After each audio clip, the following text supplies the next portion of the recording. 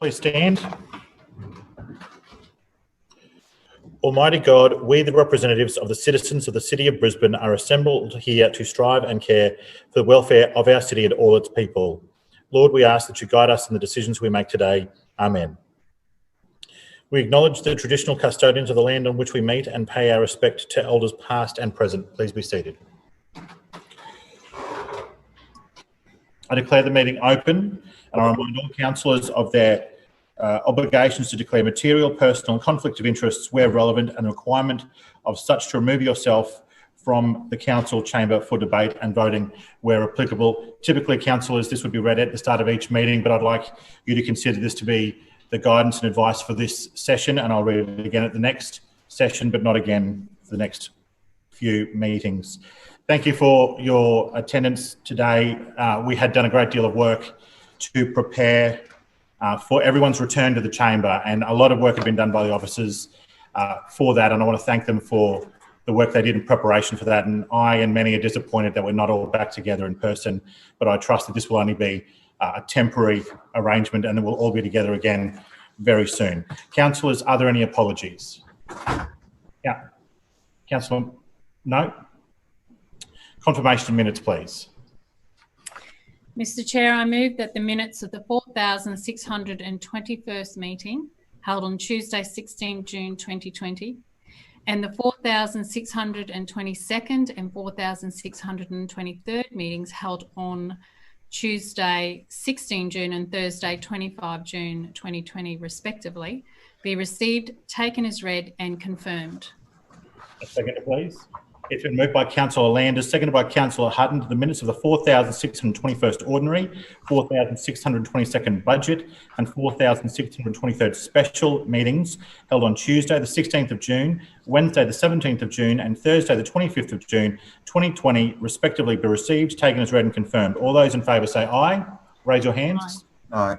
And those against say no and raise your hands. No. Thank you. Ayes have it. Councillors, can I draw your attention to question time, please? Are there any questions of the order, Chair? Point of order. I've heard a point of order. Councillor Cassidy.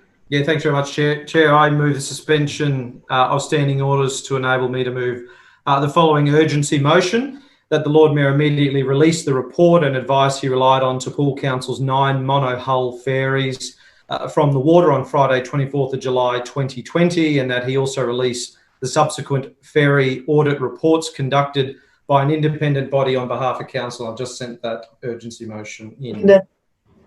Okay, emergency motion's been moved by Councillor Cassidy, seconded by Councillor Cook. That's been distributed now. I believe it is. It's being worked on right now at the very least, and it will be to all councillors very soon.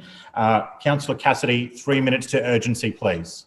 Thanks very much, Chair. It's very urgent today because it's been almost 2 weeks now since the Lord Mayor relied on some secret advice to pull every single one of Council's mono-hull ferries from the water. And to date, almost 2 weeks later, he has not provided any information to the people of Brisbane or to councillors as to why they have come off the water. He's alluded to some mysterious safety issues. We know that there was advice he relied on. We know that subsequently Council has undertaken safety audits on those vessels, and we know that potentially third parties have undertaken safety audits on those vessels. So we think in the interests of transparency and accountability that it is up to this council to hold this Lord Mayor to account. We know that there is now commuter chaos for those people who are relying on those ferries. The Lord Mayor gave them all of a couple of hours notice on last Friday gone.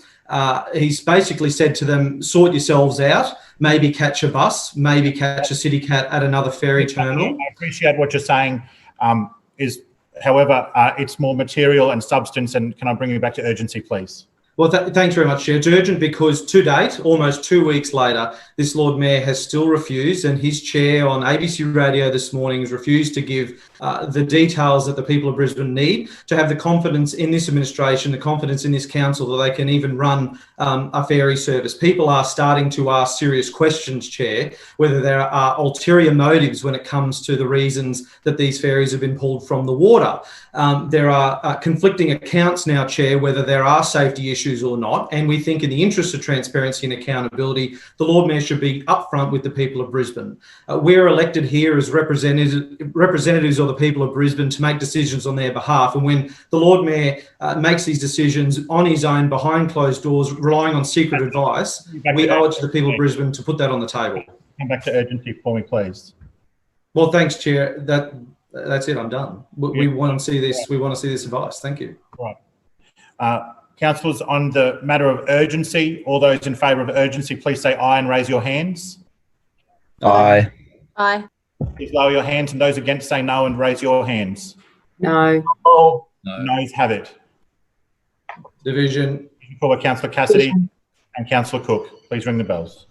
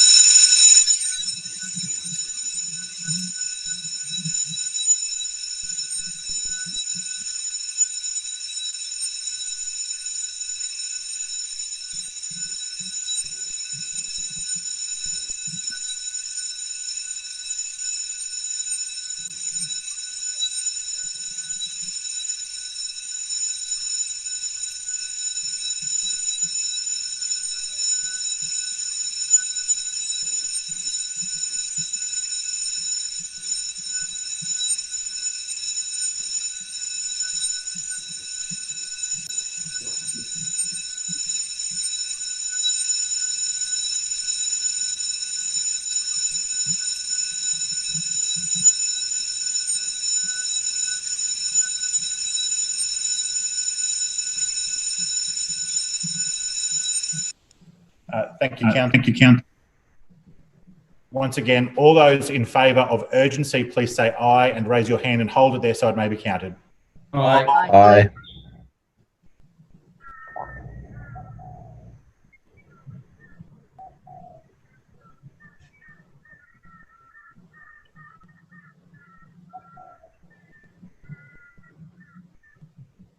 Please lower your hands, and those against, please say no. Raise your hand and hold it there so it may be counted. No. No. Shame. With the secrecy. No interjections or divisions, please.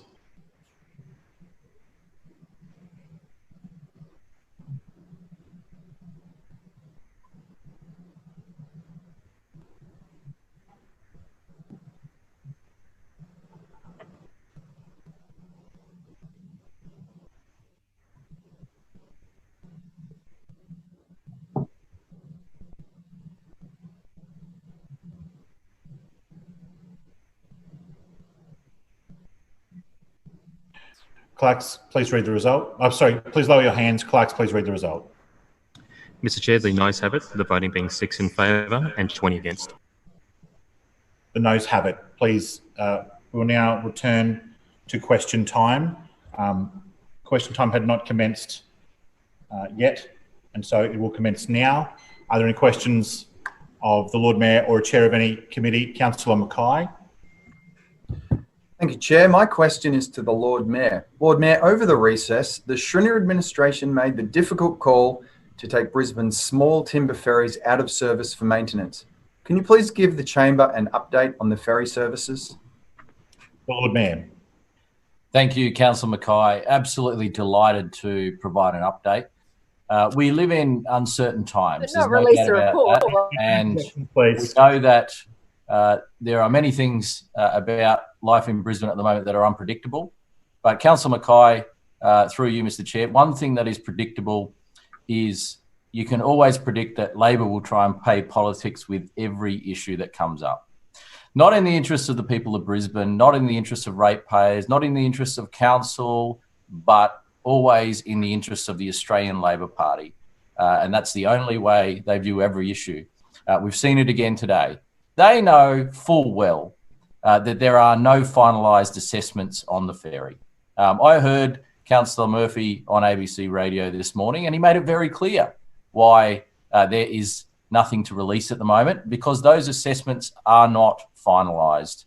They heard the interview. They know the advice. They are simply trying to play politics with this issue.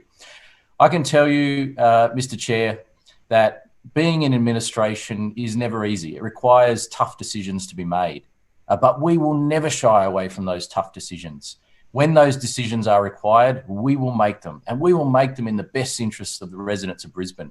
And I can tell you, it is not in the best interest of Brisbane residents to have potentially unsafe vessels floating around on the Brisbane River, putting the people of Brisbane potentially at risk. That is not in the interest of anyone.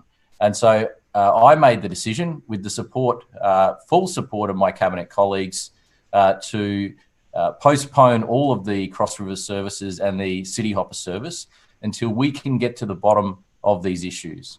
Now, it's been quite clear that there's various views on the extent of any issues on these monohull ferries, and we will get to the bottom of it.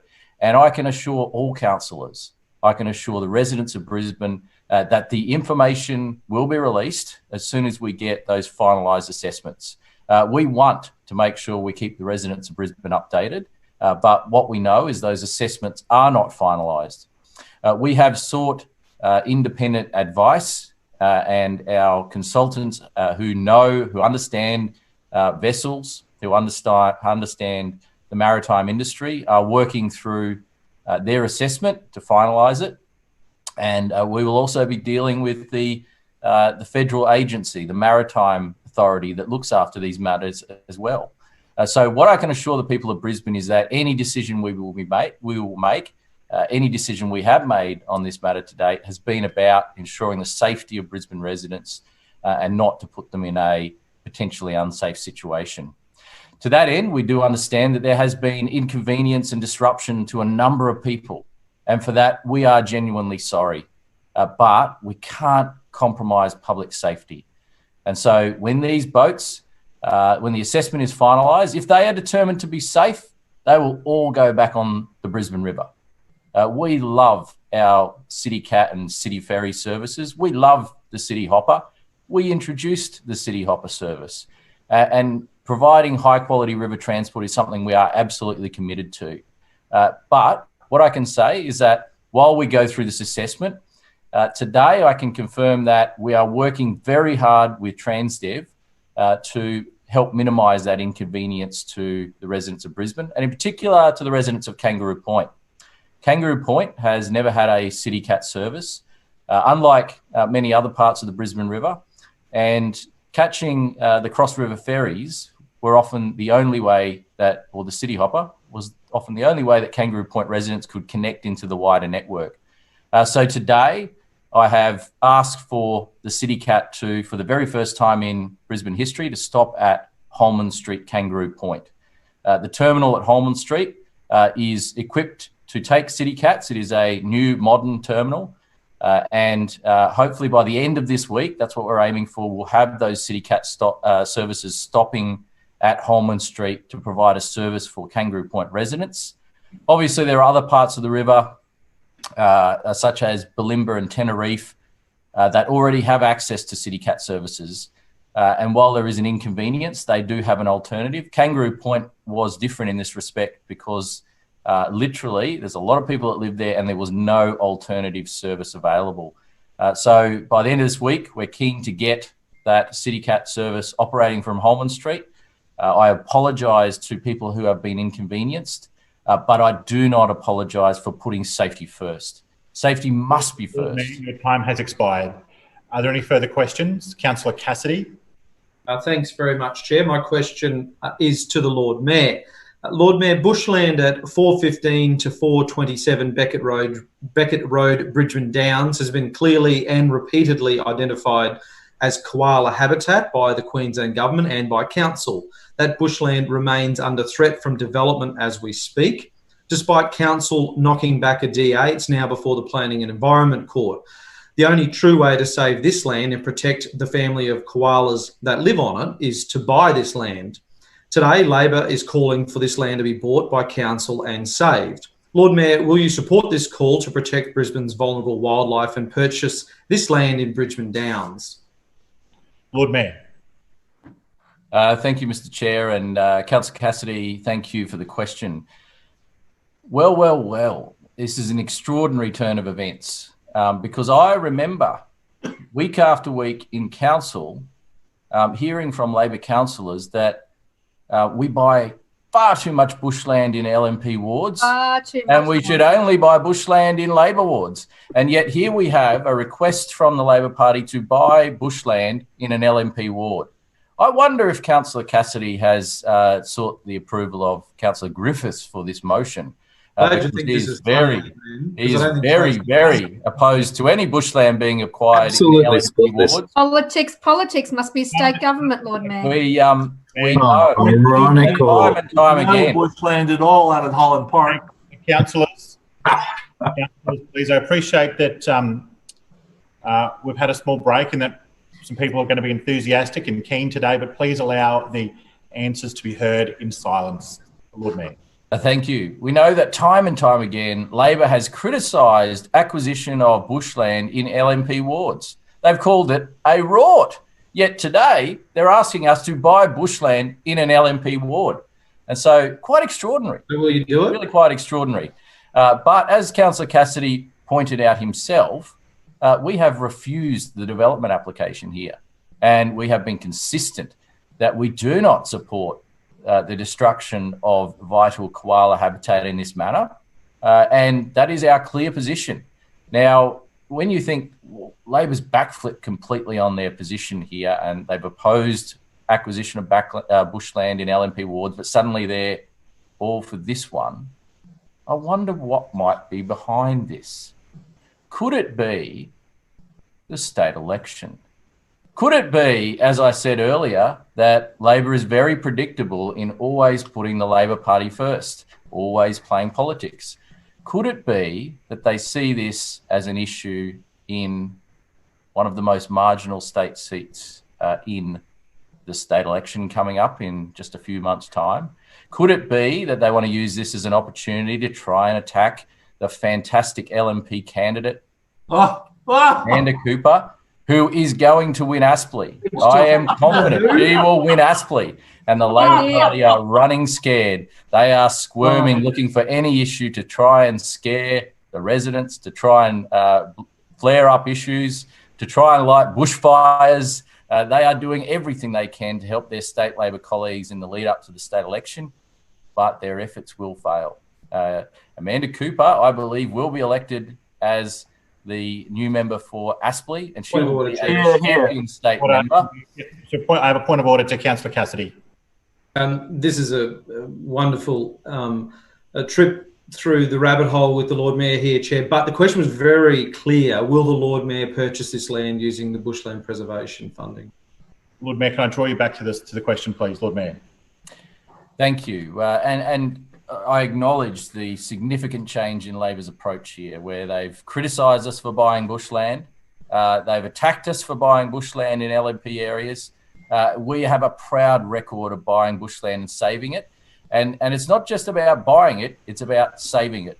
And as Councillor Cassidy is well aware, there are a number of ways that bushland can be saved.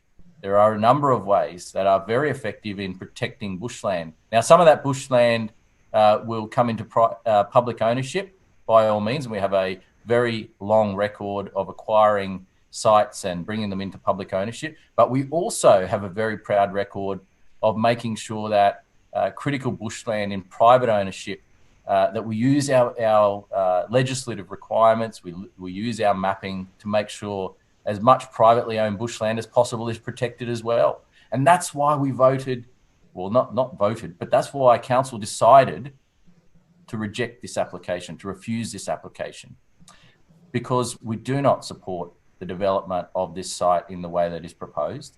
We do support the protection of this bushland, and I believe we made the right decision. Now, if Councillor Cassidy is very, very concerned about the state koala mapping, then probably the best thing he can do, pick up the phone to his colleagues in the state government and ask them to call the application in and deal with it themselves. They have that power. I think that would be a sterling idea for Councillor Cassidy to take up. He can intervene here. The state government can call this in, and we can get, hopefully, out of that process a great outcome whereby we see the bushland protected. Sounds like a no-brainer. And in the end, that's got to be the main aim here, protecting the bushland. How it's done, there's various ways that can happen. How it's done is less important than whether it's done, whether it's protected. And we want to see it protected. And we have been absolutely consistent about that, and our position has not changed. Further questions? Councillor Hammond. Thank you, Mr. Chair. My question is to the Chair of the City Planning and Economic Development Committee, Councillor Adams. Deputy Mayor, the Shrin administration has been working hard to ensure Brisbane endures through the current tough economic times. Can you please give an update on the economic recovery initiatives that are currently underway, helping the building and construction industry keep Brisbane moving? Councillor Adams. Thank you, Councillor Hammond and Councillor Wines for the call and for the question, because it was something that was presented today in committee. I think it's very important that everybody in the chambers is aware of those initiatives, they're up and running, and that they can share them with anybody within their wards in the building and construction industry to make sure that we can keep this industry continuing to keep moving, so we can keep money in the pockets of our subcontractors and our tradies right across the city, so they're putting the money into the pockets of our small businesses. Obviously, COVID-19 has had a very big impact on all businesses across Brisbane, tourism, retail, and the building and construction industry is absolutely no different. But we do realise that this damage is something that we can help to minimise by making sure that we can keep the projects going on the ground. In addition to this, we read in yesterday's paper that those who are still trading fear they will go broke within the next 12 months. And if either current welfare initiatives dry up or restrictions don't ease, it's going to be very difficult to get them back up to full capacity anytime soon. So that's why the Shrin administration introduced a suite of initiatives designed to keep their head above water. And as the chair for City Planning Economic Development, there's a very key sector that we've been focused on, and that is the building and construction industry.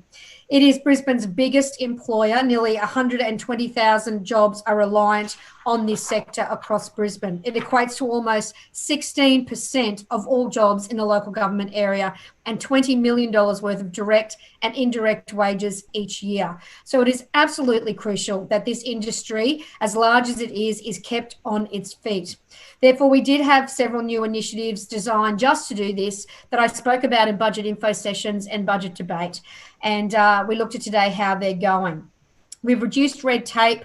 We're helping builders through potential sticking points. We're delivering the security the industry needs right now, not just for major companies, but for mum and dad developers as well. And it seems to be working very, very well. In stark contrast to what we heard in the budget info sessions and the budget debate, where those in opposition said these policies meant the developers were getting a free ride across the city, which was actually their words, not mine. What we're doing is trying to make sure that we can minimise the hit to their hip pockets, and we can minimise the bureaucracy so they can get on with doing what they do best, and that is keeping their industry alive to support our economy.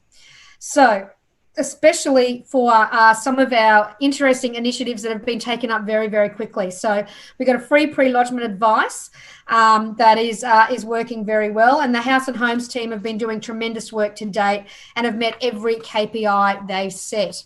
So our new 20 business day turnarounds for new homes, extensions and full and partial demolitions is going great guns. We've had 67 applications lodged since they began, and 34 of those have been approved, with the rest still under assessment.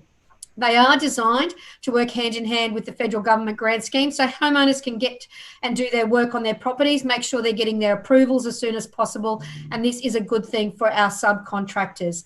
In addition to the fast track services, there are a number of fee reductions we've implemented as well. We know for all types of businesses, cash is king, and the more they have it in their bank accounts and in their cash flow, the more they're going to reinvest into that business and family as well. So we've waived applications fees for residential domestic scale development for all applications lodged between the 1st of July and the 30th of September. Following this, it will be then 50% from the 1st of October to the 31st of December. So this will apply for new dwelling houses, extensions, home-based businesses, and many others across that very much single dwelling domestic use in the suburbs. Also, extension of time for people from July 1. There will be a 50% discount and automatic extension for approvals that were due to expire in June last year. We are taking them very seriously and not making sure that there's any that are just taking advantage of that because they haven't gotten around to it. But there's the reality that people that thought they may be ready to go and get it done in the next 12 months may be reassessing what that means to them with the pandemic and their circumstances over the last couple of months. There's still a lot of work to do, but when we had the chance to deliver a budget with reduced fees and new policies to help struggling industries, we're absolutely thrilled to take that opportunity. And we heard some of the feedback today about how excited the industry is about that. And we will continue to advocate for the building and construction industry every step of the way to make sure that Brisbane keeps moving and we keep constructing houses and homes for our residents. Further questions? Councillor Johnston. Yes, thank you, Mr. Chairman. My question is to the Lord Mayor. Lord Mayor, on the 28th of January 2020, you wrote to a Brisbane resident indicating that a traffic survey would be undertaken to inform a formal speed limit review on King Arthur Terrace through the Yurongpilly Green development at Tennyson. Can you please advise when this traffic survey was undertaken and the results of the traffic survey? Lord Mayor. Thank you, Mr. Chair. Thank you, Councillor Johnson, for the question. Obviously, that's not information that I have at my fingertips right now, but happy to take that on notice for you and get back to you. Further questions? Thank you, Chair. My question is to the Chair of City Standards Community Health and Safety Committee, Councillor Marks. Councillor Marks, over the past 3 years, the average Brisbane household is now saving an additional 64 kilograms of food waste from being dumped into landfill each year. Can you outline how Council has ramped up its efforts to educate our residents on the importance of recycling and saving food from waste to produce this outcome? Councillor Marks. Yes, thank you, Chair, and thank you for the question, Councillor Toomey. Look, food waste is hard to stomach, especially when more than a quarter of Brisbane waste is made up of leftovers or old fruit and veg. The good news is that Brisbane households are now keeping a closer eye on their food waste than ever before, stopping the equivalent of more than 260 Big Macs, 360 packets of chips, or 90 loaves of bread from heading to landfill this year. As Councillor Toomey correctly pointed out in his question, the average household of 4 is now saving an incredible 64 kilograms a year more in food waste compared with just 3 years ago. It's no coincidence that this has come about on the back of Council ramping up efforts to educate residents about good recycling practices. As many in the chamber will remember, Council was proud to join the International Love Food Hate Waste movement in 2017. This movement encourages people to change household recycling habits for the better, espousing both sustainability benefits and educating residents on how they can save money at the same time. Through the help of popular council initiatives such as education programs and community composting hubs, we've seen the total amount of food waste in our city drop by nearly a fifth in just 3 years. In 2016-17, food waste was on average 81.9 kilograms per person, and in 2019-20, it impressively reduced to an average of 66 kgs. Mr. Chair, I know it will come as no surprise to councillors that hear that Council's 26 community composting hubs are an absolute hit with residents. Their popularity is only increasing with the number of registered participants growing by more than 54% from 5,354 to 8,251 people in the last year.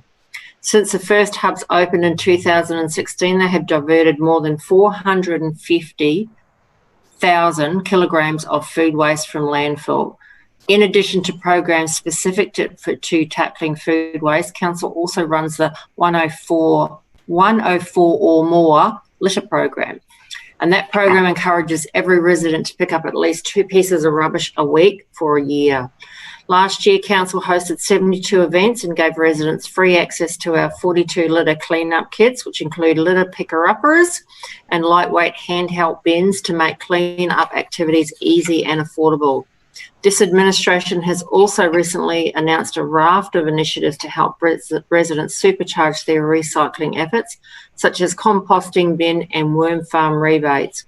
A free upsize yellow top recycling bin on request. And can I add that we've now hit the 9,000 requests for that larger recycling bin, and also a new green bin that has no delivery or establishment fee. In the past financial year alone, 76,000 tonnes of waste has been recycled through yellow top bins and 26,000 tonnes of garden waste through our green bins. We have also, for the first time now, expanded our free annual waste voucher distribution program to include mailing to our renters directly. Finally, when it comes to recycling, I'd like to take the opportunity to remind the Chamber and residents about Council's annual Revive Secondhand Fashion Festival, which will return to Brisbane in October this year. So keep your eyes out on the website for all that information. While, of course, the organiser of the festival continue to monitor the coronavirus and situation restrictions closely, I encourage residents to keep an eye on Council's website for the details and the most up-to-date information about this fantastic and popular reuse initiative. I know for one, I will definitely be there. Thank you, Mr. Chair. Further questions? Councillor Cassidy. Thanks very much, Chair. My question is to the Lord Mayor. Lord Mayor, now that you've got all of the blame out of your system, I have another question about bushland in Brisbane Downs. The LNP administration was prepared to spend $6.2 million to buy back land under threat from development at Mount Gravatt for so-called koala habitat. You are refusing to buy bushland at 415 to 427 Beckett Road, Brisbane Downs. Lord Mayor, why is bushland in marginal LNP wards more important than koala habitat in safe LNP wards? The Lord Mayor. Thank you for the question, Councillor Cassidy. Through you, Mr. Chair. Well, Aspley is probably one of the most marginal seats you can find anywhere in the state of Queensland. So I don't know the definition of safe and marginal. I just think, look, this is a classic. Labor views everything through the party political lens. As I said before, I mean, if there is another way to save bushland that has a lower expense to the ratepayers of Brisbane, then that's something we should look at investigating. That's something that we should look at pursuing. Labor seems to think throwing money at every problem is the right solution, even though it doesn't necessarily generate the best outcomes. Now, we know, and we have a proud record of acquiring land that is at risk, but we also have a proud record, as I mentioned before, of saving bushland in other ways. Because if we can do that, and that is our intent in this situation, if we can do that, then there are more funds available to preserve more land across the city. It's just that. In LNP areas. So that we can, they're on about the LNP areas again. I mean, do they want us to protect this bushland or not? Because one minute they seem to be arguing for it, and the next minute complaining that it's in an LNP ward. And the fact that they even talk about the margins just shows what their motives are here. In the end, if there is a more cost-effective way to save a parcel of bushland, like what? We have a responsibility to the people of Brisbane to pursue that. And there are countless examples of where we have saved significant areas of bushland at little or no cost to the ratepayers of Brisbane at all.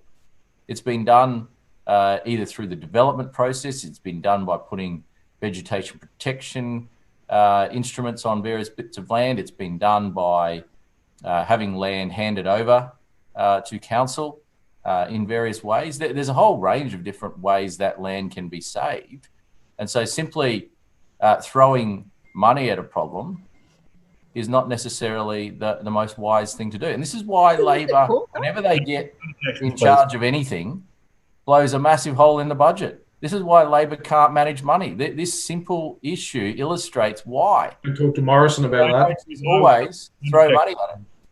And ultimately, Scott Morrison. There are. Councillor Cassidy, I've asked you I've asked for no interjections, please. I'll now name you, please. Councillor Cassidy, please cease interjecting. The Lord Mayor. And I also wanted to call out Councillor Cassidy on one other thing through you, Mr. Chair. He said we're refusing to buy the land. I have never refused to buy the land. I've never done that. So for him to suggest that is simply verbaling. It's consistent with his political messaging, but it is not accurate. I'm simply pointing out that there are various ways to save this land, and we're looking at the best way to save this land. But if he was genuinely interested in it, then the surefire way to resolve this development issue that exists at the moment, where we've refused an application and now it's going through the appeal process, is for the state government to call in the application. They've done it in other examples. They've done it in other areas. We know many high-profile examples of where the state government has called in applications that they had concerns with. So, you know, he just has to pick up the phone to his colleagues in the state government and try and engineer that outcome. That's a further way that this land could be saved. But we refused it. We refused the application because we didn't support the development of the bushland. It's as simple as that. So, Councillor Cassidy, look, you can try any angle that you like on this. We have a very proud record of saving bushland, and we are passionate about saving bushland. And that goes all the way back. It's in our DNA. It goes all the way back to when Sally Ann Atkinson, as the first female Lord Mayor and as a proud Liberal, introduced the Bushland Acquisition Program. And then we took it forward and we supercharged it. And we delivered 10 years worth of acquisitions through that program in the last 4 years. We not only delivered on our promise to save 750 hectares of bushland, we exceeded that promise. So our record is very clear when it comes to saving bushland, but just buying it is only one of those mechanisms we use to save it. And I say again, there are other ways that this bushland can be saved. Some of them we will continue to pursue, but others are at the state's discretion to pursue as well, and they should do that. Are there any further questions? Councillor Huang. Thank you, Mr. Chair. My question is to the Chair of the Environment, Parks and Sustainability Committee, Councillor Cunningham. Councillor Cunningham, the first stage of the Oxley Creek revitalisation has completed with the opening of the Worrell Parklands. Can you please update us on this exciting milestone and also progress of other park projects over the recess? Councillor Cunningham. Well, thank you, Mr. Chair, and thank you, Councillor Huang, for the question. The new $5 million Worrell Parkland in Larapinta is officially open and ready to explore and enjoy. This is a huge milestone in the 20-year, $100 million Oxley Creek transformation vision. Worrell Parkland is the southern gateway to the Oxley Creek corridor, eventually linking with other recreation and activity hubs to the north, including Archerfield Wetlands, Oxley Creek Common and Graceville Riverside Parklands. The parkland, located on Paradise Road, Larapinta, is just a 30-minute trip from the city and will be popular with residents in surrounding suburbs, but also a destination parkland for the entire city. The name Worrell Parkland was chosen in consultation with the Yuggera and Yurrupul people from the Indigenous term for creek or watercourse. The parkland is a 6-hectare natural sanctuary that offers something for all ages. Kids can explore and go on an adventure across the large nature-based adventure playground, while the entire family can enjoy the tranquil setting, lakeside boardwalk, picnic and barbecue facilities. The playground has plenty to spark the imagination of curious minds, with climbing and balancing logs, flying foxes, a water play area with a water pump and shower, and a large climbable tower surrounded by swings and stepping stones. The parkland also features a junior ranger program. The program has been developed to give children the opportunity to become participants in protecting and enhancing Oxley Creek and its surrounding green spaces by building their knowledge about its people, plants, and animals. The Junior Ranger program hosts a range of activities for children of all ages, including the Worrell Parkland Discovery Trail, which includes quizzes and challenges to complete in the parkland, as well as activities that can be completed either at home or at school. Worrell Parkland is just one of the precincts and green spaces being created as part of the Oxley Creek transformation, giving Brisbane residents more ways to connect among the outdoors. I pay tribute to the Oxley Creek Transformation Board, staff and everyone who has been involved in this project. It's an exciting milestone for the team as work continues on delivering the award-winning master plan across the entire catchment. Another transformational project reached a milestone recently, with consultation for the Victoria Park draft vision coming to a close. Over 2,000 people provided feedback on the draft vision, with overwhelming backing for the concept from residents across Brisbane and the suburbs surrounding the park. The support for the Victoria Park draft vision has been very positive. Consultation was open from January to July, with the original consultation end date of April 2020 needing to be extended due to COVID to ensure every resident has an opportunity to have their say. This huge response demonstrates how passionate Brisbane residents are about their green space, supporting our commitment to a clean and green city for everyone to enjoy. The coronavirus restrictions, which closed our playgrounds and parks for recreational visits, picnics and sport, reminded us exactly how important they are to our everyday lives, fitness and mental health. So with parks back open, it's been a really exciting period with a number of innovative new concepts and projects coming to fruition. I'd also like to make special mention of the opening of Brisbane's first dedicated scooter track and Magical Kingdom playground at Bradbury Park in Kedron, and I acknowledge Councillor Hammond for her work and support for this project. At Guyot Park in St Lucia and Walter Taylor Ward, a new outdoor fitness challenge course inspired by Ninja Warrior opened last month, and a refurbished junior playground is opening this month. Councillor Mackay tells me the Ninja course has been hugely popular so far. These projects, and indeed all of our parks, are extremely popular at the moment, a testament to what's on offer and supports our recent and future investments to make them even better. We know Brisbane residents love their team sports, and that's why we've also invested in sports parks, with the upgrade to Wakeley District Sports Park recently opened, featuring state-of-the-art netball facilities and a new home for the Wakeley Meals on Wheels community facility.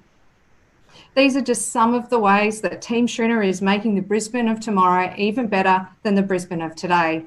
Our city has more than 6,000 hectares of urban parkland for residents and visitors to enjoy and explore.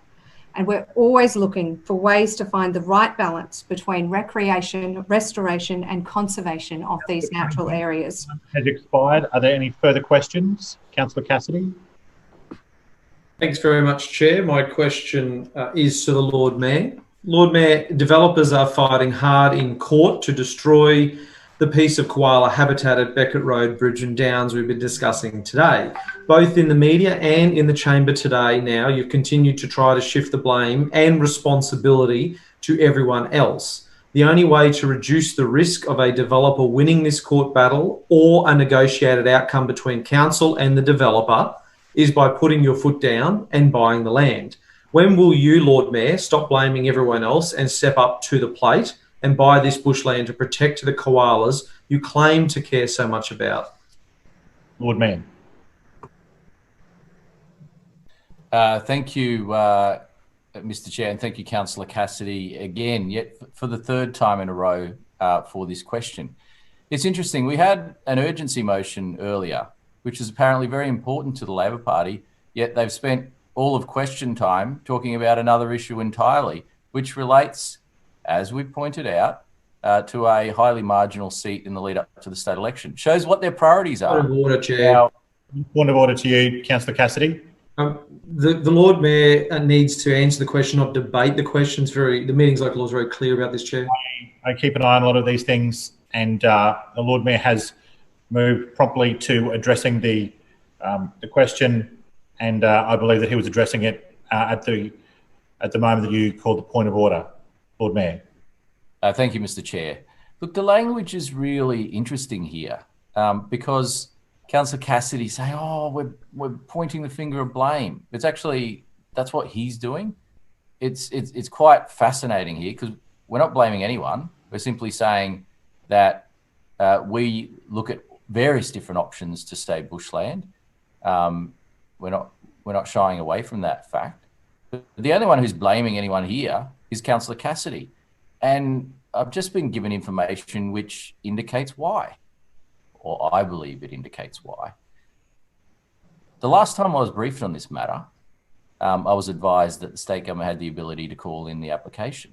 And as we know, they've done it in a number of cases where there's been controversial development applications come up and where they're very passionate about a particular area or block of land or intervening in a particular development. So they have quite clear form when it comes to calling in development applications.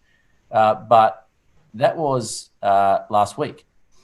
Now, I have just been told that the deadline for calling the application has passed on the 31st of July. Now I know why Councillor Cassidy is scrambling to point the finger of blame, because the state had the opportunity to do something about this and they squibbed it. They didn't do it. They failed. And now Councillor Cassidy is busy pointing the finger of blame at the LNP and at this administration.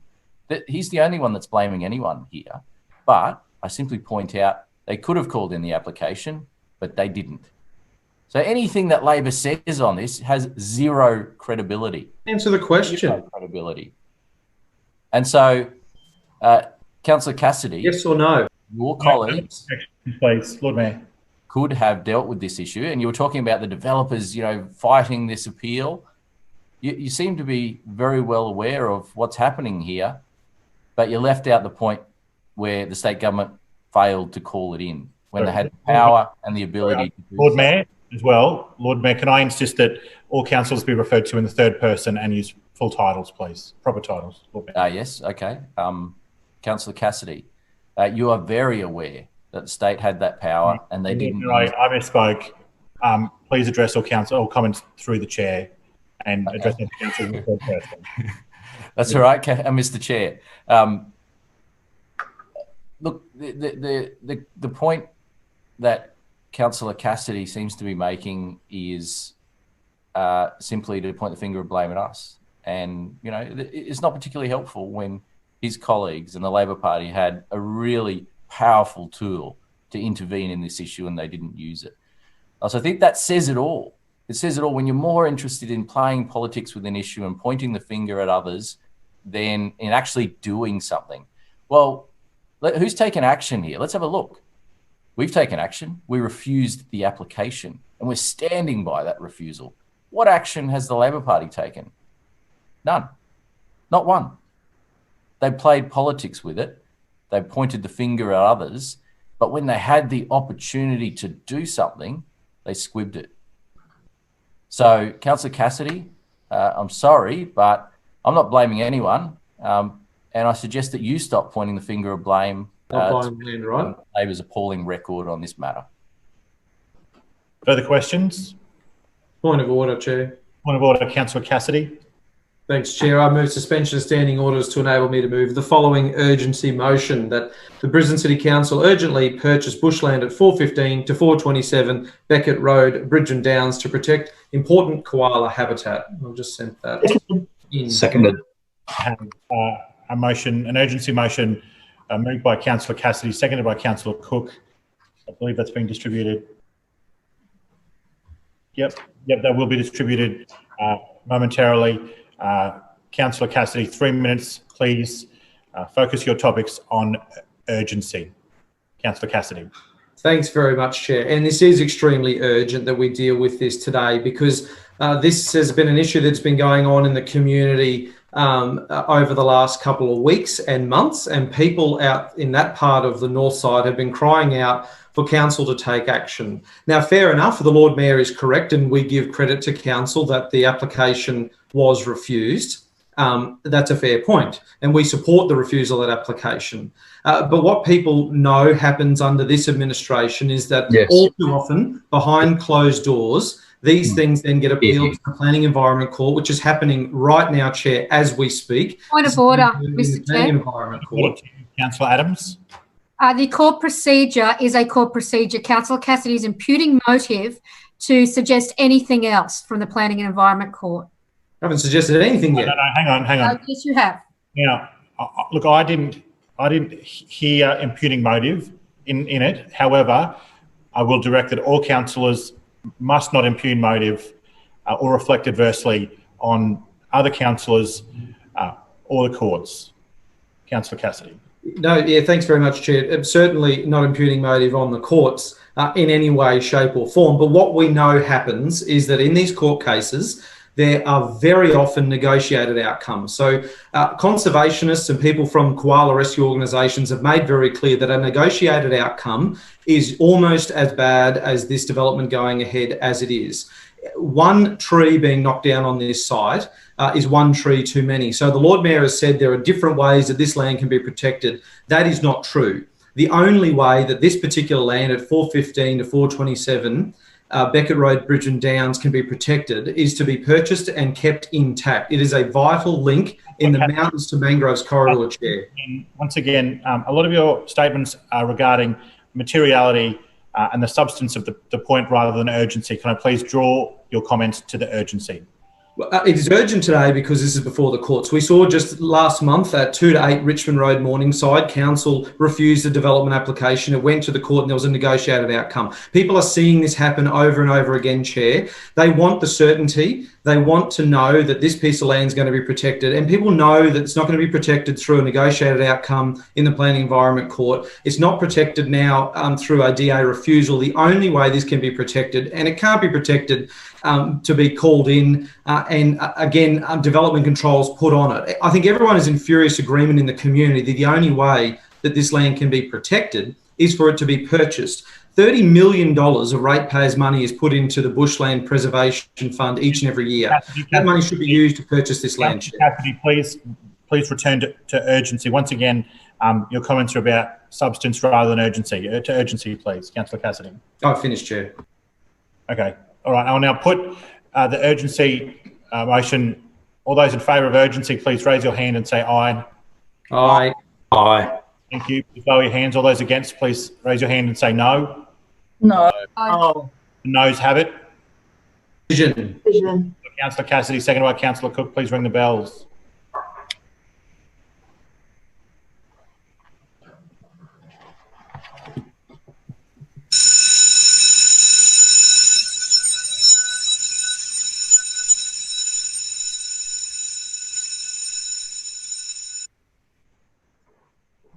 Councillors, all those in favour of urgency, please say aye, raise your hand and hold it there so it may be counted. Aye. Aye.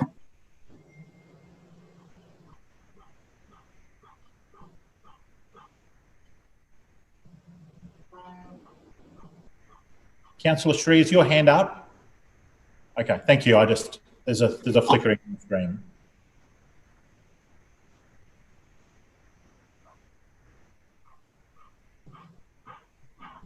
Thank you. Please lower your hands. And those against, please say no, raise your hand and hold it there so it may be counted. No. No. Game.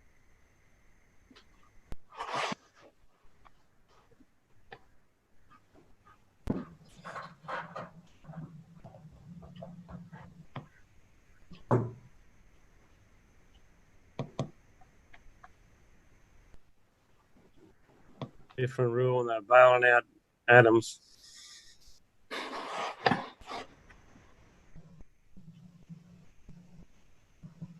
Please, thank you. Please lower your hands. Clerks, please read the result.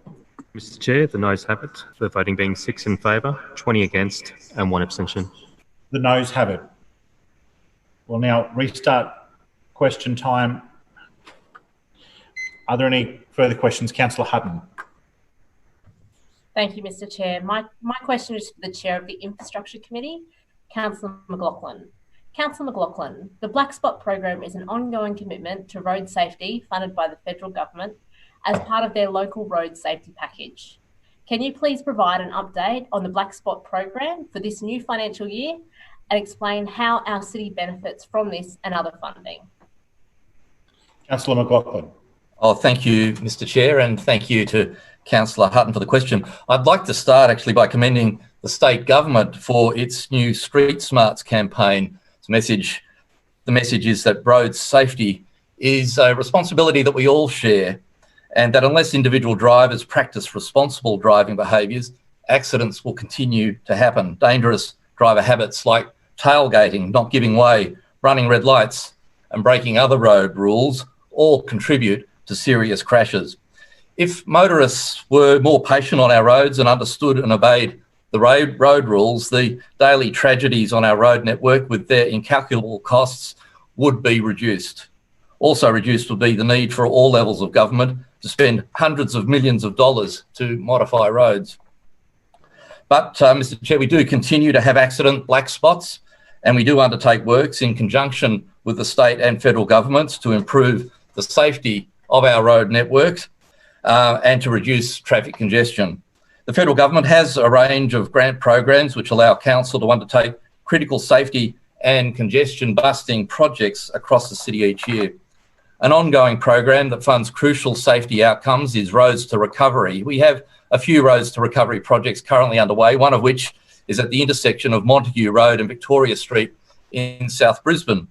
The Urban Congestion Fund, announced by the federal government last year, will assist council in targeting a number of congestion hotspots across Brisbane. The first of these projects was completed just last week. The new traffic signals were switched on at the Commercial Road and Doggett Street intersection in Newstead by Councillor Howard. And the Black Spot program funds several critical safety upgrades. This is a really important grant program that helps council target the most dangerous intersections across the city. In the current financial year, 4 projects will be funded through the Black Spots program. Black Spot projects are at locations with a high number of serious crashes across the road network. In the current budget, the first of these is at the intersection of Campbell Avenue and Industrial Avenue in Wacol. Since 2013, Mr Chair, this intersection has seen 15 accidents, of which 7 resulted in hospitalisations. The majority of accidents occurred as a result of vehicles on Campbell Avenue failing to give way to traffic on Industrial Avenue. With Black Spot funding, council will be installing a roundabout which will improve safety by providing a low-speed environment through the intersection with improved visibility and awareness of vehicle priority. This year's program will also upgrade the intersection of London Road and Stanborough Road in Belmont. This is currently a 4-way priority controlled intersection featuring 2 stop signs. It's seen 6 accidents, all involving hospitalisations since July 2013. Crashes at the intersection are primarily caused by road users on London Road failing to give way to through traffic on Stanborough Road. Council will replace the stop sign controlled intersection with a roundabout. The intersection of Sir Fred Chanel Drive and Coleridge Street in St Lucia is in close proximity to the UQ campus and right next to the UQ sports fields.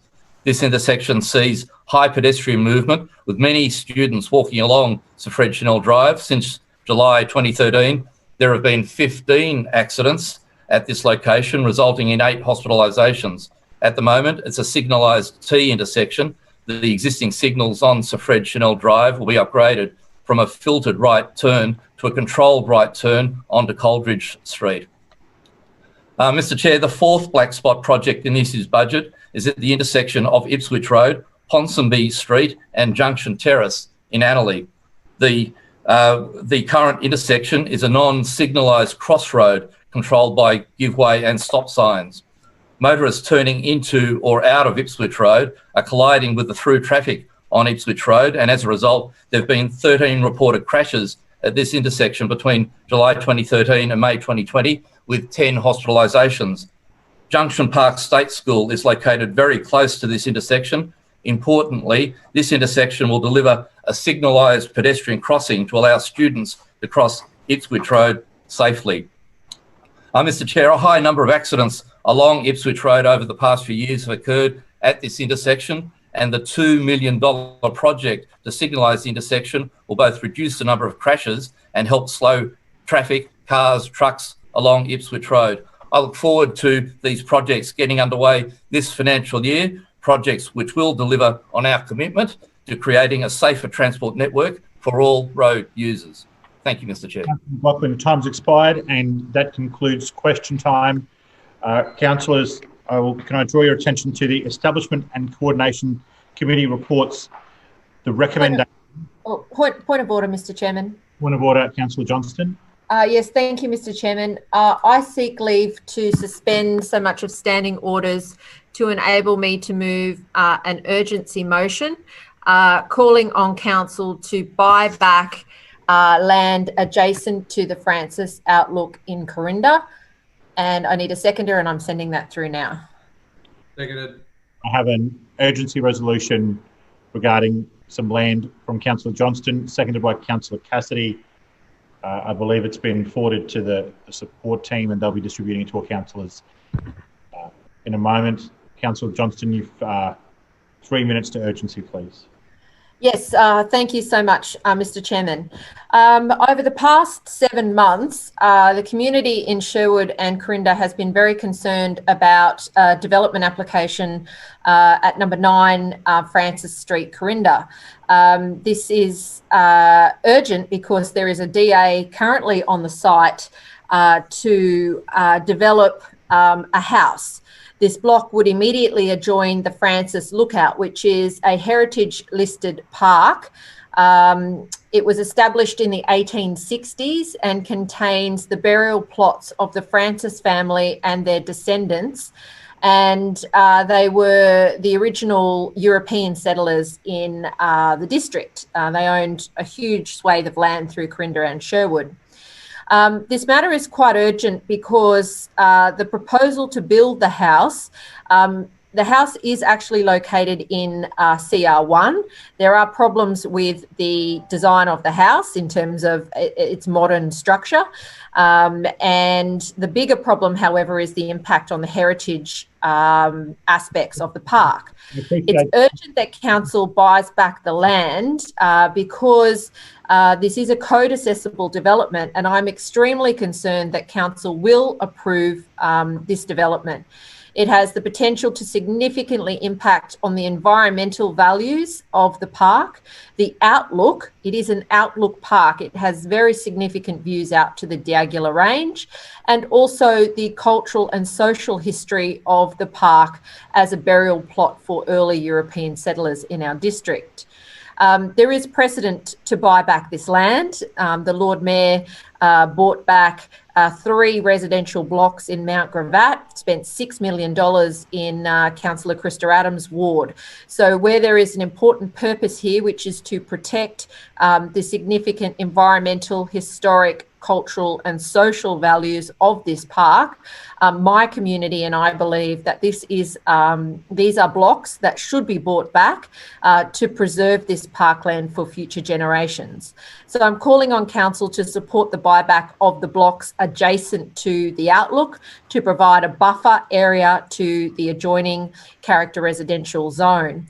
I've certainly called on council to refuse the DA. There have been hundreds of objections, including mine, over the past 6 months. You've got 30 seconds, but if you could just go back to why the matter is urgent, why it must be dealt with now. Yes, and it's urgent because the DA is currently pending. I think approval would be imminent at this point based on all of the reviews that I've seen on PD Online. This is a very important community issue in my ward. There is precedent to buy back land in residential areas that this council set when it spent $6 million buying back land in Council 6.2.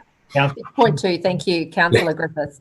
So it's critically important that council acts to buy back this land as a matter of urgency prior to the DA being approved. All right, on the matter of urgency, all those in favour of urgency, please say aye, raise your hand. Aye. Aye. Thank you. And those against, please say no and raise your hand. No. The noes have it. Division. Division. Called by Councillor Johnston and Councillor Sri, please ring the bells.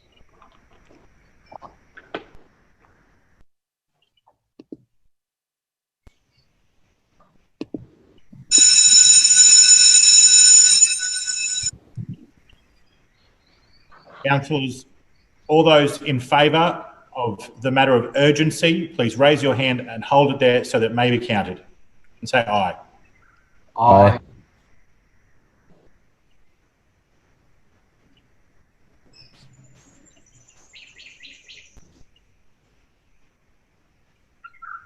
Thank you. Please lower your hands, and those against, please say no, raise your hand and hold it there so that it may be counted.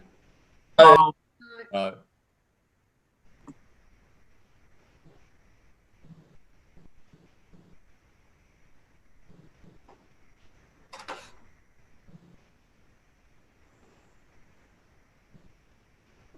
Thank you. Please lower your hands. When you're ready, Clerk, please read the result. Mr. Chair, the noes have it, the voting being 7 in favour and 20 against. The noes have it. Councillors, the Establishment and Coordination Committee recommendations of items are normally considered by Lord Mayor. Thank you, Mr. Chair. I move the report of the recommendations of the Establishment and Coordination Committee during the winter recess 2020 on matters usually considered by that committee be adopted. Seconded. It's been moved by the Lord Mayor, seconded by Councillor Adams, the report of the recommendations of the Establishment and Coordination Committee during the winter recess 2020 on matters usually considered by that committee be adopted. Is there any debate? The Lord Mayor. Yes, Mr. Chair.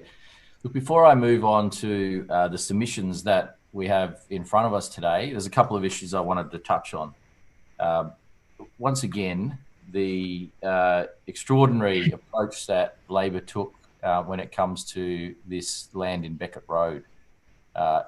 We cannot forget that these are the people, and this is the party that is so concerned about bushland that on a number of occasions, the state Labor government has tried to sell off bushland and then hold council to ransom, saying, well, the only way that this bushland can be saved is if the council buys it off us. That's the way of saving it from development. We've seen that story played out again and again. Quite extraordinary. So taxpayers own a parcel of bushland. The state government tries to sell it off and then blames the council for not buying it at ratepayers' expense when the people of Queensland already own the land. So we've seen that again and again. And then we've also seen, while Councillor Cassidy is asking questions, hectares of bushland bulldozed through the Boondall wetlands for the Gateway motorway upgrade, and I didn't see any concern about that. And in fact, the state government exempted themselves from any requirement to do offset planting for that upgrade. Council does offset planting for every upgrade that we do. And if there's vegetation impacted on, we plant many more trees and plants than were impacted. And we take that responsibility very seriously. And what does the state Labor government do? They exempt themselves from any offset requirements. So they bulldoze the Boondall wetlands. And now, if we're talking about Aspley, what about Castledine and what they're trying to do up there? A state-owned site, which has significant vegetation on it, and they want to develop every blade of grass on that site. So, Councillor Cassidy, seriously? That's a lie. Don't come in here trying to point the finger at others. You know what they say, when you're pointing one finger at someone else, there's all these other fingers pointing back at you. And that is exactly what is happening here. Councillor Cassidy, it is quite appalling, the approach you're taking. Now, I wanted to also talk about the monohull ferries. I said that Labor's approach was very predictable because it's all about politicising every issue. But something very unpredictable has happened today. And I've just seen an article published online where a union official from the MUA has basically said, safety concerns? What safety concerns? There's no issue. So we have the MUA union officials saying, oh, there's nothing wrong with the boats, as far as we can tell. Another quite extraordinary development. Now, unions' bread and butter is supposedly safety. We've heard story after story about sites being shut down for minor issues. Someone might have left a toolbox in the wrong spot. Oh, safety issue, shut down the site. We need to make it safe. Yet it's apparently okay for potentially unsafe vessels to be carrying passengers on the Brisbane River.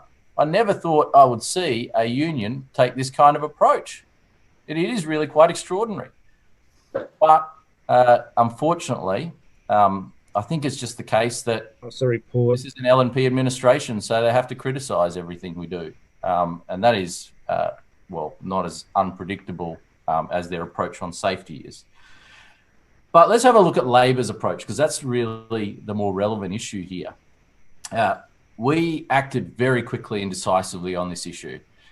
When there's a shadow of a doubt over safety, you can't mess around.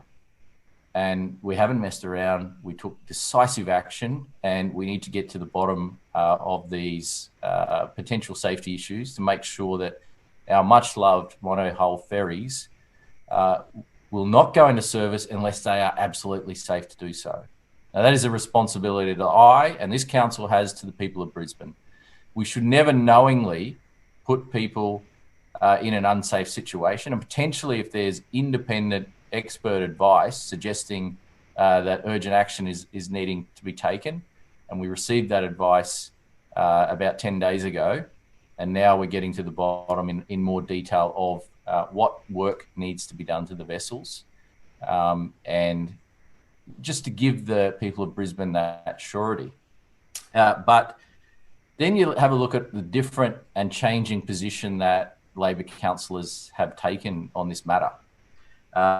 So today we heard that apparently this is a cost-saving measure, that there's a conspiracy now being peddled by, I think it was Councillor Cook, that somehow this is all just about saving money. Well, Councillor Cook, the reality of the matter is that... Point of order, Mr. Chair. Order to you, Councillor Strunk. Yes, the Lord Mayor continues to ignore your ruling in regards to talking directly to another councillor, not through you. I understand, Councillor Strunk. Lord Mayor and all councillors, please direct all comments to me, and if you wish to speak directly to another councillor, please direct your comments to the chair. Thank you, Mr. Chair. Thank you for the reminder, and apologies for that oversight. Mr. Chair, it seems that Councillor Cook has cooked up this conspiracy theory that it's about cost saving. Well, I can tell you, we are paying the Transdev ferry masters and the staff, even though they are not actually providing services. So it's actually costing money, even though the services have stopped. So this is certainly not a cost-saving measure. This is a life-saving measure. That's our priority. This is about making sure that people are safe on our river. And the people of Brisbane would expect nothing less from us. But then there's been this changing position about whether there's an issue or not. 1 minute, Councillor Cook's out there saying that, oh, council's known about safety issues for months. Yet now they're saying there's no issue. So what is it? The position of the Labor Party has moved more times than the Cross River Ferry. One side, back to the other, back to the other. Order, Mr. Chair. Order to you, Councillor Cook. I'm just a bit concerned that the Lord Mayor repeatedly is misleading the chamber. He seems to be attributing comments from the union or ABC Brisbane to me personally. I'm not sure if he's heard the interview, but those issues were not raised by me, but by the ABC and by the MUA. Lord Mayor. Thank you. Look, I'm not surprised to hear Councillor Cook backing away from those comments, Mr. Chair. Because I'm not backing away from anything. I just want you to tell the truth. Councillor Cook. Lord Mayor. I will always tell the truth to the people of Brisbane, and I will... The repeated course of conduct, Mr. Chair. Councillor Cook, I direct you to cease interjecting. Lord Mayor. I'm simply pointing out, Mr. Chair, Labor's constantly shifting position on this matter, whereas our position has been... Mr. Chair, we haven't shifted our position at all. We're on the record. Lord Mayor. Mr. Chair, Councillor Cook appears to be misleading the chamber, because on July 24th, Councillor Cook told Channel 7 that maintenance issues with the vessels had been known about for months. I was quoting your article. You don't get to jump up and speak whenever you wish. That's not how it works. If you'd like to make a statement, make one later, but not at your leisure when someone else is speaking. That's not how the rules work. Lord Mayor. I'd just like the truth to come out, Mr. Chair. Cook. No, Councillor Cook. That's not how. Mr. Chair, it appears Councillor Cook doesn't want the truth to come out because she has been caught overcooking it again on this one. It is a classic Councillor Cook reaction where everything is a controversy, everything is a conspiracy. The Lord Mayor needs to fix this issue. The Lord Mayor's trying to... The Lord Mayor needs to be open and transparent with the people of the city, Mr. Chair. No, Councillor Cook, I consider that you are displaying unsuitable meeting conduct and in accordance with section 21(5) of the Meetings Local Law 2001, I hereby request that you cease interjecting, cease attempting to debate through points of order, and cease interrupting through the remainder of this meeting. And I direct you to refrain from exhibiting these conducts. To you, Councillor Cook. The call to you, Lord Mayor. Thank you, Mr. Chair. And it is right that you pulled up Councillor Cook on abusing the rules of this meeting in that way. The reality is you can't take both positions because Labor, on the one hand, together with the union, is suggesting that somehow we've overreacted in this matter, yet also they've been suggesting that we've known about maintenance issues for months. Those two positions are completely inconsistent with each other.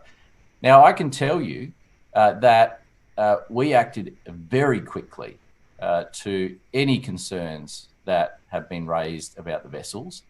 But I must also point out, as Councillor Murphy highlighted on radio today, that the operator is responsible for the ongoing maintenance of the vessels, and they always have been. This is not a new thing, right from the days when the ferries were first introduced.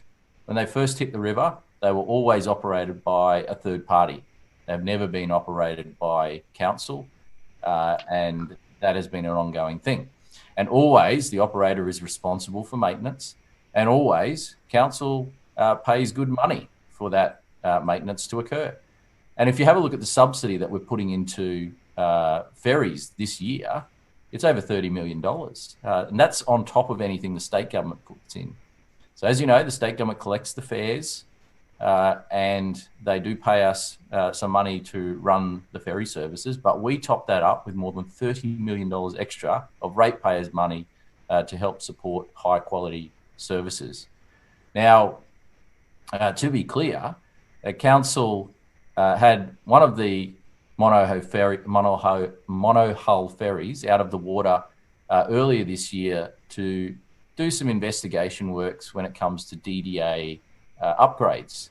Now, we know that these vessels are old and when they were built, and some of them are approaching 40 years old. They're all over 30 years old. Be good to get an Move for extension. Extension moved by the Deputy Mayor and seconded by Councillor Hutton. All those in favour, please say aye and raise your hand. Aye. Aye. Thank you. Those against, say no and raise your hand. Thank you. The ayes have it. Lord Mayor, please continue. Thank you. So, as I was pointing out, we know that the vessels are old and we know that they don't meet current standards when it comes to disability access. And we know that the disability access standards have improved over time, and people rightly expect that public transport now is accessible for all. And so we were doing some investigation works into how we can upgrade and improve the ferries for that purpose. And we identified some items of concern as we were doing that work and as we were doing the investigation. And so we acted to commission further work, and the very day that we received advice that the vessels were potentially unsafe, we acted immediately. That is what happened. And now we are, as I've stated repeatedly, finalising that assessment of the condition of the vessels to make sure that we absolutely have a very clear picture of the state of all of them. Now, originally, we had concerns with one vessel as we did that work on the disability investigation.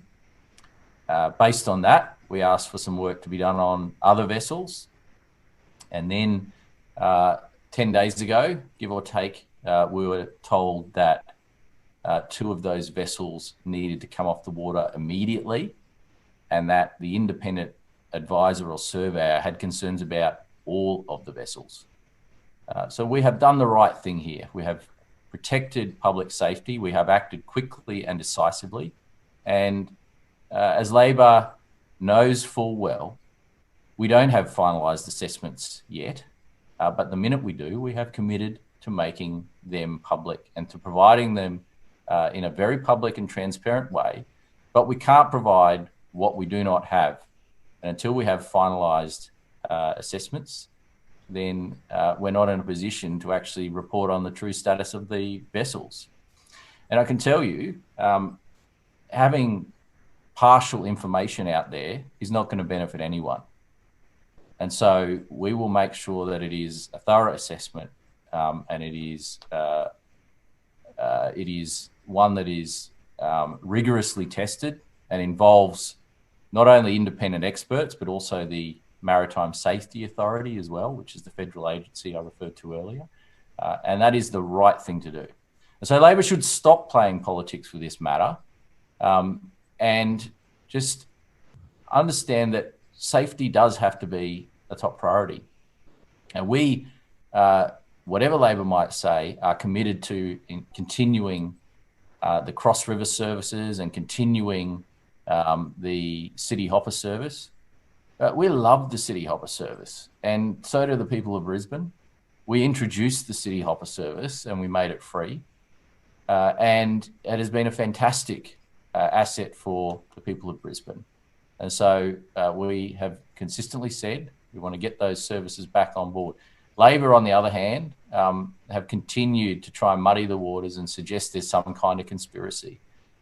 They're trying to suggest that it's either a cost-saving measure, or they're trying to suggest that, you know, we want to cancel the Cross River services or the City Hopper, and this is some conspiracy being cooked up here. And it is really quite extraordinary. And once again, another window into how Labor thinks.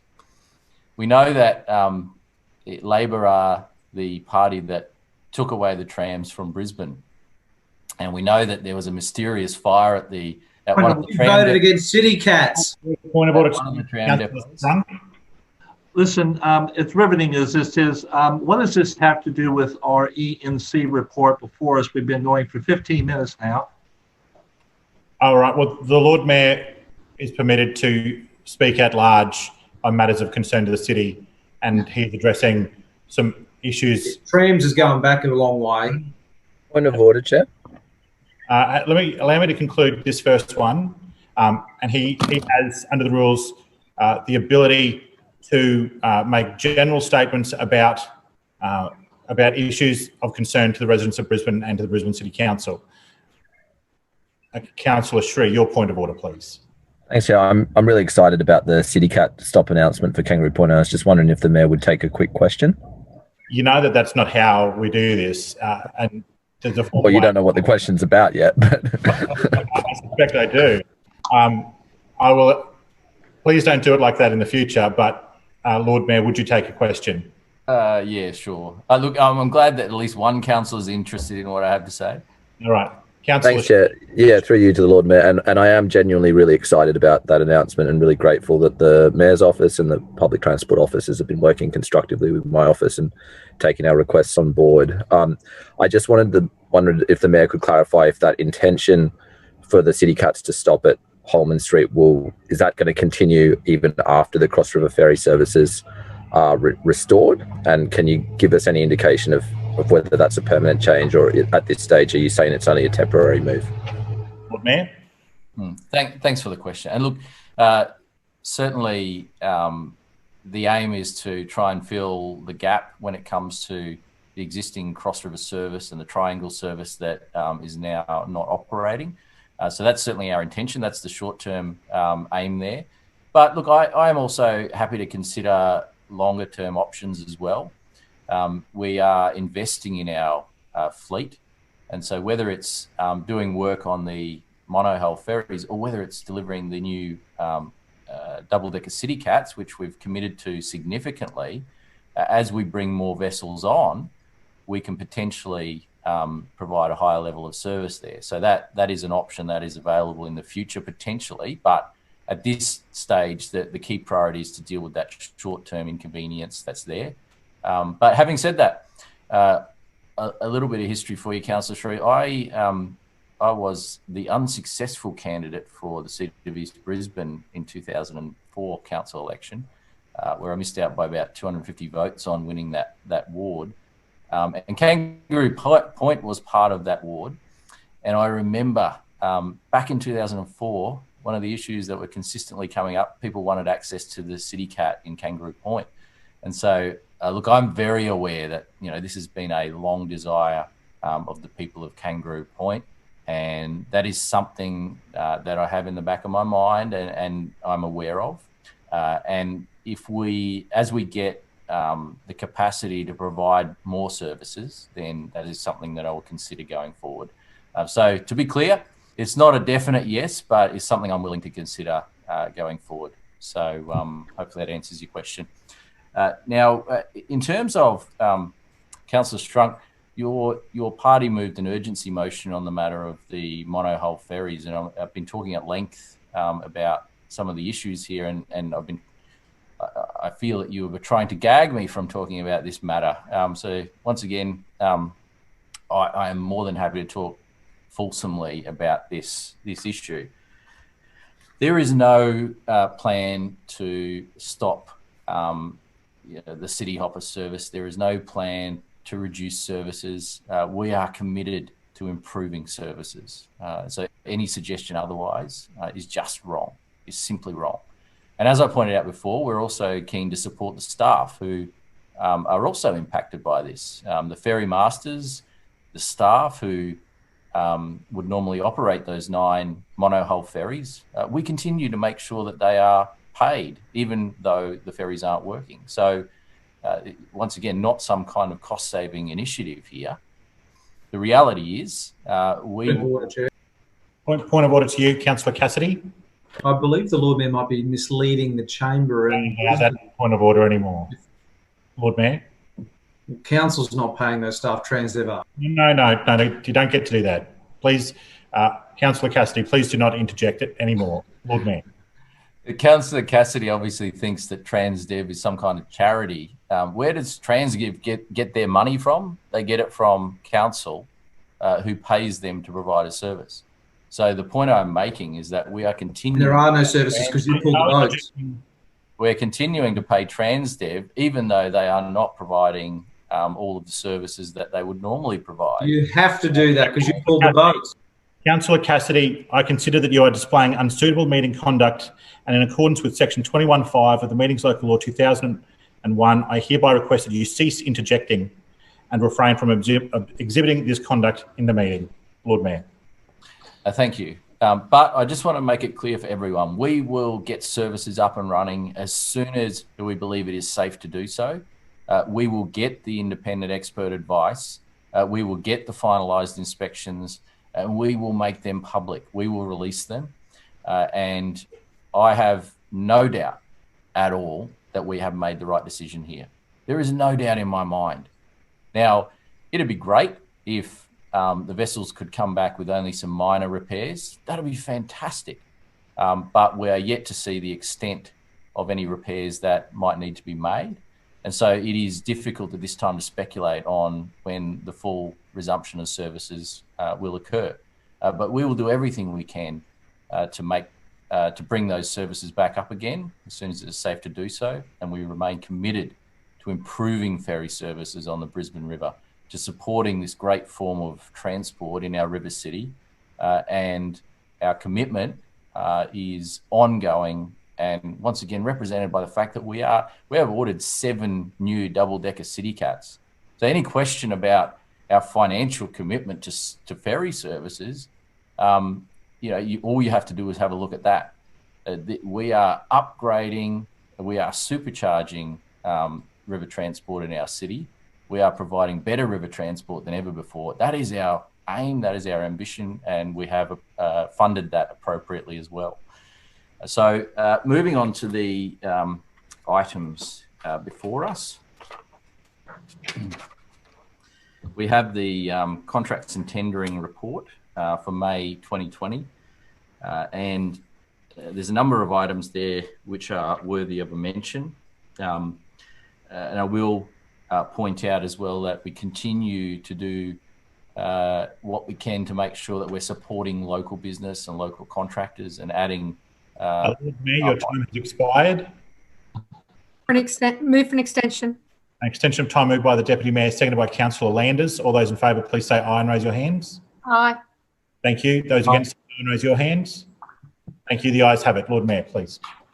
Thank you. The local buy initiative I was talking about, we continue to add a very high weighting in all our assessment for local benefits, and that continues to be the case. And if you have a look at contract number 9 in the reports here, it's the one I referred to just before, which is the order for CityCat 24 and CityCat 25 to be constructed by Ozships here in Murray, a $7.8 million contract to deliver 2 new double-decker CityCats, designed by local people, built by local people, supporting local jobs, using local materials and services. That's our commitment to supporting local business, and that's our commitment to river transport as well. We're investing in it, we're passionate about it, and that continues. There's also a range of other projects, including just the basics like roadside litter collection services, and an investment of $3.8 million over the 5-year term, potentially up to that amount, in just dealing with the issue of keeping Brisbane clean, green and sustainable, and those basics that are really important. We have that item. Then we have at item B, the Indooroopilly roundabout upgrade significant contracting plan, another project that I'm really excited about. This is going to be a major boost for anyone living in the western suburbs of Brisbane, because as we know, in that part of Brisbane, there are only a number of ways in and out of the suburbs in the west, and so many people each day have to pass through the Indooroopilly roundabout. And not only is it congested, but it's also a safety issue as well, with a number of accidents happening each year at that intersection. And so we're progressing in partnership with the federal government to upgrade that intersection. We've been out to the community already with a number of design options. The community has spoken. We're moving forward, and we're excited about getting that project up and running.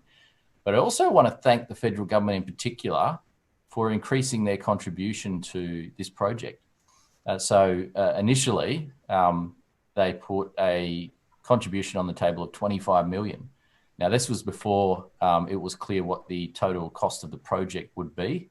And we knew it would be a large project, but obviously the cost of the project is informed by the design. The design is something we've been doing consultation on and finessing. And we went back to the federal government and said, well, look, this project is going to be a significant one, but it's going to create jobs, it's going to improve safety, and it's going to increase the capacity of this major corridor. And so they agreed to add an extra $25 million to their contribution, taking the total contribution to $50 million. So I want to thank particularly Julian Simmons, who knows the intersection very well and is very passionate about this improvement, and the federal government and Minister Tudge in particular for their efforts in coming back with additional funding for that project. So I'm very excited about the next steps of this process, and with the support of council, we'll be moving forward as quickly as possible on that project. Item C is the report regarding the lease of council land to community organisations. These type of reports come through on a periodic basis where we're approving the awarding of leases to various community organisations. They do need formal approval. Councillor Howard will speak in further detail about this one. And I will leave my comments at that after having 2 extensions. Thank you for your patience. Further speakers, Councillor Cassidy. Thanks very much, Chair. Can I just ask at the outset that item C be taken seriatim for voting purposes, please? That item C is taken for voting. Yep, the other two together is fine. Clause H here, contracts and tendering. Again, there's 14 contracts before us today, more than $32 million in total. And the actual, well, certainly a lot more than $32 million, because contract 11, the renewal of the 2020-2021 corporate insurance program, isn't included in the total as it's commercial and confidence. So we do know that the total value of these contracts is significantly more. And again, we're seeing increasingly these contracts not going out to tender. I went up to level 23 again and found no additional information. I thought I would check and give the benefit of the doubt to the administration to go and see what was on file for these contracts, and have certainly called the file on many of these and haven't received those yet. So there's very little in terms of information. So I'll go through a process here and seek some information for councillors here today. So contract 1 is to provide traffic signal hardware and components. This contract didn't go to full tender, rather these were selected from a preferred supplier panel, almost $1 million. At first glance, Chair, it seems pretty straightforward, but it does raise questions like how the installations will be delivered. How does it compare to previous contracts? It says value for money isn't applicable in this case, but surely we need to know, and Brisbane residents deserve to know whether this contract does in fact present good value for money. Contract 2, sewer relocation, other works at Grey Street, South Brisbane, a big contract, $11 million.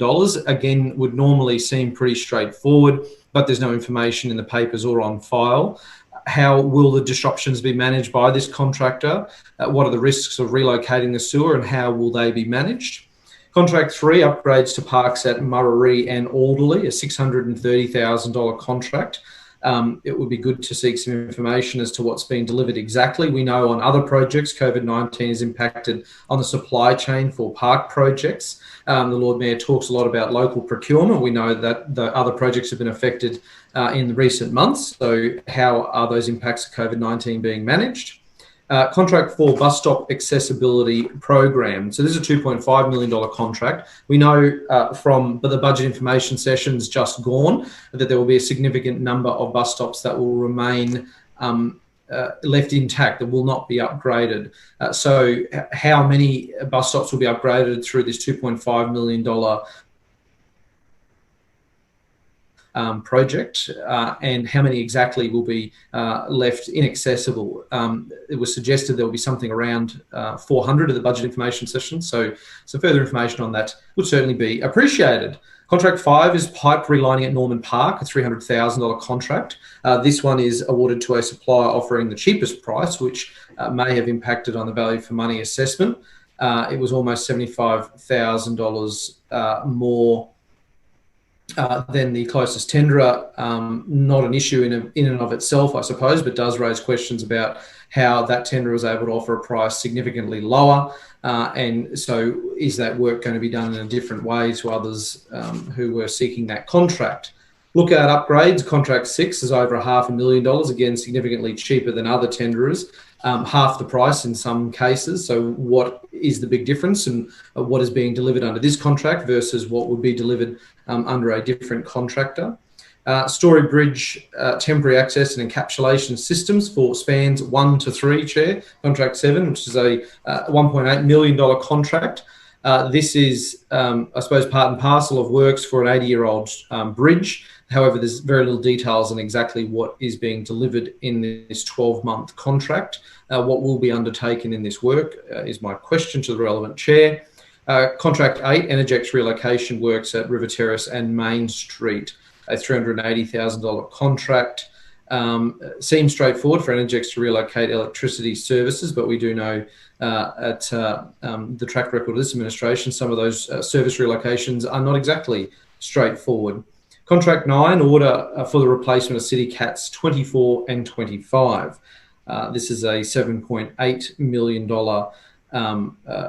contract. And the one thing I would suggest on this one is that the Lord Mayor and the administration, if they don't intend on reusing names of previous City Cats, they get cracking on finding a suitable name, because that is an item that is coming up before us and quite clearly a deficiency in this administration's ability to manage the transition to new City Cats. Council didn't seek tenders to put these city cats out as they were under a preferred supplier under an existing arrangements. The budget allocation is $11 million for this, so the $7.8 million raises some questions potentially around timing, but further information would be appreciated there. Contract 10, event management for Musgrave Park. This is an item where council is paying a council-owned company called City Parkland Services nearly $220,000 to manage events in Musgrave Park. There's no tender process. It's granted to a council-owned corporation, and another one that was deemed exempt from tendering. So it would be good to know, is this value for money? What is being delivered here? And what are the impacts in going forward under this contract of COVID-19 on events that would otherwise be held at Musgrave Park, and what happens to that money if those events do not proceed, Chair? Contract 11, 12 months worth of corporate insurance for council. The total amount is commercial in confidence, so I cannot make mention that or publicly reveal the total amount. The contract process was outsourced to council's insurance broker at arm's length from council, but it does prompt questions about the detail of these contracts and the nature of insurance coverage and whether it is best value for money. So I'm sure the relevant chair, whether that is Councillor Allen or someone else, can give some information about that. Contract 12, software license fees and support maintenance for SCATS. The $1.5 million contract for SCATS, Sydney Coordinated Adaptive Traffic System. For those playing at home, this system runs council's traffic signals across the city. This is a big contract. Are there enhancements under the new contract? Are there plans to improve travel across all modes of transport as we are looking for ways to shift people away from car-dependent travel? Does this take into account that? Has council undertaken reviews of the SCAT system to determine whether it's still the best software for Brisbane and managing our road network, or potentially was there something that is better for Brisbane? So some information on that would be fantastic. Contract 13, roadside litter collection services, is around almost $4 million over the 5-year term of the contract. We certainly hope, as a result of the Lord Mayor's decision to cancel curbside collection, we don't see an increase in cost in this contract after the inevitable increase in illegal dumping following the Lord Mayor's decision. We certainly welcome the inclusion of social enterprises as part of this contract. However, they're a very small part of the contract, given the commercial contractor is costing $700,000 a year, and it is a shame that there isn't an opportunity to open this up to more social enterprises through this process. And the final contract, training marketing solution, about $250,000 contract for online training. Again, competitive tenders weren't sought for this contract. It was another example of sole sourcing. I'm sure this isn't the only solution on the market the council could have accessed. So what type of training will be delivered and who will be trained? Again, we're presented, I've put a lot of questions out there. History shows when I've done this, we've received very little information back. No detail is included in the contract documents that are given to us as council, as chair. There is no information that is kept on file. We're not here to rubber stamp decisions of this administration or council's delegate for that matter. We do have a responsibility to oversee these decisions. So we will certainly wait to see what the relevant chairs and the Lord Mayor present in terms of information before we determine how we will vote on this item. In terms of Clause B, the Stores Board submission, the construction Indooroopilly roundabout upgrade, council is seeking approval of a significant contracting plan for the construction of the Indooroopilly roundabout upgrade project. It's something that the LNP has been talking about and promising for at least the past 10 years. The planned upgrade is to replace the roundabout with an overpass for Coonan Street, allowing Moggle Road traffic to flow through uninterrupted. However, when you get to the detail of this project, it sounds an awful lot like another project we've been talking about over the last couple of years, Kingston Smith Drive. The estimated cost of this project is more, but the estimated travel time savings for motorists in the AM peak is a whopping 43 seconds, and in the PM peak, an enormous 26 seconds. So the amount of money that is being put on the table for this road solution. Your time has expired. An extension of time moved by Councillor Cook and I think seconded by Councillor Strunk. All those in favour say aye and raise your hand. Aye. Thank you. Those against say no and raise your hand. The ayes have it. Thanks very much, Chair. So what we see here is a whopping amount of money for this road project that is going to deliver in the very best case in the morning peak period, a 43-second travel time saving and a 26-second travel time saving in the afternoon peak. So you've got to wonder, is that really the best bang for buck when it comes to ratepayers' money? When you read the report, it shows there is a higher risk against this project in relation to the public utility plan. And given the LNP's track record with massive cost blowouts and time blowouts on projects, a key project like the Kingsford Smith Drive project, Chair, Labor councillors have very little confidence that this administration can deliver this project, especially with the prospect of hidden underground services. We've seen that as an issue on the Metro, we've seen that as an issue on Kingsford Smith Drive, and we don't yet see the detailed design of this project and how these items will be managed. There's a distinct lack of planning regarding cyclist and pedestrian connectivity. It's vital that council's road projects aren't making active travel less safe and travel times worse for those modes, particularly at a time when we should be making that much, much better. There's no detail at all on what's planned for pedestrians and cyclists of these works. Cycling advocate groups, including Space for Cycling and Brisbane West Bug Group, have raised these concerns and raised them late last year. Brisbane West Bug said that the Brisbane City Council had settled on option B for the Mogul Road roundabout replacement at Indooroopilly. They didn't expect a more detailed design, but incorporated feedback worryingly makes things worse from a cycling perspective. The next stage is critical as council progresses to a detailed design. This part of the principal cycle network and requires low stress, high quality, separated environment suitable for people of all ages and abilities. If that's not included in the detailed design, it will never happen. And Brisbane West Bug say they will do their best to make sure it's incorporated. Now, we've got this significant contracting plan before us, but with no detail about how those risks are going to be managed and how a proper connectivity for pedestrians and cyclists is going to be enhanced. So we certainly have serious concerns about how this project is going to proceed.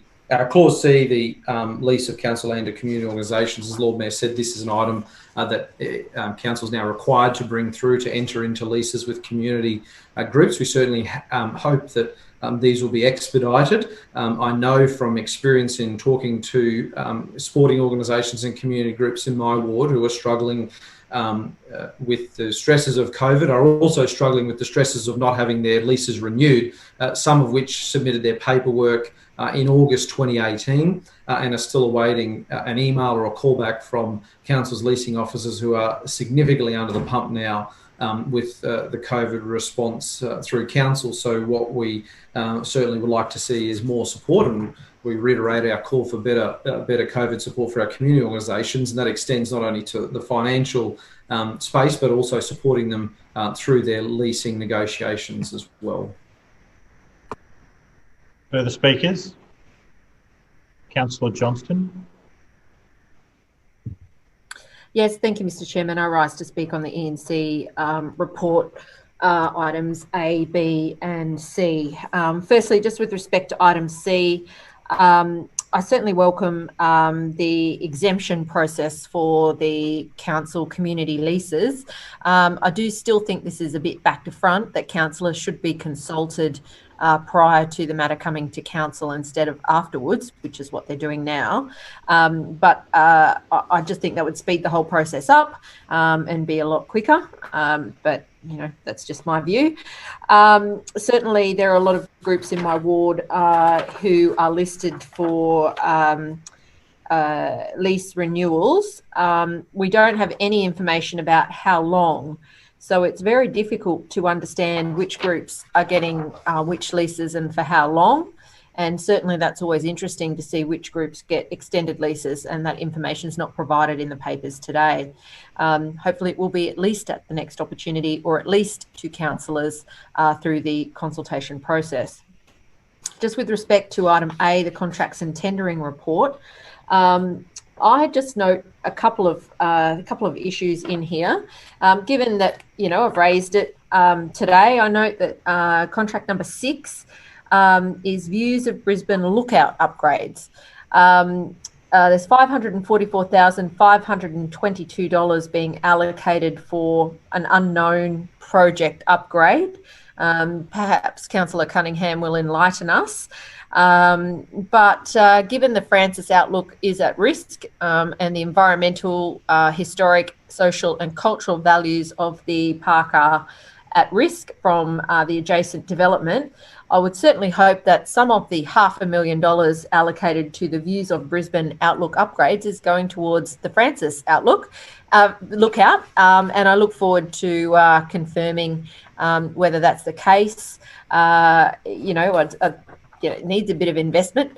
The only thing council's done in my term up there is put trees in when no one asked for them and actually try and plant out the outlook, which was contrary to the heritage listing, but we got that fixed.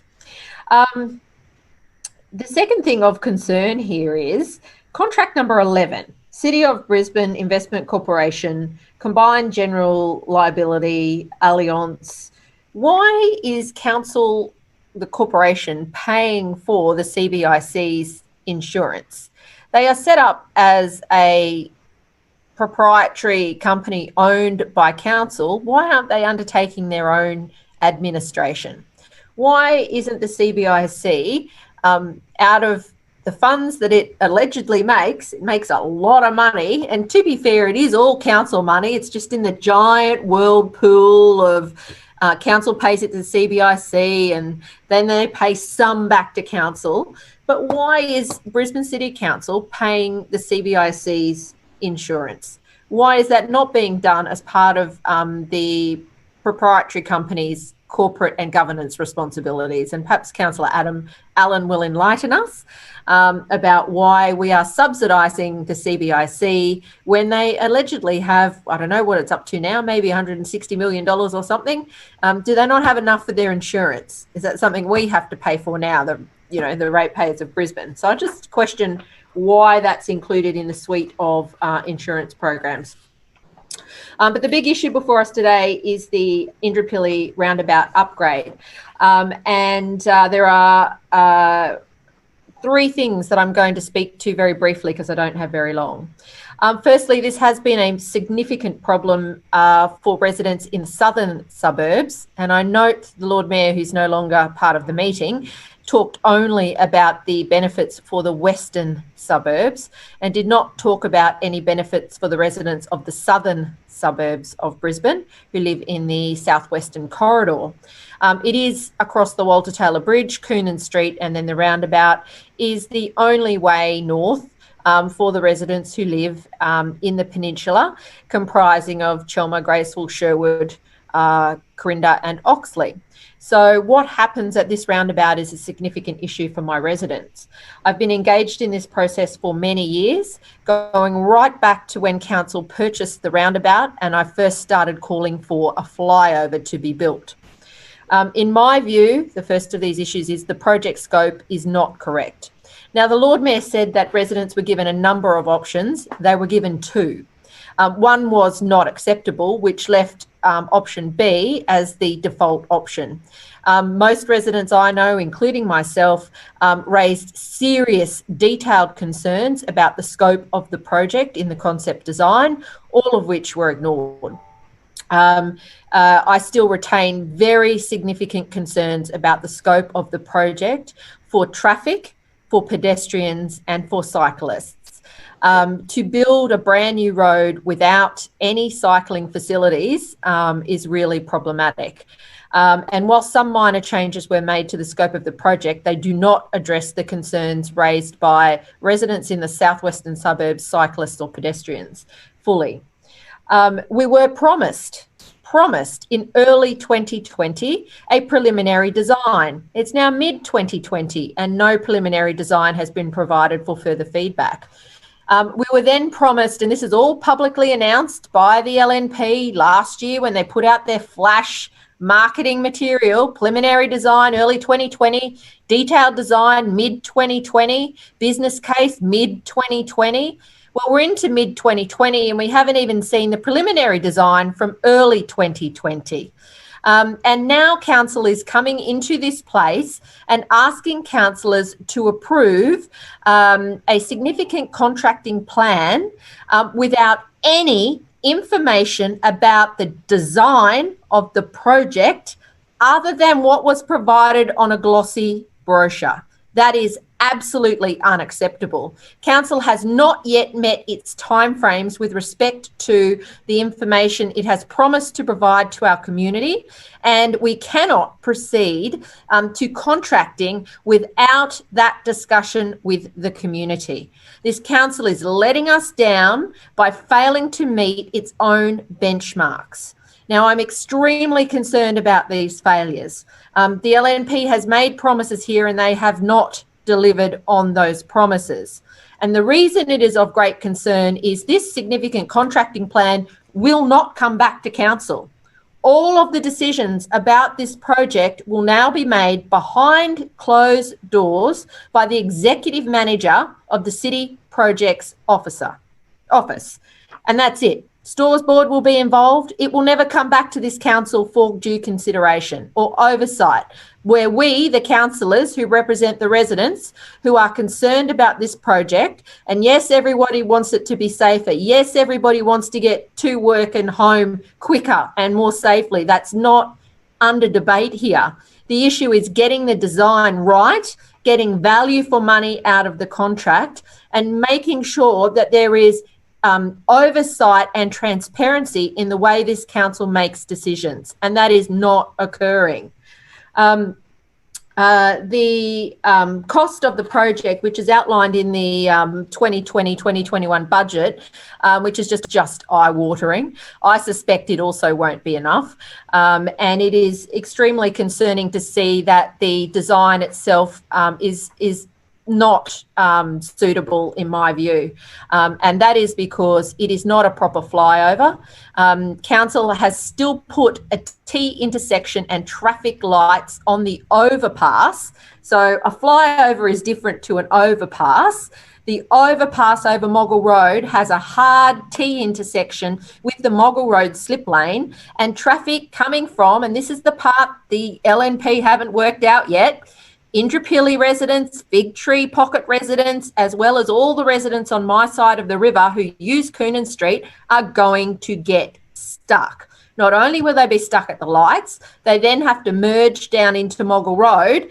And in all my discussions, there's been no detail on how long the slip lane will be, what the merge facility will be. None of this information has been provided. These are all issues that I've raised repeatedly with council last year. And despite council's promises, again, this is the LNP's promises about this, of providing the preliminary design in early 2020 to residents, this is what it said. Council will seek further community feedback once the detailed design is developed. Well, that hasn't happened. Meanwhile, we're going out to tender for the project. Council is putting the cart before the horse, and this is where projects go wrong.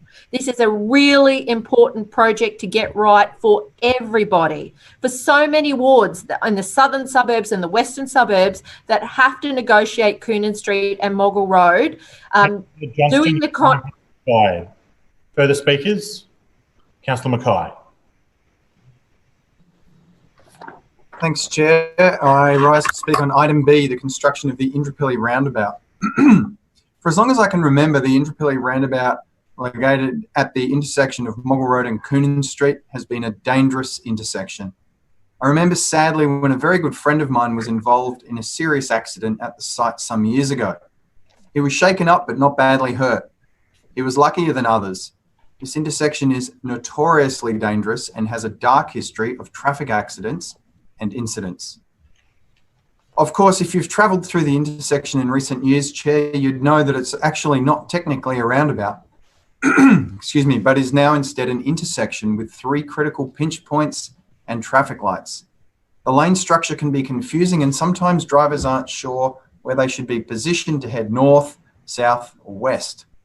Your residents, not mine. Oh, No interjection, please. Councillor Mackay. As councillor for the Walter Taylor ward, I speak on behalf of the local community when I say they're looking forward to huge safety upgrades and an east-west passage that doesn't stop with traffic lights. And it shows that Councillor Cassidy is out of touch, Chair, when he lambasted the project and didn't even speak of the fantastic safety improvements that this project will see. And Chair, I'm thrilled that Brisbane City Council is continuing the upgrade of the Indooroopilly roundabout project. And it will involve constructing an overpass that takes Coonan Street over Moggle Road, allowing through traffic on Moggle Road to flow freely. Upgrading the existing Moggle Road service road, which will connect the Coonan Street overpass with Moggle Road. Changing access at Keating Street to remove the right turn in and out to improve the safety. Changing access at Payne Street to remove the left turn in, which will improve safety and traffic flow on Moggle Road. Changing the access at Nelson Parade to a no-through road due to its poor sight lines for merging vehicles and existing road constraints. Providing additional sections of footpath through the project area. Retaining the left turn access from Moggle Road into Stamford Road, so those people who want to visit the small retailers on Stamford Road opposite Indooroopilly Shopping Centre can continue to do so. And of course, the men's shed on Stamford Road will have their access continued from Moggle Road. Just like all the other local residents in Walter Taylor who use the roundabout, I'm sure you'd be pleased to know that Council has started additional survey works and geotechnical investigations just recently. You might be aware, Chair, there was substantial community consultation conducted last year. This saw web traffic, mail and in-person consultation held locally, conducted to understand what people were most concerned about. And that gave us the overpass option. Continuing the Schrinner administration's commitment to this community consultation, a letter about the most recent works was distributed to approximately 1,500 residents near the work sites just recently. Finally, I'm thrilled that buses travelling along Moggle Road will soon not need to battle with the dangerous intersection to continue their travels east and west. This will increase the attractiveness of public transport into the future, which means fewer cars on the road and less traffic congestion. Further speakers? Point of order. Point of order, Councillor Landers. Mr. Chair, I move that council now adjourn for afternoon tea for 15 minutes, which commences only when all councillors have left the meeting. Second that. I have a resolution for afternoon tea moved by Councillor Landers, seconded by Councillor Hutton. The resolution is that this council now adjourn for a period of 15 minutes for the purpose of afternoon tea. Councillors have vacated the meeting. All those in favour say aye. Aye. Aye. If you get say no and raise your hand. The ayes have it. We'll see you soon. Thank you, everybody.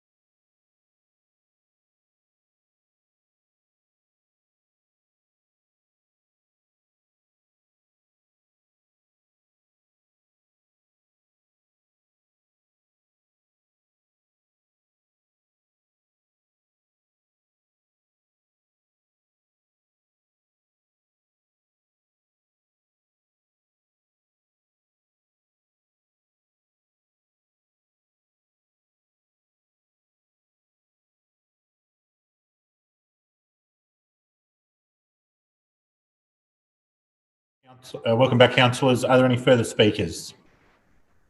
I see no hand. Councillor McLaughlin. Thank you, Mr. Chair. I'd like to respond to a couple of the comments that were made earlier in debate, particular relation to Councillor Cassidy asking about some of the contracts. So just want to point out contract 1 to which you referred relates to the procurement of traffic signal hardware, provision of traffic signal components, and the supply and delivery of stainless steel light. Point of order, Mr. Chairman. A point of order, Councillor Johnston. Can you please return to the screen? Yes, thank you, Mr. Chairman. Councillor McLaughlin just said he's responding to Councillor Cassidy, but the convention is that you say what you're speaking to with respect to E&C. So if we could just draw him back to that, please. Thank you. I've got to say I didn't particularly notice, but I will remind councillors that when they speak to these things, they are required to note which item they're speaking to, and can all comments be directed towards. So that's just a general comment for all. Councillor McLaughlin. Oh, thank you, Mr. Chair, and through you to Councillor Johnson. I know she's a pedant for process, so that's noted and appreciated for bringing that to my attention. I propose to speak on items A and B, so thank you very much for that. In relation to the items through you, Mr. Chair, that Councillor Cassidy raised in relation to the procurement of traffic signal hardware, provision of traffic signal components, and the supply and delivery of stainless steel light pole footings. These were corporate procurement arrangements with a panel of preferred supplier arrangements that were in place. So 3 different CPAs, as they're called. They expired on the 31st of May, but a pre-market was approved in December to replace these 3 CPAs via a public tender. But issues related to COVID meant that the post-market submissions will be ready for approval in July, so soon. But so this is a continuation of those corporate procurement arrangements for the time being until they go out to tender. So that responds to that particular issue. There was an issue related to the Story Bridge work. And congratulations to all who've been involved in the Story Bridge in its 80th birthday in particular. But this, as we know, is a great asset of the city that needs a considerable amount of work to keep it looking spick and span, and that there are arrangements in place to repaint to protect the steel structure of the bridge. This particular element is for a temporary access and encapsulation system, which basically means scaffolding covered so that a section of the steel span can be repainted, and this will inform the methodology for future work on what they call the warrant trusses, which isn't a former Deputy Prime Minister. That's actually the technical term for the works, the way the bridge has been constructed with warrant trusses. So this particular element is for the scaffolding that will go up at one section of the bridge to do some pre-work, if you like, that will inform the wider contract for the recoating and protection of the bridge, which will be a long-term project. The other element there was relating to works at the intersection of River Terrace and Main Street, Kangaroo Point, and this is for work that Energex needs to do, relocation works for Energex as part of that project, which is on time, on budget, but very important work being undertaken there. That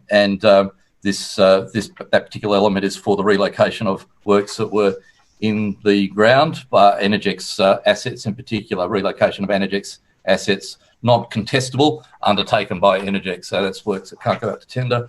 The other item was the significant contracting plan at item B for the Indooroopilly roundabout. Look, there was a lot said that was unrelated to this particular item because this is essentially the significant contracting plan requirements that we have that allows for the early tender involvement for the project. So that this is a process that Council has undertaken on other significant projects. We shortlist a number of suitable contractors, engage with them through the detailed design process, allows them to have an input into the design. But the critical element of this particular project, since the debate ranged wide beyond the issue that's particularly before us for consideration of the significant contracting plan, is that this is a project about saving people's lives. I heard the debate from councillors earlier, and there was a fair bit of discussion on this. Councillor Mackay nailed it when he talked about it. It is about road safety, because that's what this project is about. This has an intersection with a high crash history, lots of recorded incidents, many requiring hospitalisation and medical treatment. Our design has been out to public consultation and resulted overwhelmingly with support for the upgrade, based on the fact that people are concerned about the safety at this intersection. It's a roundabout that is operating above capacity during peak hour periods, and the design will address those issues, in particular the safety issues. So in terms of what's before us specifically, it's to talk about the significant contracting plan that will allow for early tenderer involvement through an EIO process, and this allows us to get on as quickly as possible with a job-generating project, as all these projects are. This project, all the contract and tendering reports that we saw earlier, all about issuing contracts to essentially Brisbane-based contracting groups to allow them to employ people, get on, and to help us revive the economy, but also to make sure we're, in this particular case at item B with the Indooroopilly roundabout, improve the safety for all road users on that particular stretch of road. So a great project and a great process to get it underway. Thank you, Mr. Chair. Further speakers? Councillor Allen.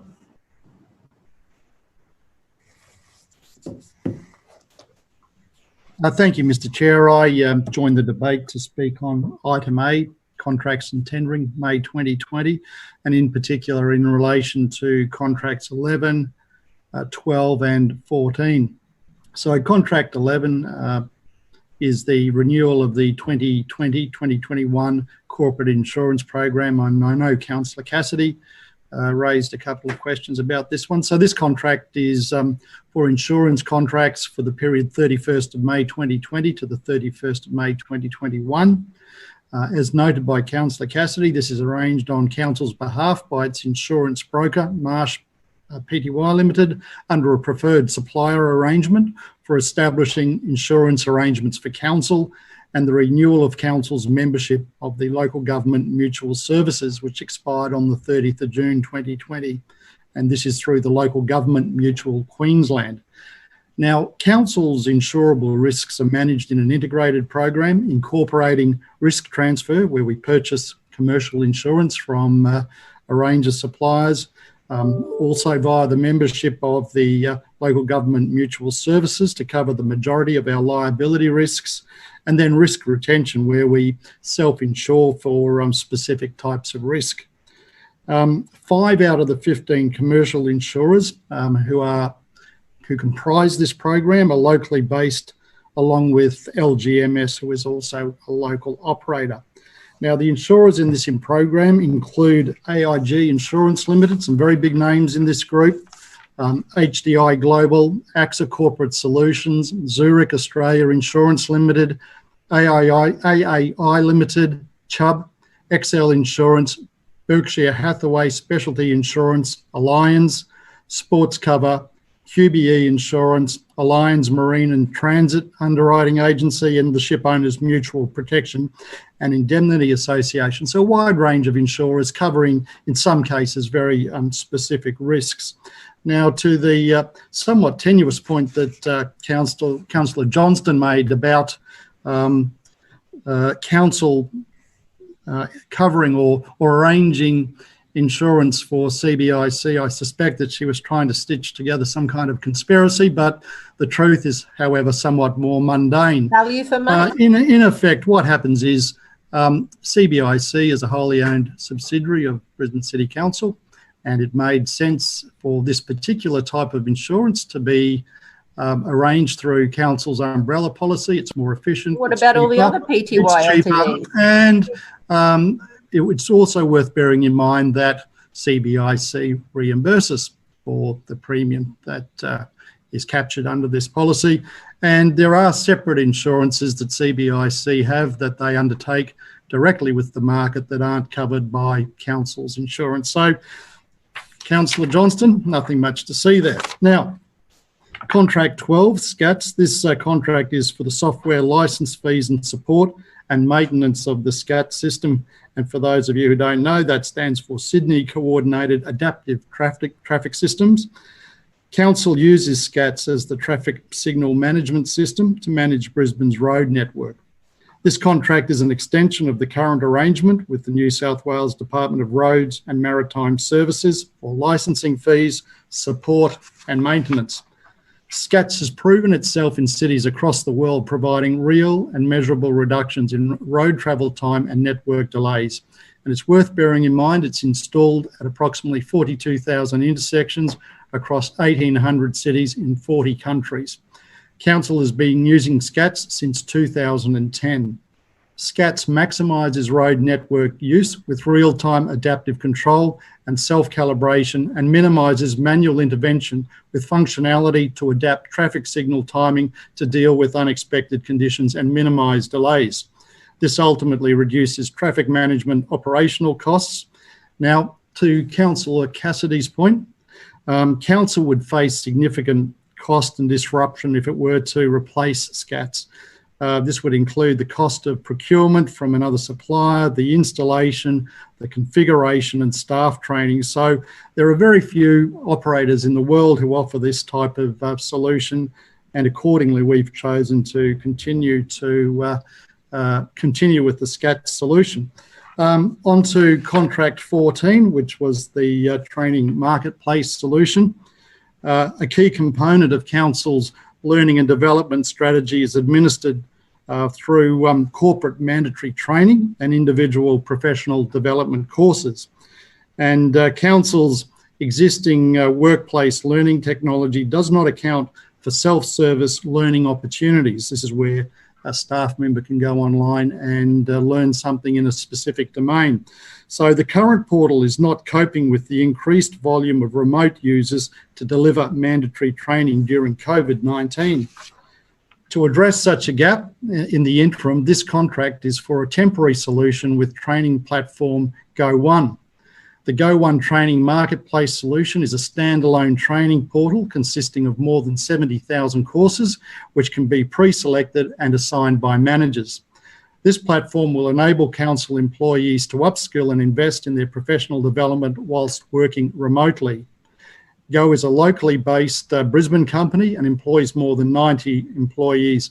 To Councillor Cassidy's point through you, Mr. Chair, Go1 is considered to be the only supplier capable of providing this solution, and certainly we look forward to hearing the ultimate user experience and the results we get from using the Go1 solution. Thank you. Further speakers? Councillor Shree. Thanks, Chair. Just wanted to speak briefly on a couple of items. In particular, I'm interested in a little more detail from the Lord Mayor about that contract for events management of Musgrave Park. I understand that might be something to do with South Bank Parklands taking a more active role in that space. It'd be good to get some more detail on that front. I'm obviously a little annoyed that I haven't heard more detail about that before it came to the Chamber for discussion, and I would have some concerns about Musgrave Park becoming a hub for more citywide events that don't really include or fall under the direction and control of the local Aboriginal community. I think that's likely to create significant conflict and cause a lot of issues if council is trying to scale up the number of major events in Musgrave Park without the support of the Yagara Hall Committee, the Brisbane Aboriginal Sovereign Embassy and the various other Aboriginal community groups that have an active presence within and around Musgrave Park in South Brisbane. So I'd be keen on some more guidance on that from the Mayor or the Deputy Mayor, and perhaps also Councillor Fiona Cunningham might want to look into that in a little bit more detail and just get a bit more detail about how the Aboriginal community has been consulted about those possible changes to the use of Musgrave Park, or exactly what forms of consultation have occurred. It'd be good to get a bit more information on that front. in terms of the River Terrace and Main Street intersection upgrade and the Energex contract there, Councillor McLaughlin might have been correct to assert that it's on time and on budget, but it's certainly not a project that has the support of the local community. We've had a look at the correspondence we've received because we asked residents for feedback and wanted to know what people had to say about it, and we cast quite a broad net. We tried to get outside the usual little greenie bubble of active transport supporters. And Councillor McLaughlin, through you, Chair, I can honestly say there's really strong opposition to it. It's not just a vocal minority. I know there are some people who support the intersection upgrade, and there are definitely some even local residents who really support adding those 2 lanes from into River Terrace and keeping it sort of 4 lanes southbound, 2 lanes northbound on the Main Street intersection. But the vast majority of the local community is opposed to the current plans, as is every cycling advocacy group, pedestrian advocacy group I've talked to. From a public space perspective, it's a really poor outcome. From a active transport and public transport perspective, it's a really poor outcome. There are significant concerns even with converting the northbound stretch of Main Street down to 2 lanes through this intersection, because that potentially forecloses opportunities for bus jump lanes or future peak hour bus lanes along Main Street. And I've raised these concerns before, but I'm not sure that they've been taken very seriously by the public transport network planners, because I understand there is a desire long term to have bus lanes or bus jump lanes along Ipswich Road and Main Street. But if this intersection upgrade goes ahead and northbound corridor of Main Street is reduced down to 2 lanes, it's going to be significantly harder to achieve that. Councillor McLaughlin previously advised the Chamber that there would be some form of potential signalised pedestrian crossing further along River Terrace, and maybe the Lord Mayor could speak to where that element of the project is at. It seems like we're throwing a lot of money at an intersection widening project that residents and the local councillor don't want, and meanwhile there's a clear demand for signalised pedestrian crossing just a little further along River Terrace that residents really, really do want, and that the local council, myself, really, really wants. But we haven't yet had any clear detail about whether that's attracted funding or where that process is up to.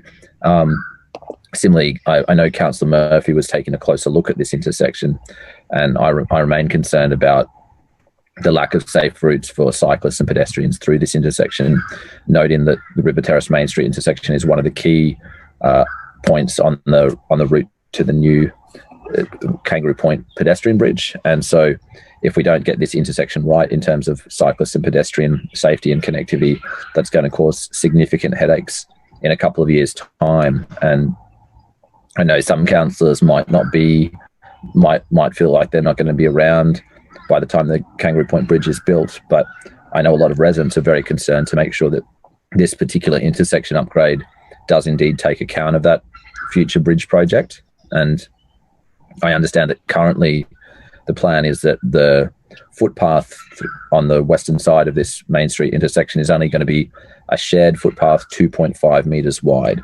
That's what the council has said it's going to do, and that's what the road engineers say is sufficient. But from a cycling and pedestrian perspective, a 2.5 metre shared footpath is definitely not sufficient. Councillor Howard will know from her experience representing an inner city area that when you have high volumes of pedestrians and cyclists trying to access local footbridges and local pedestrian infrastructure, when the paths are too narrow, you get significant conflict and continual complaints from pedestrians and cyclists about the lack of space. So if we're creating a big new generator and a tractor for active transport, if we're putting a big new footbridge in Kangaroo Point that thousands of cyclists and thousands of pedestrians are going to be travelling to each day, we need to make sure that the footpath is wide enough.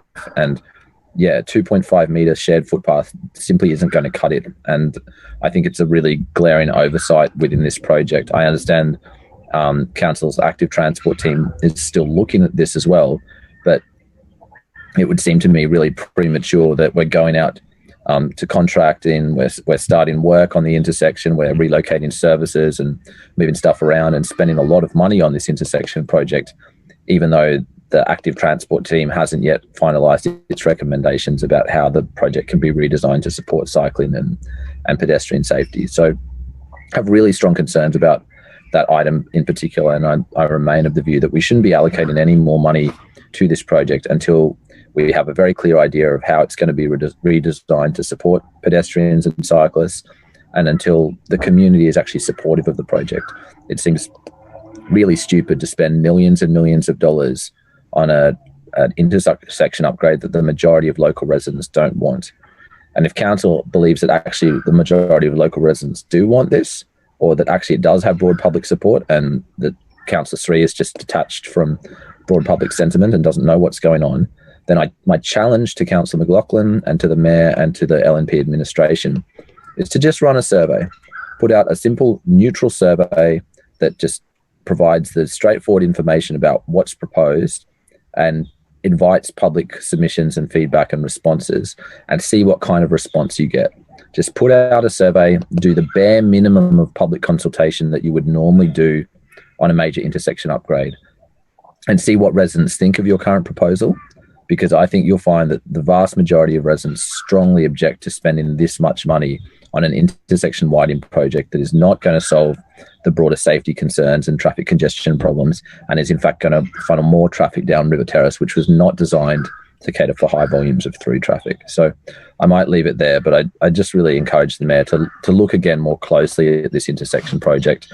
There's no rush. There's no need to spend all the money at once. There's no need to barge ahead with a project that when we could take the time and get it right. I'm not saying the intersection doesn't need to be upgraded. I've already recommended changes that could be made, but I simply want this administration to take the time to carefully consider it and to get the design right, so that we don't have to redesign this again in a year or two when the bridge goes through. Thanks. Further speakers? Councillor Howard. Thank you, Mr. Chair. I entered the debate to speak to item C, the lease of council land to community organisations. And Mr. Chair, item C is seeking council's approval to renew lease agreements for community organisations at 44 council-owned sites. This is in accordance with section 217 of the City of Brisbane Regulation 2012, as council cannot enter into a valuable non-current asset contract, in this case a lease, in respect of land or contract for the disposal of land, unless it first invites written tenders for the contract or offers the valuable non-current asset for sale by auction.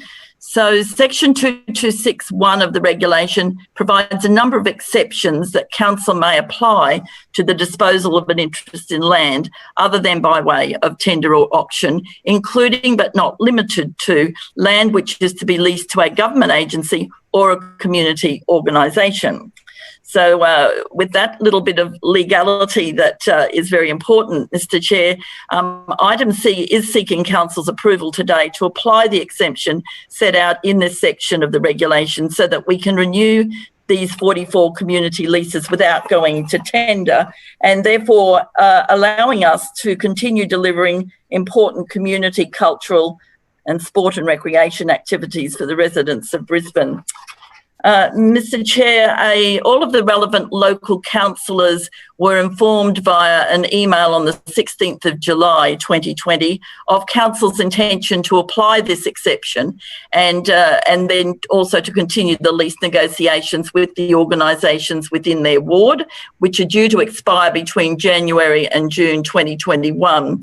So that email clearly set out that this submission was necessary, and that this would then trigger the next stage, which would enable council officers to negotiate a lease renewal. And of course, it provided information to the councillors, together with a contact point for councillors to contact our officers for any further information. So through you, Mr. Chair, this is a standard process that we go through each time community leases are due for renewal, to ensure that community organisations can continue operating unhindered, and I commend item C to the chamber.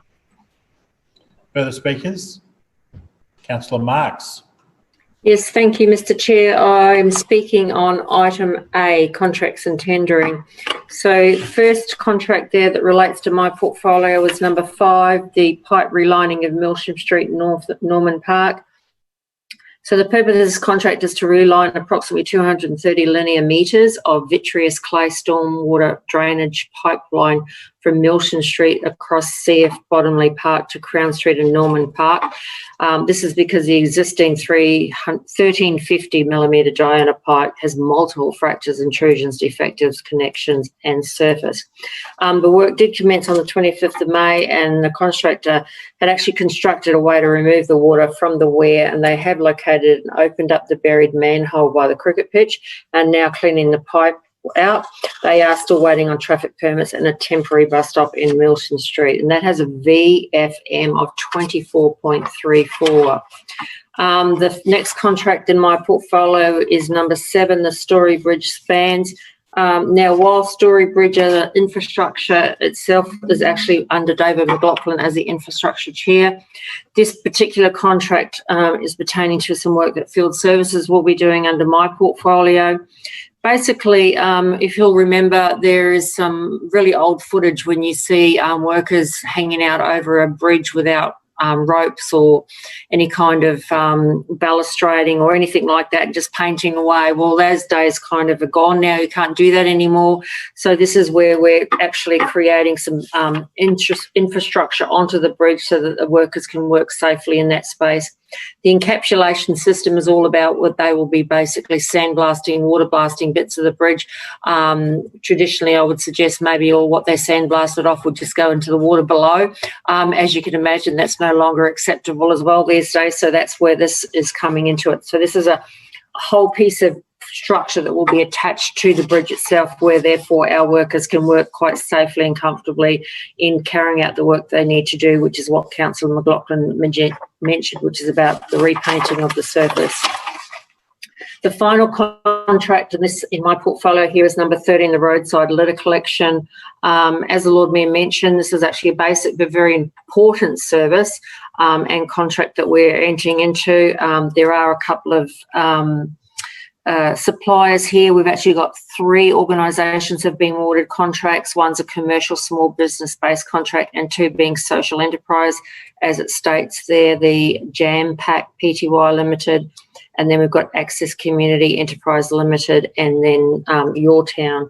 So this is all about these guys walking the roads of our streets, boundary to boundary, paved surface, medians, footpaths and gardens area, basically picking up any rubbish or litter that may be in that space.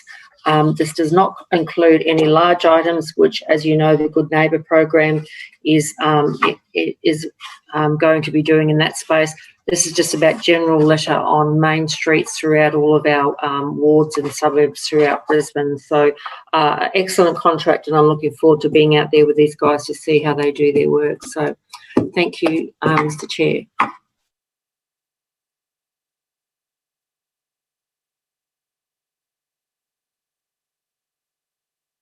Apologies. Further speakers? Councillor Murphy. Thanks very much, Chair. Just quickly, there was some inquiries made by the opposition, particularly on 2 contracts and tendering today, and that's what I'll be speaking to. So firstly, the items for City Cats 24 and 25. Now, these are the 2nd and 3rd vessels to be delivered out of the new Next Generation City Cats program.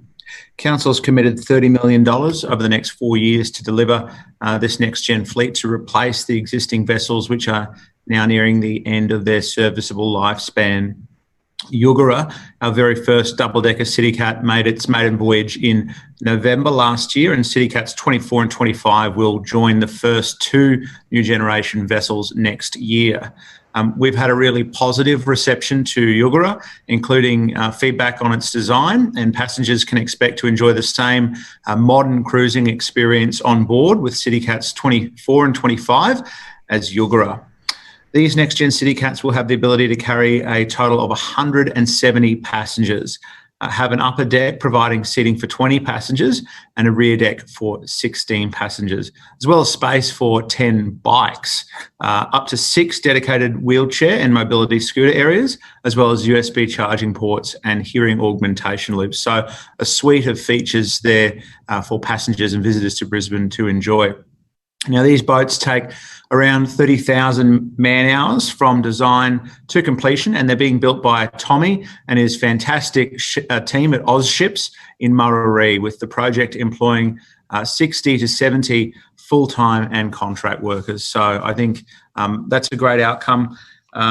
This contract was extremely hotly contested when the tender came up to build these next generation ships. There was the width of a hair in the price from the two different contractors. So we know that council is getting exceptional value from this contract, and certainly an exceptional product which the people of the City of Brisbane have been enjoying over the past year. Now on to the contract for the sewer relocation in South Brisbane. Now this contract for Diona is to undertake the relocation of the sewer, gravity and rising mains at Grey Street in South Brisbane to facilitate future upgrades to busway infrastructure in the Cultural Centre precinct in preparation for Brisbane Metro. These works will also provide important connecting infrastructure to the new sewer pump station, which will be located within Alexander Smith Place Park.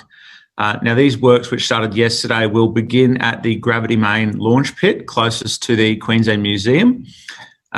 This goes all the way back to June 2018, when Council approved a significant contracting plan for the Brisbane Metro project early works, inner city infrastructure and the Metro vehicles.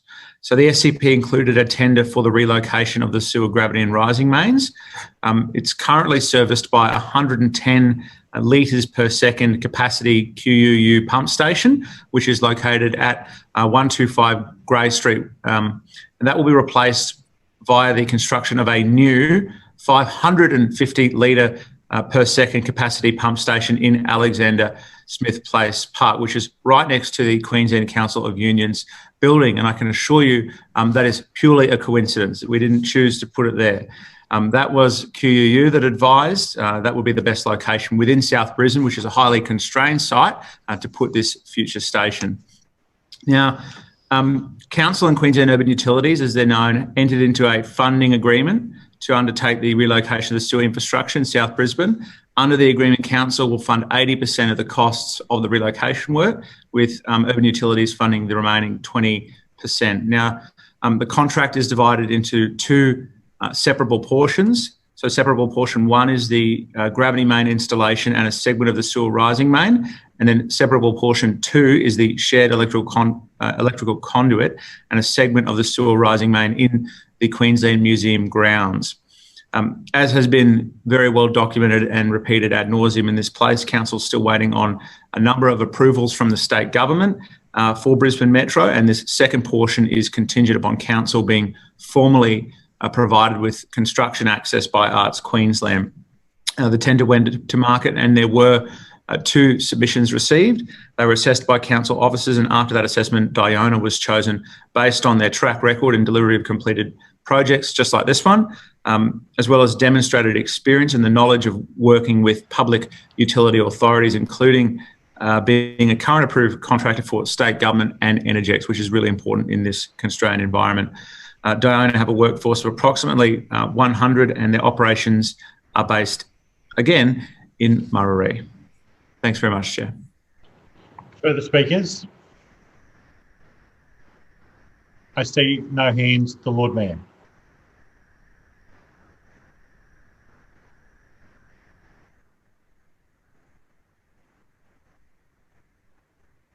Lord Mayor? Okay, I'll now put the resolutions. I'll now put the resolution, item A and B. All those in favour of item A and B, please say aye and raise your hand. Aye. Aye. Thank you. And please lower your hands. And those against, please say no and raise your hand. The ayes have it. I believe that's a division called by Councillor Cassidy. Is that right? Yeah, sorry, couldn't unmute. Division, yep. And I think seconded by Councillor Griffiths. So it's division. Please ring the bells.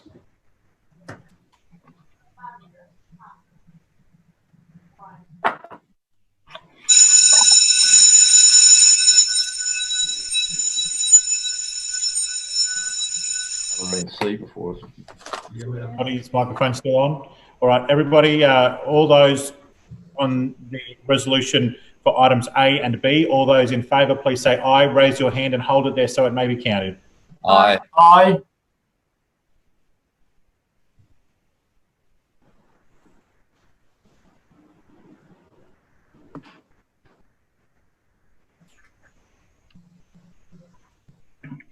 Thank you. Please lower your hands. All those against, please say no. Raise your hand and hold it there so it may be counted. No. No.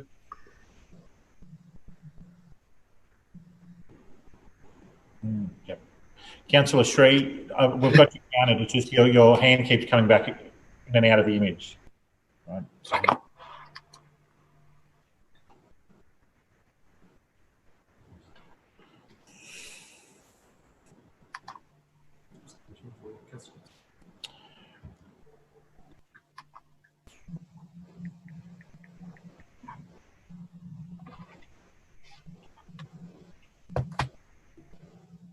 What's going on?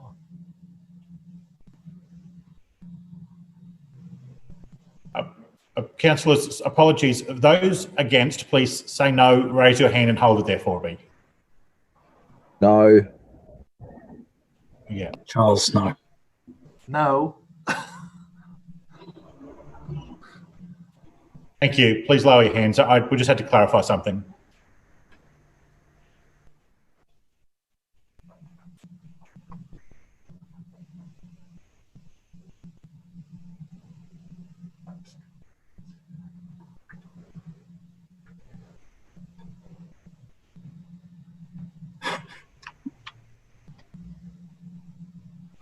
Apologies, councillors. We just want to be accurate. We won't be long.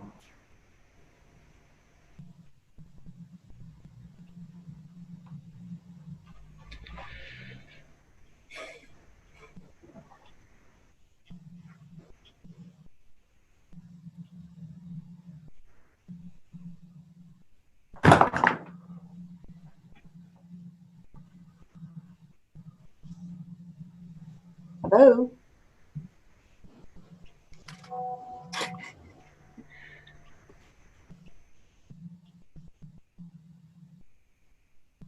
Okay.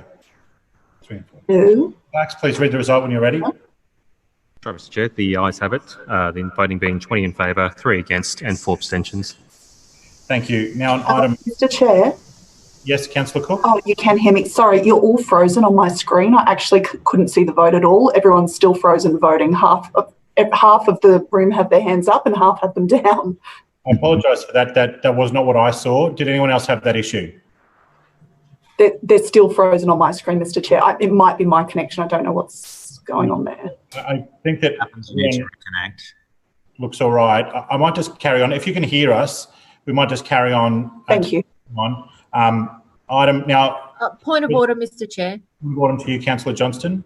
Well, if Councillor Cook's screen is frozen, could we just confirm that at least her vote has been recorded in the way that she wanted, so she's not missing out?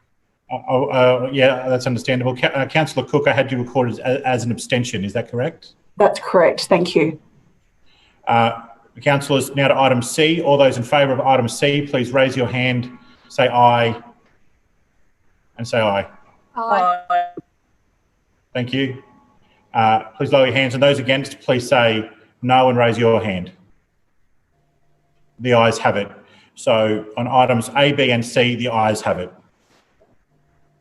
Councillors, we will now move to the second All items, the ayes have it. We'll now move to the second E&C report, the decisions of the Establishment and Coordination Committee, please. The Lord Mayor.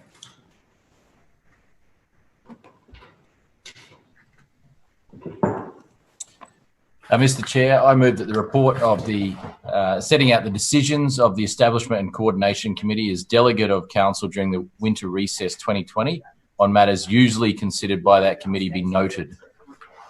Seconded.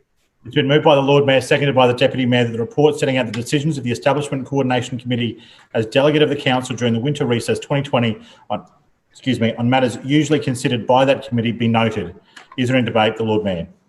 Yes, thank you, Mr. Chair. Item A relates to the ongoing arrangements that we have in relation to the financing and ownership of our transport assets, including buses, ferries, city cats.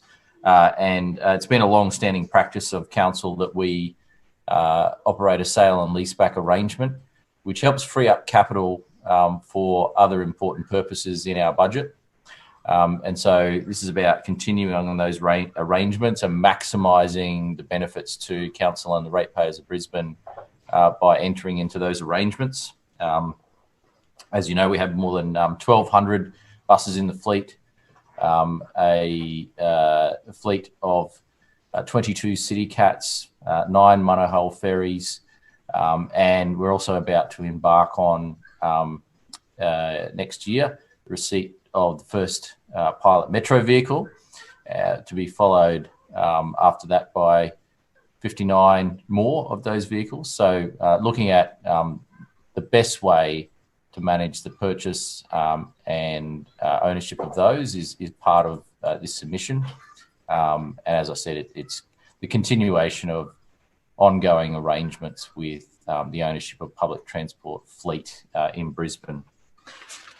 Item B relates to the Stores Board submission for outdoor activity equipment and associated services. Obviously, upgrades to local parks and sporting facilities are a critical and much needed part of what we do. And having appropriate competitive arrangements in place with suppliers is really important because we have a lot of work to do across the city. A large number of park upgrades and park improvements happening. And it's been great to see some of the improvements that have opened up just recently, whether it's a Ninja Warrior course, Councillor Mackay in Guyot Park, or whether it's the fantastic upgrades that we saw Councillor Fiona Hammond deliver in her area with a new scooter track and a magic forest. There's some really exciting upgrades happening, and having appropriate supplier arrangements in place is important. I can say that as part of this procurement activity, we're giving a weighting of 30% to local benefits, which is the maximum weighting under our local buy policy. So we've dialed up the procurement process to really provide those maximum local benefits. And we'll be looking at the local nature of those businesses and making sure that there are local benefits. So it may be the case, as we've seen in the past, that a local company employing local people and local workers obtains their equipment from a range of different suppliers. Some of that equipment might be locally sourced here, and some might be the best equipment from overseas as well. So we have a range of different arrangements in place, but the key is making sure that there are local benefits with this contract, and we've set the procurement process up to make sure that happens. Item C is about the contracting plan for bitumen sealing and pavement rejuvenation services. And obviously we're investing heavily. We have invested heavily till now, and we will continue to do that in road maintenance, road resurfacing and repairs. This is about making sure that we can deliver the best possible value for ratepayers while maintaining our large asset base of roads across the city. We also have another item D, Stores Board submission relating to static signs and traffic control devices. So it's basic stuff, but it is important. And once again, the information has been provided for councillors to see. Item E, which Councillor Murphy alluded to before, a very exciting submission relating to the naming of City Cat number 23, the second double-decker City Cat. And I'm pleased to confirm that we will be naming that City Cat after Neville Bonner, AO, the first Indigenous senator or the first Indigenous Australian to sit in the federal parliament, and an elder of the Yagara people as well, and someone that is known well to all of us, and someone that was previously acknowledged with a building where the current Star Casino and Resort is being built, and someone who will be acknowledged going forward with both a bridge and now a city cat, and that is appropriate. There is precedent for a number of things to be named after prominent people. The Clem Jones Tunnel and the Clem Jones Promenade at South Bank are an example of where a prominent person has more than one thing named in their honour, and Neville Bonner is certainly one of those people that deserves this acknowledgement. The river is such an important part of Brisbane, and to have both a bridge and now a double-decker city cat named in his honour is not only a tribute to what Neville Bonner achieved, but also an important acknowledgement of our Indigenous community, Indigenous elders and their achievements. And so that people riding in this city cat up the river will hopefully learn a little bit more about the history of Neville Bonner and his contribution to our city, our state and our nation. So this is something I'm very proud to support. I did want to also flag another matter which relates to the naming of city cats going forward. Now, we have traditionally named our city cats with Indigenous names, and there's, as we know, 22 of them on the water at the moment. All except one has an Indigenous name, and that's the Spirit of Brisbane. You will recall that vessel was named in honour of the spirit of Brisbane residents that came out of the 2011 flood, and I think that's an appropriate acknowledgement. But going forward, I can tell you that our process will be with the 24th city cat, and these city cats will also start to replace the older city cats on the river. So the earlier generations of city cats will get replaced by new double-decker city cats. And I'm confirming today that when an older city cat is taken off the water, we will make sure that the name of that vessel lives on in a new city cat. So that will continue those names. And that way, rather than retiring a vessel and the name never to be heard of again, we're going to bring back that name with a new vessel. So the Neville Bonner will be city cat number 23. But then as we go forward, future city cats will bear the name of the city cat that they are replacing in the river. So I just wanted to confirm that approach going forward. So we'll keep those fantastic Indigenous names on the water. They will live on. Then there's precedent for this sort of thing. You'll be aware the Royal Australian Navy, they've had now 3 HMAS Brisbanes.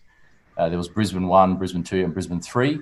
And so we will take on that naval tradition of relifing a name for a new vessel to keep it current and to make sure it lives on in our city. So, Mr. Chair, that's all from me. Further speakers? Councillor Cassidy. Thanks very much, Chair. Can I just ask that item Clause A be taken seriatim for voting purposes, please? A for voting purposes alone? Yep, just on its own. Thank you. Yep. Again, Chair, I did the right thing. Went up to level 23 of Brisbane Square to check out what was on file for these items before us in the information, the ENC report for information purposes. We've again, there was nothing on file in addition to what is in the ENC report or provided in the scant details of the attachments. I've called for these files well ahead of time last week, but they have not been provided to me in time for today's meeting. Although we're not making the decision on these, in the recess, ENC has made the decision on behalf of council.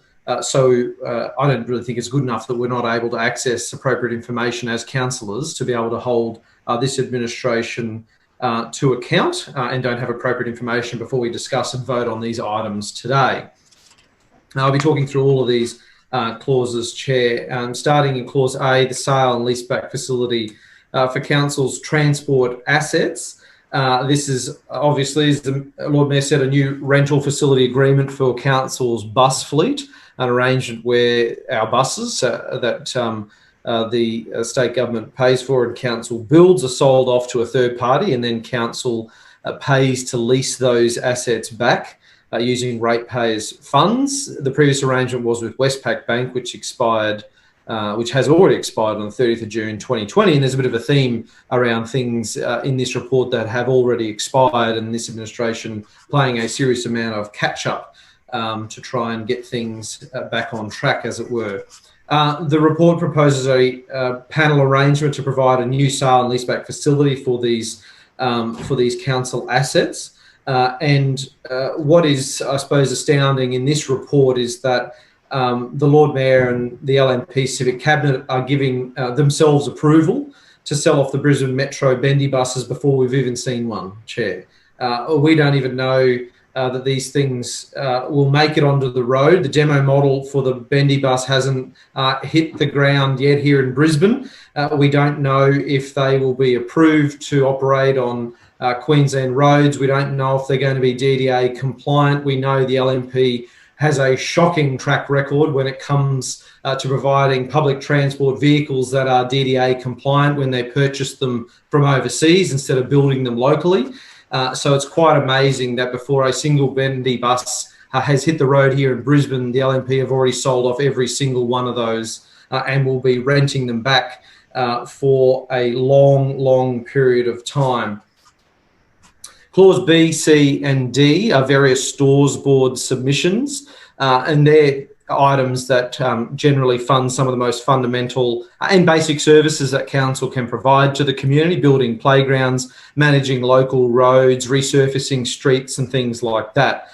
We'll be supporting this item, Chair, which puts in place a panel of suppliers to do the work on our roads and in our parks, but we're certainly concerned about the delay in putting the preferred supplier panel in place for outdoor activity equipment. So basically providing playground equipment, water play, outdoor gym equipment, dog agility, and more of those basic park amenities. So according to the report that is before us today, the existing arrangement wrapped up on the 31st of March 2020, and the new one won't be in place until Christmas time now. So instead of focusing on the basics, like this administration should have been doing and getting these panel arrangements in place well ahead of time of them expiring, the Lord Mayor and the LNP administration was more focused at the time on spending $6.5 million of Brisbane ratepayers' money to promote themselves in the lead up to the last election, Chair. While the LNP were using ratepayers' money to run a self-promotional marketing campaign, this arrangement lapsed. And by letting this slip, and what this means is the LNP administration not only fundamentally took their eye off the ball when it comes to basic administration of the city and some of the most basic things like park upgrades, letting the contract lapse and the panel arrangement lapse is likely to cost council and in turn ratepayers a significant amount of money as time on projects is delayed while individual tenders have to be sought while this panel arrangement is not in place. Each playground upgrade, each dog park enhancement, each outdoor fitness equipment faces being delayed now, or the ones that are being installed now and the ones that will be installed over this financial year will be delayed and cost more due to the sheer incompetence of this administration, Chair. Moving on to Clause E, the naming of City Cat 23. This is a very important item before us today, Chair. For the last quarter of a century, our iconic city cats, introduced by the Sawley Labor administration, have graced our river. From their inception, these city cats have recognised the original place names for areas along the Brisbane River. Places like Bramban, or Bowen Hills as we know it today, or Meander, the land below Hamilton, or Nada, Nudgee, the place of black ducks. This was an important partnership between Aboriginal people here in Brisbane that said we cared about you and your history and culture and our shared history and culture as a city. 2020 has brought into sharp relief the need to do better in repairing and building the relationship between Aboriginal and non-Aboriginal Australia. And I worry that what we have before us will not contribute to that, Chair. The consultation with traditional custodian groups appears so paper thin it almost doesn't exist. You cannot send a letter to 5 people and when you get no response, pat yourself on the back and say, that was a job well done. I asked a number of questions of connected communities and subsequently Transport for Brisbane that have gone unanswered. What names were proposed? How were they arrived at? Was Neville Bonner the only name considered? His contribution was significant. He has a federal electorate and now a bridge named after him, and as the Lord Mayor said previously, a building named after him as well. But what other significant Aboriginal people did we consider honouring if we're deviating from place names? Robbie Williams, for instance, the first Aboriginal councillor to serve in this place and who died in office while serving his community, or someone like Dundalai, whose story of resistance against repression was remarkable here in Brisbane. He was hanged in 1834 in Post Office Square. Well, as history goes, Chair, that atrocity didn't quite go to plan, with the hangman effectively strangling him to death in front of a horrified crowd. The seminal book, Brisbane Blacks, which was written by Michael Aird and recounts many of the stories that make up Brisbane's Aboriginal history and our shared past. This book was supported by Brisbane City Council and the Lord Mayor's forward, and in the Lord Mayor's forward chair, Jim Sawley wrote, "The story of Aboriginal people in southeast Queensland is a giant tale. It begins with Aboriginal custodianship of this land extending back to the Dreamtime and continues through to the period of European settlement with its brutal and bloody episodes of occupation.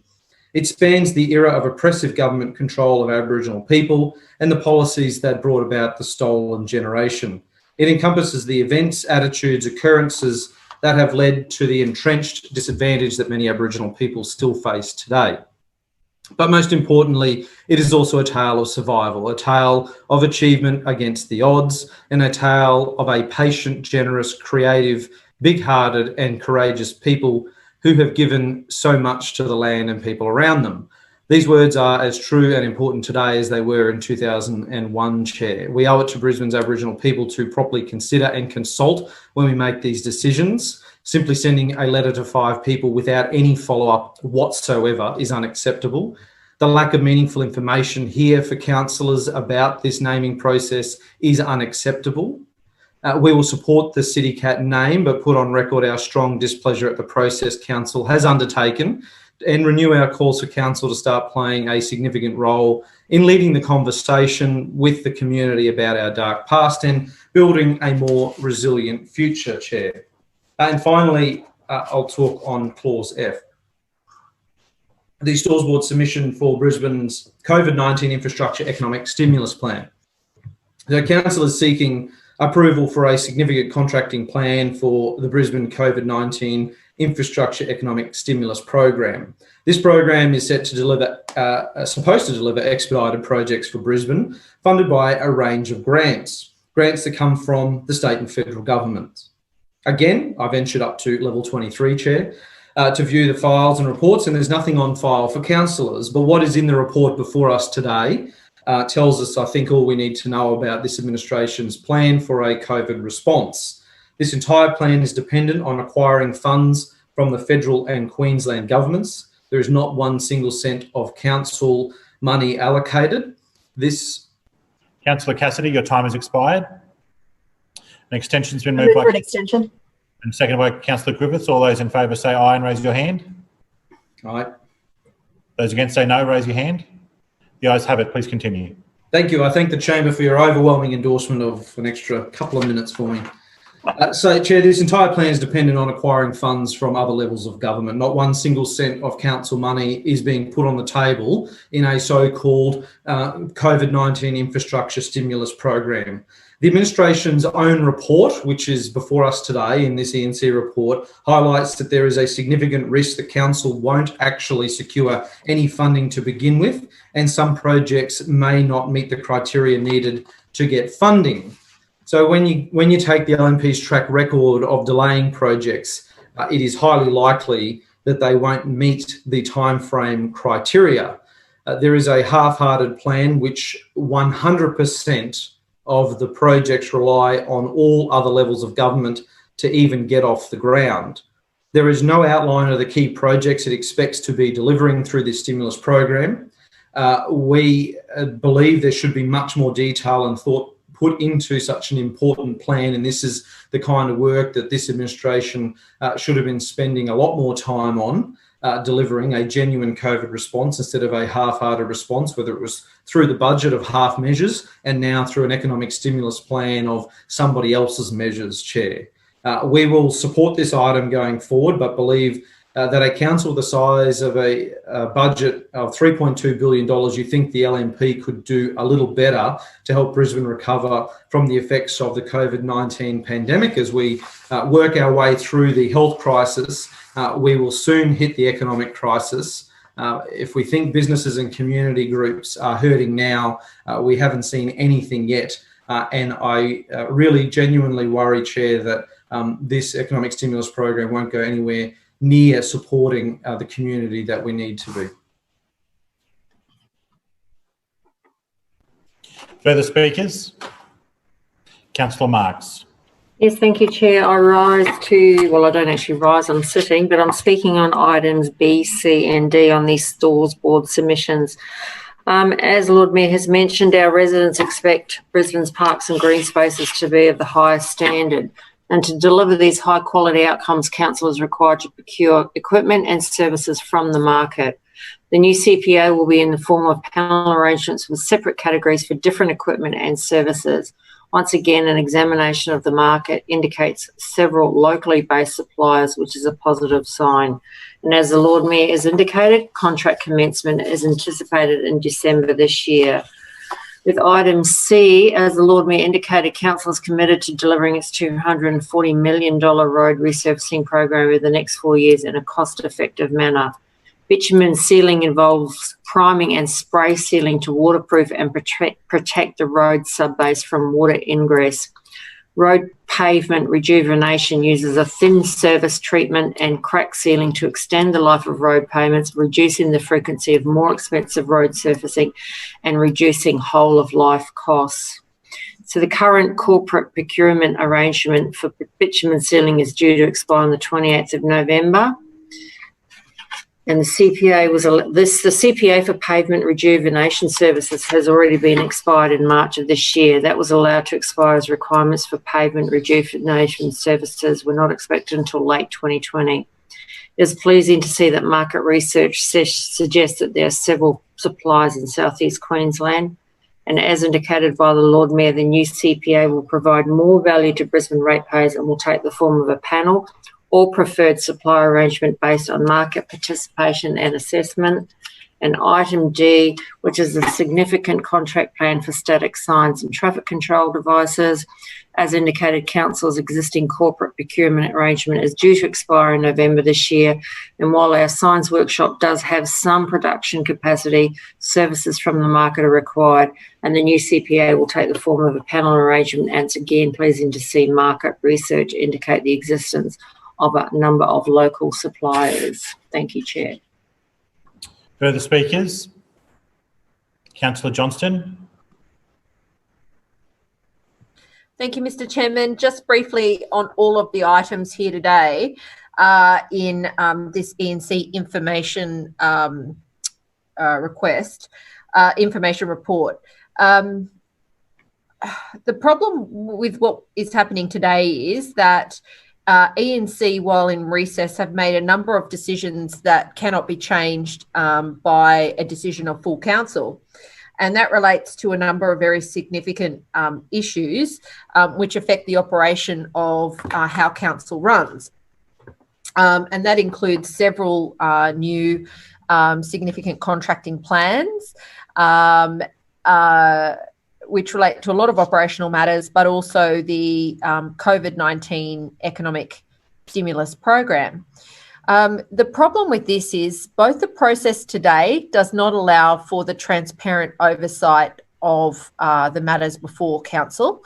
Councillors are not entitled to any information on the files. When you check on information reports, the only thing on the files up at the CEO's office is actually the report itself. So there is absolutely no information here. We have no ability to review or change the matters before us today. And this is not new, this is an ongoing problem.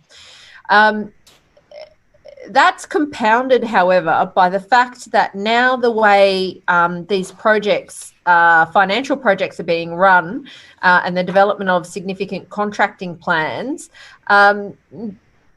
basically there's no oversight by full council. This is essentially executive decision making. The contracting panel for playgrounds, no say or oversight by council, the representative body.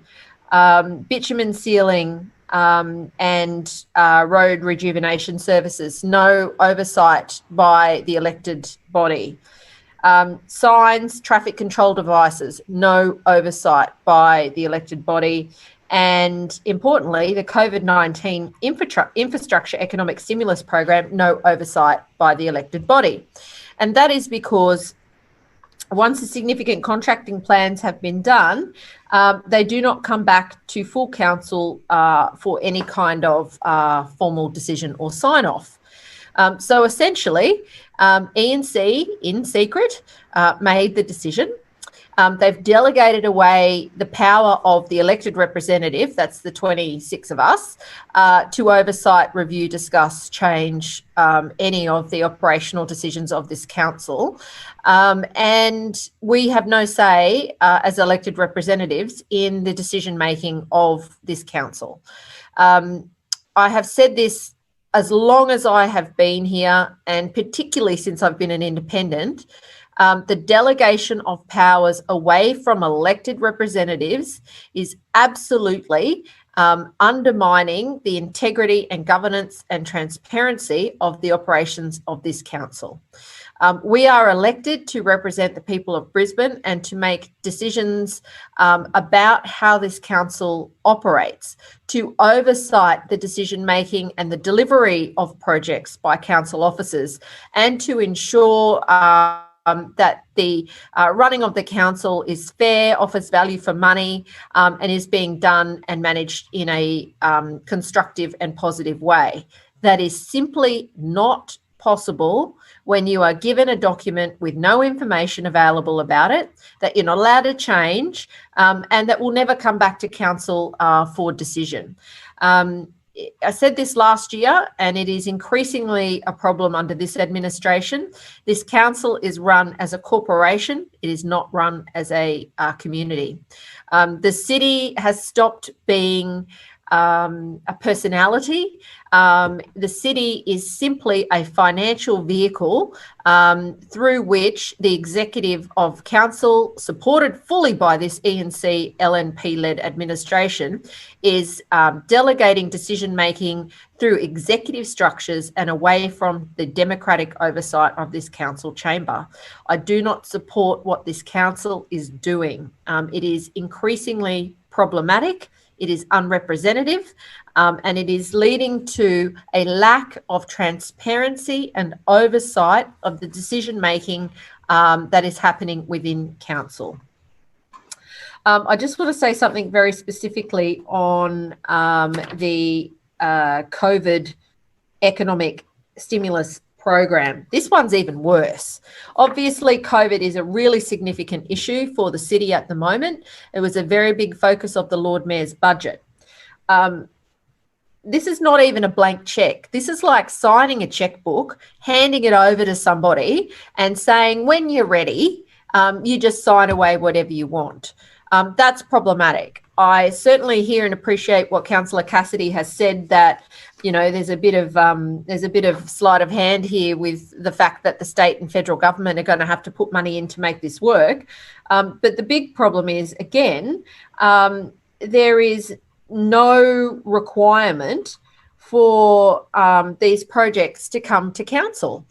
So we're ticking off on something that has no details whatsoever, that has no council money attached to it, that will never come back to council, that we don't know as the elected representatives will actually deliver value for money for our city, will actually meet the COVID needs of our city, and that is problematic. We were elected to ensure that there is value for money in the way that ratepayers spend their funds, to ensure that projects will deliver the best results for the people of Brisbane.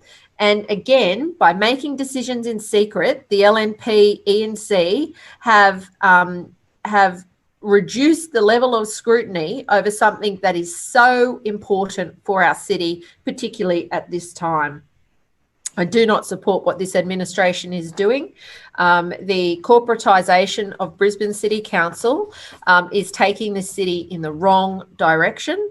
While strong governance is important, transparency is equally important, and that is where the administration has completely lost its way, making decisions in secret and delegating them back to officers where there is no scrutiny by the elected representatives. That is wrong, and I don't support it. Further speakers? Councillor Murphy. Yeah, thanks very much, Chair. I want to speak today to Clause E, which is the naming of the Neville Bonner City Cat. I'd like to acknowledge before I speak any further that I'm speaking about a member of our community who was a proud Jagera elder, and I'd like to acknowledge the Jagera people and his descendants. Like the Lord Mayor, I'm very, very proud to be announcing that Council will honour former Senator Mr Neville Bonner AO through the naming of the next double-decker City Cat 23, to go into service after him. As the Lord Mayor highlighted, Mr Bonner was the first Indigenous Australian to sit in the Australian Parliament, and then the first Indigenous Australian to be elected to Parliament in his own right. And this happened in 1972, 1974, 1975 and 1980.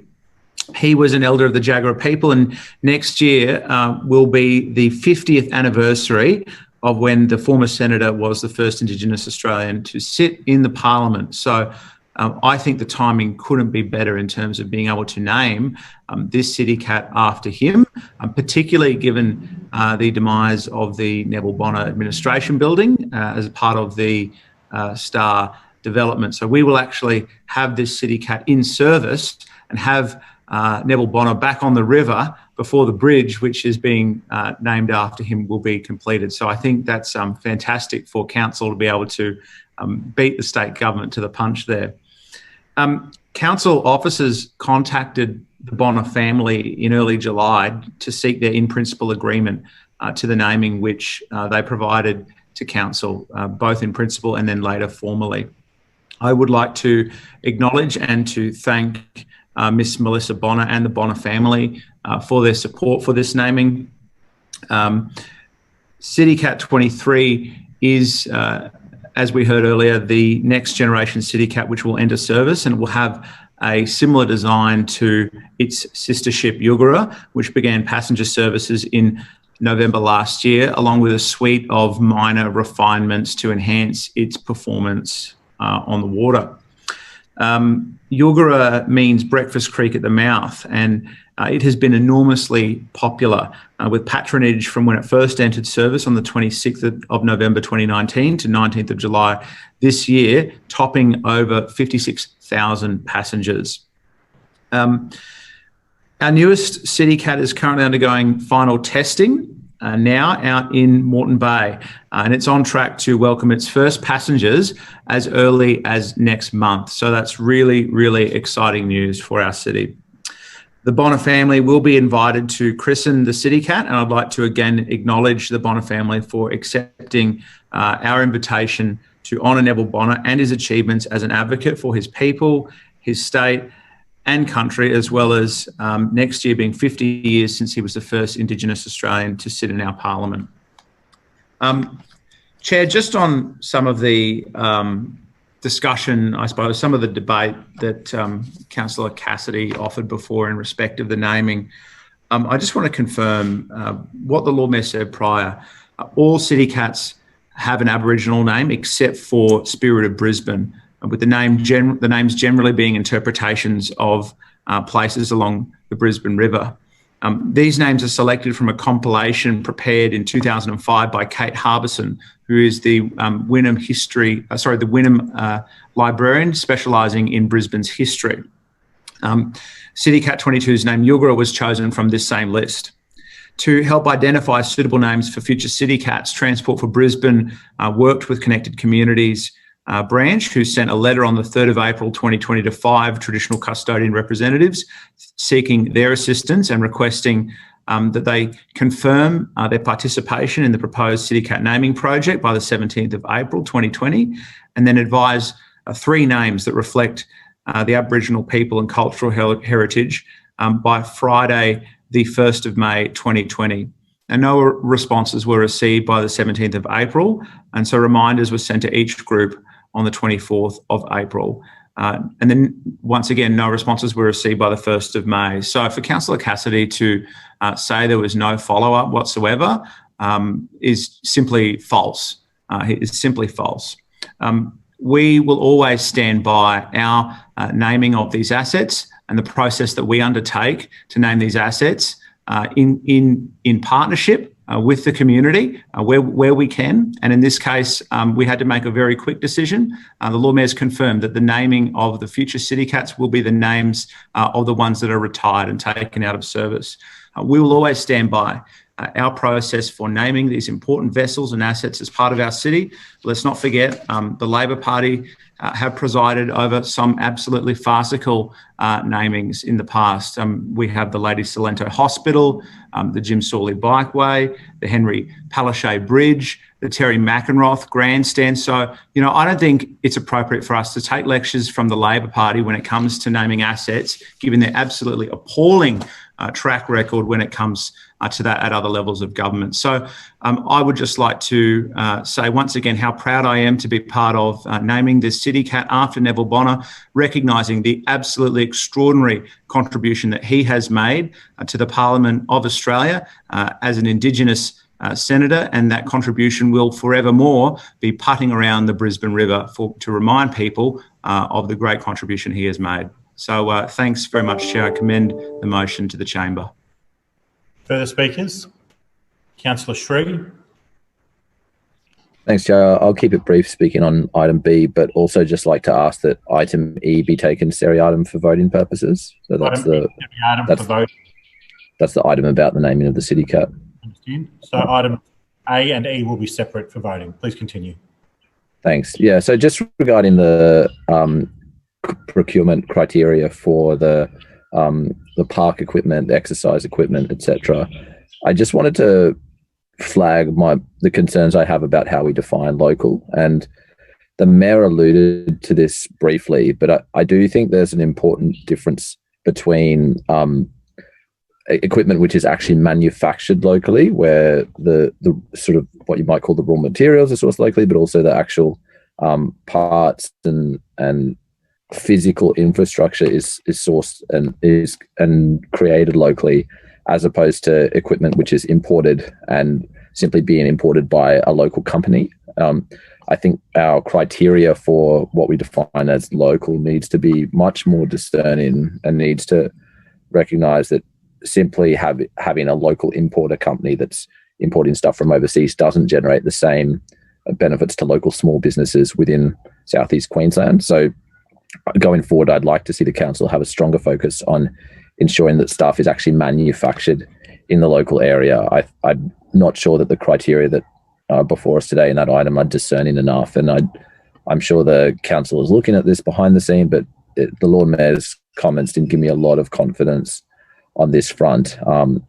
It's when you think about the fact that maybe most of the money is still going offshore and it's just one importer company that's taking a small cut of the profits, that's nowhere near the same as actually employing dozens of local people in designing and manufacturing and painting and fabricating, etc., all this equipment. So hopefully the Mayor can just reflect on that a little bit, and we'll see a bit of a shift in future where we're actually sourcing park equipment that's made locally and ideally from recycled or second-hand materials rather than from new materials. Thanks. Further speakers? Councillor Allen. Thank you, Mr. Chair. I joined the debate to speak briefly on item A, the sale and leaseback facility for council's transport assets, and item F, the Stores Board submission on the COVID-19 infrastructure economic stimulus program. Now, just quickly on item A, the council went to market to seek expressions of interest from a range of financiers to support our sale and leaseback facilities on council transport assets. Now, I would note we've been undertaking sale and leaseback activity for many, many years. And at this point in time, as the Lord Mayor indicated in his opening, we've got in excess of 1,200 buses in our fleet. Quite a large number of those are through lease facilities. And when we went to market, we sought a wide range of options from potential financiers. And in the interests of providing flexibility, we asked them to consider buses, both diesel and potentially future electric buses, to include the replacement City Cats in the financing program, and ultimately also Brisbane Metro vehicles. And I found that Councillor Cassidy's comments were somewhat melodramatic about, you know, selling things before they'd even arrived. The Brisbane Metro vehicles haven't arrived yet. It was, you know, really quite emotional stuff. But at the end of the day, the truth is rather simpler than that. We have gone about arranging a panel of financiers to continue what we've been doing for a long time, which is sale and leaseback arrangements. It provides us with funding flexibility for our transport assets. It helps us to manage our risk so that if at the end of the lease term we don't want to retain that asset, possibly because the technology's changed, we don't need to. And it also provides us with by having a panel, it ensures that we don't have concentration risk around one financier. So certainly nothing mysterious in this. It's a great outcome, and I guess, you know, we can be thankful that Councillor Cassidy is still on the opposition benches if he finds that sale and leasebacks are a problem. Now moving on to item F, which is the COVID infrastructure economic stimulus program. At the very outset, I'd point out that this is a significant contracting plan, and it's focused around grants that will be available to council from state and federal government. So in fact, this is a great news story. It's providing a great example of where council can work with the state and federal government to bring about funding for key projects in the city that will support the construction industry, it'll support jobs, and it'll provide economic stimulus right across the economy. So I think it's a somewhat misleading argument to suggest that this isn't a good thing. Now, one thing I would point out is that it's important that Brisbane continues to support the economic efforts of the recovery, because not only does it help Brisbane, it helps the wider southeast Queensland economy. And what we're seeking to do is to work with the state and federal government to bring these funds in and fast track a range of projects. Now, importantly, funding is being sought, as I mentioned, from state and federal programs. And in the context of the Australian government, we're seeking funding through the Council of Capital City Lord Mayor's programs and the Local Roads and Community Infrastructure program. In the context of the Queensland government, we're seeking funding through the 2020-21 COVID Works for Queensland program and through the Unite and Recover Community Stimulus Package. And in relation to those particular programs, the Council of Capital City Lord Mayors is focused on a number of projects across the city. And at this stage, we're waiting on confirmation of the projects that will be supported. The Local Roads and Community Infrastructure program, which is once again a federal government program. Council signed the funding agreement deed on the 31st of July, and there are 24 projects nominated in that particular program. In the context of the COVID Works for Queensland program, which is a state government program, there are a range of projects there to be funded, and these need to be completed before the 30th of June 2021. There are also programs under the Unite and Recover Community Grants program that once again is a state government program, and we have a range of projects there that are potentially earmarked should we be able to secure funding. So, we are looking at maximising our funding from these different levels of government. We are looking to ensure that when those projects can be funded and progressed, that we optimise the opportunities for local suppliers and obviously then support the economic activity across the wider city. And I think that the point that Councillor Cassidy made that, what's council doing? I mean, you only have to read the document. It's quite clear. This is all about state and federal government funding mechanisms. Councillor Cassidy must have been asleep since the 17th of June when the council budget was handed down, which included $840 million worth of capital programs that the budget is funding, and a raft of other announcements, not only in the budget, but since they're around rate rebates, fee waivers and other stimulus measures. So, I just don't know where he's been. There's an endless list of mechanisms and initiatives the council has rolled out since the budget to support economic recovery. But if Councillor Cassidy is so keen on what's going to happen on the economic stimulus front, I'd suggest he waits a couple of weeks because I've got a surprise coming for him. Thank you, Mr. Chair. Further speakers? I see no hands for Lord Mayor. Thank you, Mr. Chair. And thank you in particular to Councillor Adam Allen. He was actually, must have been reading my mind there, because he'd said a couple of things that I wanted to point out as well, particularly about Councillor Cassidy's criticism of the programs that are being run by other levels of government, but somehow was indicative of a problem with council. This submission was essentially about how we will gear up to deliver funding that we might receive from other levels of government through their stimulus programs. Yet Councillor Cassidy somehow used it as an opportunity to have a crack at us. So, but look, the real thing I had concern with today was Councillor Cassidy's comments on the naming of the 23rd City Cat after Neville Bonner. And this is what happens when you have someone writing your speech for you and you're not nimble enough to actually realise that the speech is not relevant. This is exactly what's happened here. So we are naming the next double-decker City Cat after an Indigenous leader in our community, someone who's done so much. It is very much out of respect for the Indigenous community, for the Yagara people, and for their contribution. But more than that, I confirmed that every single Indigenous name on a City Cat will live on in perpetuity. And so somehow Councillor Cassidy has tried to use this opportunity to suggest that what's happening today is showing a lack of respect for our Indigenous communities. It's quite remarkable. And as I said, this is what happens when you get someone to write a speech and you don't actually listen to what's happening in the meeting. So I have confirmed that not only will City Cat 23 be named in honour of a fantastic Indigenous Queenslander, but that all of the Indigenous names in place at the moment will continue on.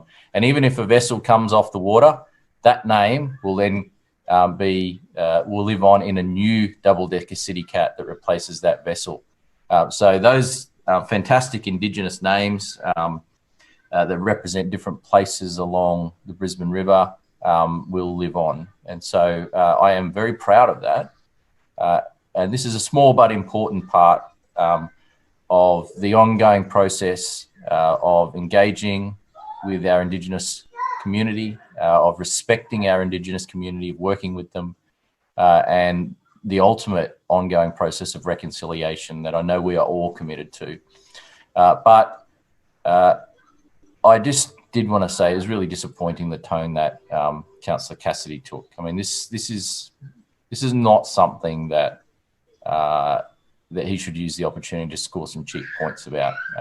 Certainly, the naming after an Indigenous leader like Neville Bonner is something that I would have expected would have bipartisan support or support from all councillors. So it's really disappointing to see the contribution by Councillor Cassidy today. All right. I'll now put item A All those in favour of item A, please say aye and raise your hand. Aye. Aye. Please lower your hands, and those against, say no and raise your hand. The ayes have it. Division. Division called by Councillor Cassidy and Councillor Strunk. Please ring the bells.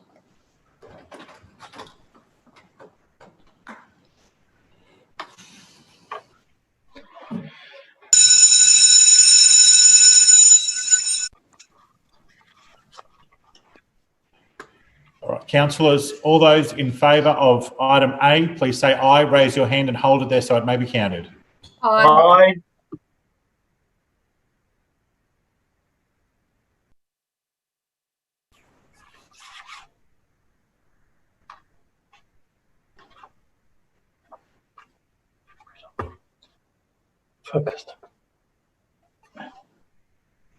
And those against, please lower your hands. Those against, please say no and raise your hand and hold it there. No.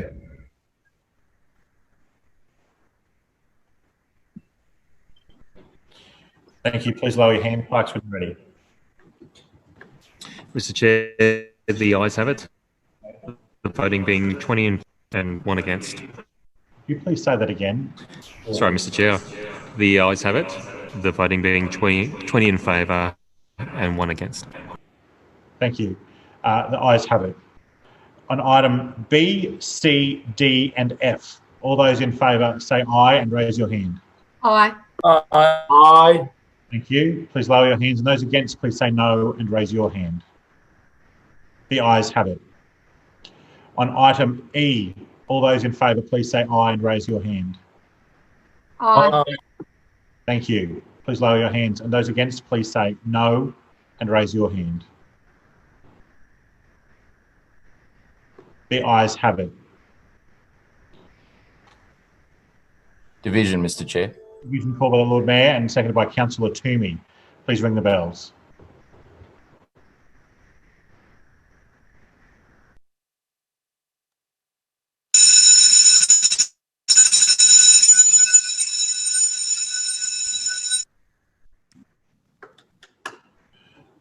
Councillors, all those in favour of item E, please raise your hand and hold it within the screen and say aye. Aye. Aye.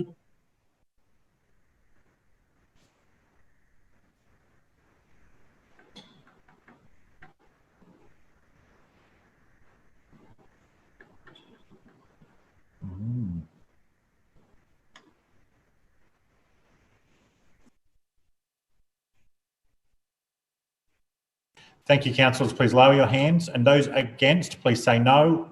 Raise your hand and hold it there so that it may be counted.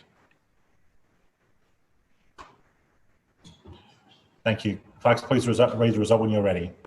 Mr. Chair, the ayes have it. The voting being 26 in favour and 1 abstention. The ayes have it. Thank you, councillors. The City Planning and Economic Development Committee, please. Mr. Chair, I move that the report setting out the decisions of the Establishment and Coordination Committee as Delegate of Council during the winter recess 2020 on matters usually considered by the City Planning and Economic Development Committee be noted. Second that. It's been moved by the Deputy Mayor, seconded by Councillor Hammond, that the report setting out the decisions of the Establishment and Coordination Committee as Delegate of Council during the winter recess 2020 on matters usually considered by the City Planning and Economic Development Committee be noted. Is there any debate? The Deputy Mayor. Thank you, Mr. Chair.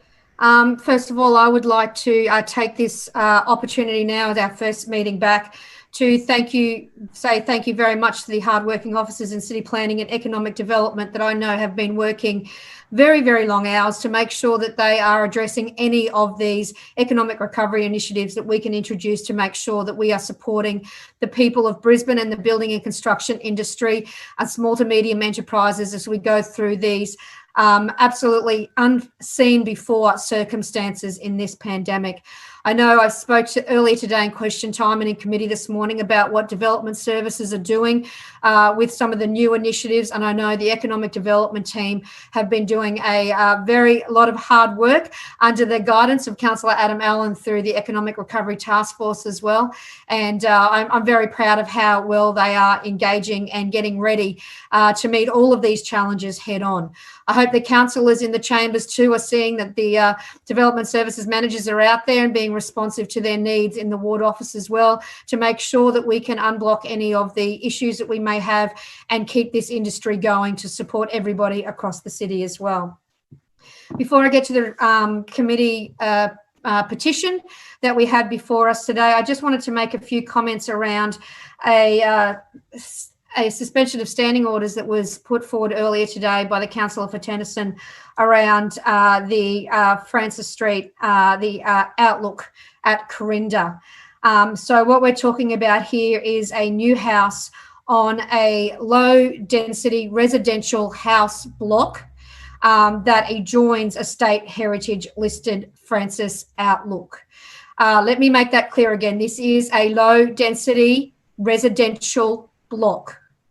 There is two of them, and the application before us at the moment is for one of them. Just like yours one of them was. which actually had a house on it only just 10 years ago. So the application that has come through caters for a single house to be built, which is what obviously is acceptable on this site. What was originally lodged was not acceptable, and the council officers made it very clear to them that it was not what we are expecting, but there's been many changes made since it was originally lodged, and I don't think the councillor for Tennyson has been 100% accurate with her residents when it comes to what is actually being proposed now with the changes, and some of the concern I've seen for residents who've been talking about 3-story buildings and 4 houses on these blocks and encroaching into the state heritage listed park, which is absolutely not the reality here. And as we hear time and time again from Councillor Johnston, through you, Mr. Chair, the reality and what is happening on the ground are fit to suit what suits her argument as well. So we've seen changes in this house. It is below the 9.5 metres, which means instantly it is complying with the planning scheme. It is not a 3-story house. There has been changes on the height, on the side setbacks, making sure that they decrease the impact on the heritage listed outlook. They've reduced the scale of the garage, so it won't be visible. I know that some of the residents obviously don't want this vacant block of land actually developed, but the reality is there was a house there just 10 years ago. They've just forgotten that it is actually a housing residential site. We have referred this to SARA, as the state government needs to assess this because it does adjoin a state heritage. We sent to them the original plan, which was unacceptable to us, and they had no issues. So we'll be sending it back to them now with the changes that have since been mentioned. On top of the changes, we are still talking to the applicants to make sure that they respect the traditional building character within this area, looking at pitched roofs and different materials, etc., as Councillor Johnson, I think, mentioned earlier today. But the reality is, the state government has legislated for us to cater for 386,000 new residents by 2041. We need to accommodate for this growth. This is a low density residential housing block, and building houses on this zone helps us meet the target. I would also like to clarify something else. Councillor Johnson said that she has made it clear she opposes this application. That is absolutely incorrect. We have one email from the Tennyson ward office which says the aspects of the host U, which I presume is house, but we know Councillor Johnson's not particular on the details. The aspects of the house should be revised to ensure there are no adverse impacts on the traditional character area and the heritage listed park. I can say tick and tick, but that is not in any way a councillor who says she's opposing that application. So truth and reality, two very different things for the councillor for Tennyson. Before us today, we have a petition requesting council to reject the proposed development of 89 Priestdale Road, 8 Mile Plains. It had 107 signatures wanting council to reject the development application. The land was originally rural zone, but in May 2018, the approval was given to change it to a low impact zoning, including a subdivision of 1 into 2 lots. And what we are assessing at the moment in council is an application for 26 tenancies in a warehouse on this site. So we issued a further advice letter on the 6th of July, in particular around safe site access, landscaping and site boundaries around this application. As I said, it's still being assessed. The points that were brought up that I would like to address for Councillor Cook through you, Mr Chair, today around the 8 Mile Plains Gateway Neighbourhood Plan and the petition that we see here today. Community planning team was established. A draft neighbourhood plan is currently being drafted for consultation. Councillor Cook, through you, Mr Chair, queried about whether petitions against the previous applications or during assessment times were considered by council. I just would like to clarify that any petitions that actually regarding a development application which go through in the public notification timeframe, so if they come to council in the actual dates of the formal public consultation, CLO officers will send them straight to development services so they can be included as formal submissions rather than going through the petition process. Whereas petitions like the one we're seeing here today are received outside the public notification period. They go through the usual petition process.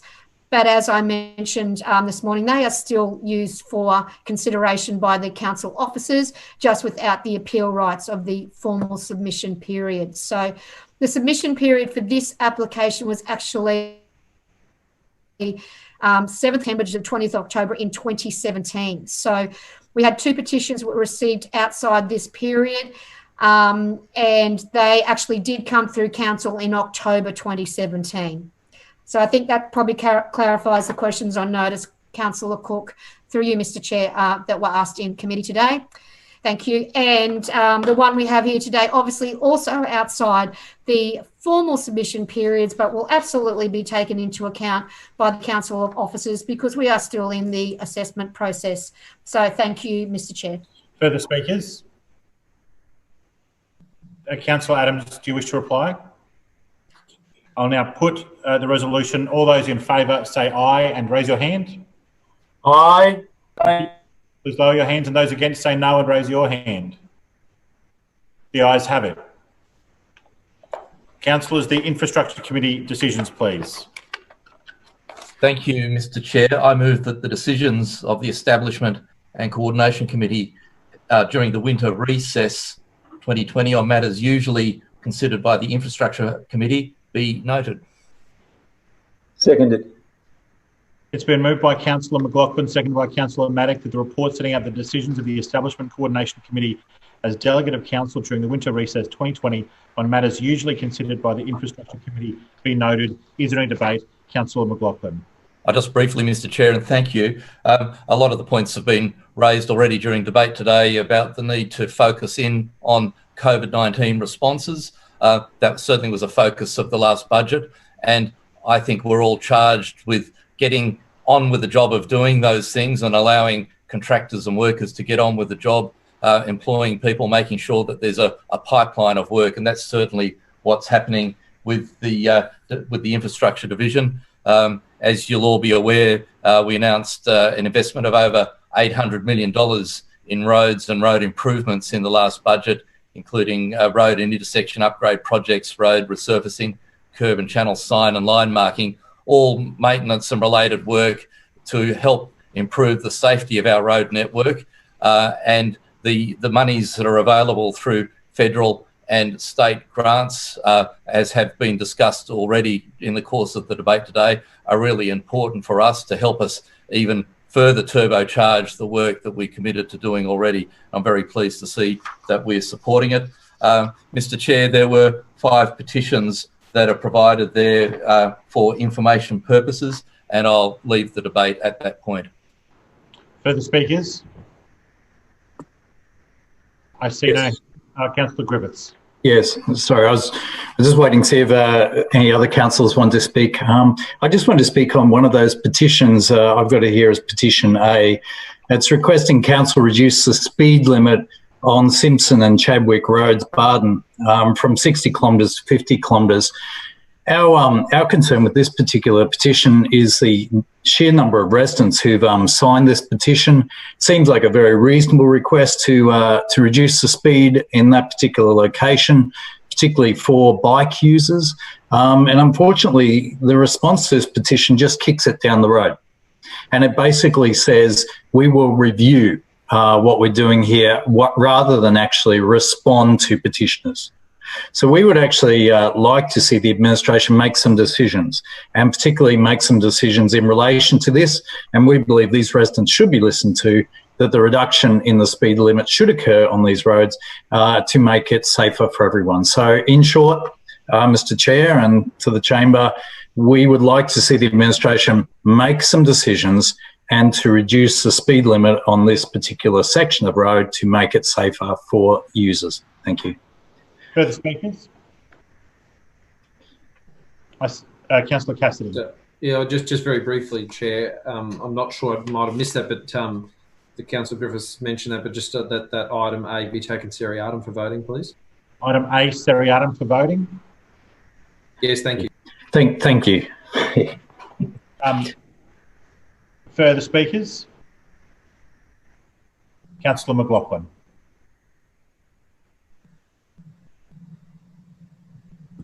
Oh, thank you, Mr. Chair. Look, it's actually Chiswick Roads, Councillor Griffiths, through you, Mr. Chair. But good to see you taking an interest in areas outside your area in the city. However, as you're aware, the process is the same for all these petitions that we receive in relation to speed reductions, that they have to go through a process. We can do a traffic count, and then goes to a speed management committee that does involve the Department of Transport and Main Roads, Queensland Police Service and Council. Based on their recommendations, a decision is made. So, as I've said before, many times in the past, and will continue to say, that Council doesn't have the capacity to unilaterally declare a reduction in a speed limit without taking it through that process. If you want to talk to your colleagues in William Street about changing the process, please feel free to do so. But otherwise, we follow the process that's adopted and which we're obliged to do, to follow the process that's outlined in the Manual of Uniform Traffic Devices, and that specifies the process that we go through. Unfortunately, I can't unilaterally wave a magic wand and make those changes based on what residents ask for. We put it through the process that's gone through here, that is to undertake a speed count and to see what traffic engineers come back with when it goes to them for their consideration. Thank you. I'll now put item A. All those in favour of item A, please say aye and raise your hand. Aye. Aye. Thank you. Please lower your hand. Those against item A, please say no and raise your hand. No. No.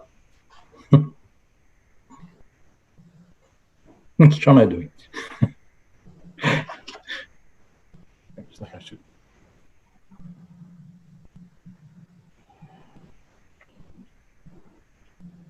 You're right. Did we have a division on that? No, my mistake. The ayes have it.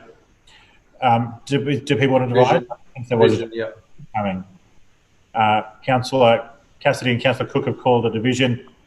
My skills for precognition knew it was coming, that's all. So all those in favour say aye and raise your hand and hold it there so that it may be counted.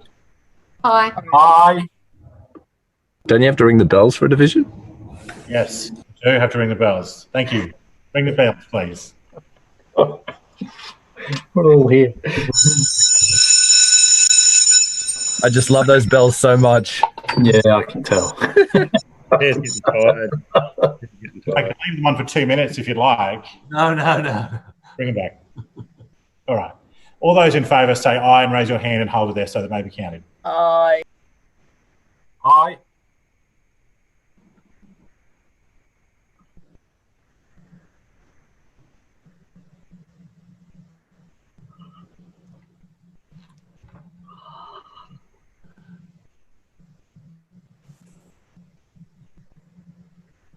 Please lower your hands. And all those against, please say no and raise your hand and hold it there so that it may be counted. No. No.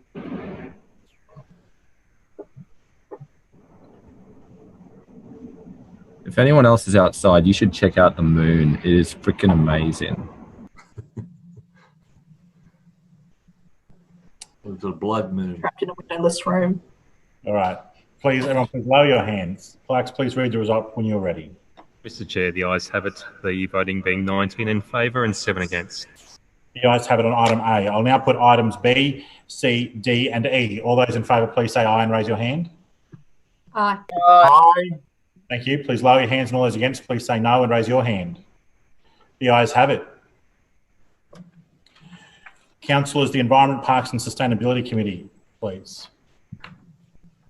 Mr. Chair, I move that the report setting out the decisions of the Establishment and Coordination Committee as Delegate of Council during the winter recess 2020 on matters usually considered by the Environment, Parks and Sustainability Committee be noted.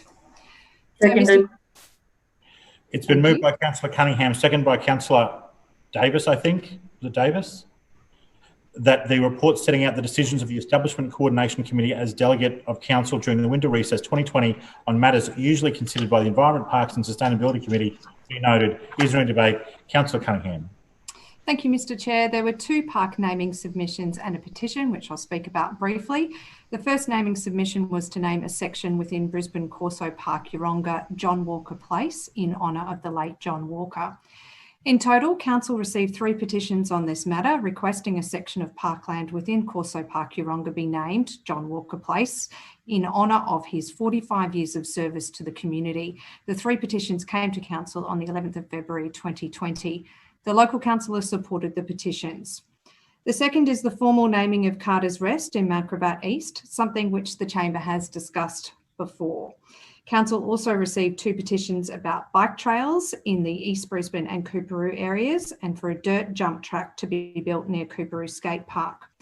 Council officers have investigated the petitioner's request, and I will continue to work with officers and the community to find ways to give kids in my area with bikes more places to ride. It's not always possible to put bike tracks or jumps in a park, and there are many factors to take into account. Space, soil and the local creek network as well. So we will be working through them carefully and methodically. I hope to have some news for my local community about opportunities for skaters, scooter riders and bike riders soon. But again, in every park, there are unique factors to take into consideration, and we're doing that work right now. I'll leave debate to the Chamber. Further speakers? Councillor Johnston. Yes, thank you, Mr. Chairman. Just briefly on item A, certainly I think John Walker and his family have made a significant contribution to Yeronga over many years. I knew John pretty well, particularly in the last 12 years. He was one of those people who would pop into my office very regularly and talk to me about local issues, and I would also see him at Neighbourhood Watch meetings and also the Yeronga District Residents Association meetings. Most of his community service to an extensive range of local community groups predates my time as the local councillor, but he was extremely active in supporting his children through their schooling years, particularly through Yeronga Hyde Kindergarten, Yeronga State School, Yeronga High School. And he was an active member of the fun parts of life in Yeronga as well, which is the Probus Club and the Yeronga Men's Shed. He certainly made a professional contribution to our community as a pharmacist for many years as well. His daughter has been instrumental in seeking to have John Walker Place created within the Brisbane Corso Reserve. There's a location there where we have a playground and a meeting place, and that's not too far from John's home, which was just in the O streets of Yeronga. So I've been in touch with her. She's very happy to hear that the naming is progressing, and we're just working on some appropriate words for the naming sign, which we will put up in due course. So I certainly commend the naming to everybody in the chamber, and this is another recognition of local residents who've made a significant contribution to the Yeronga community within Tennyson Ward. Further speakers? Councillor Griffiths. Very good. Okay, thank you, Mr. Chair. I would ask that item B be taken seriatim, the item with regards to the naming of Carter's Rest. Sorry, Councillor Griffiths, seriatim for voting. For voting, sorry, yes. Yep. It will be taken seriatim for voting. Thank you, Mr. Chair. Just like to say in relation to items A and C, we support those namings and support those items. However, with item B, and this is on the record and has been on the record all the way along, Carter's Rest we don't support, and we don't support the naming of this park. Unfortunately, this is a very sad story for this council. It's a good story for one councillor, but a very sad story for this council in terms of how we've managed and used our bushland funding, and more so the impact that it will have on the purchase of future bushland for sites that actually have wildlife on them. What we do know, the facts we do know, is that $6.2 million we put aside. $6.2 million was put aside to buy bushland on this site, and there was no bushland. There was no bushland. It had been cleared of any native trees. In fact, the only thing from my site visit there that was left were cocos palms and tennis courts and a couple of houses. So council spent $6.2 million on buying 3 house blocks that were up for development, that were contentious and that were up for development. And that land had been allowed to be cleared by this council and by this administration, who voted for the laws that allowed clearing of those sites. So there was no protection of those sites. There was no clearing of the land there, despite what we hear from the Lord Mayor and from Councillor Adams. But the worst thing about it was that, and when we go through council's own files, the officers' own reports, they actually don't conclude that there was any wildlife on this site. They don't conclude. So, point of order to you, Councillor Adams. I know Councillor Griffith loves rereading his words. Naming of a part of a reserve. That's all this is. The name for a reserve. And the point of order you're making is relevance. I would say that because the bushland acquisition program's explicitly named in paragraph 14, I will allow Councillor Griffiths to proceed. Yes, thank you. And I don't know why the councillor is so upset about this being named, or pray I do know why she's so upset. 6.2 million reasons why. Point of order, Mr. Chair. Point of order, Councillor Adams. Claim to be misrepresented. Noted. I look forward to that one. The interesting thing here, Mr. Chair, is that those $6.2 million being spent on... I'm sorry, Councillor Griffith. Point of order, Mr. Chair. Point of order to you, Councillor Johnston. Councillor Adams hasn't spoken on this matter, so I'm not sure how she can claim to be misrepresented.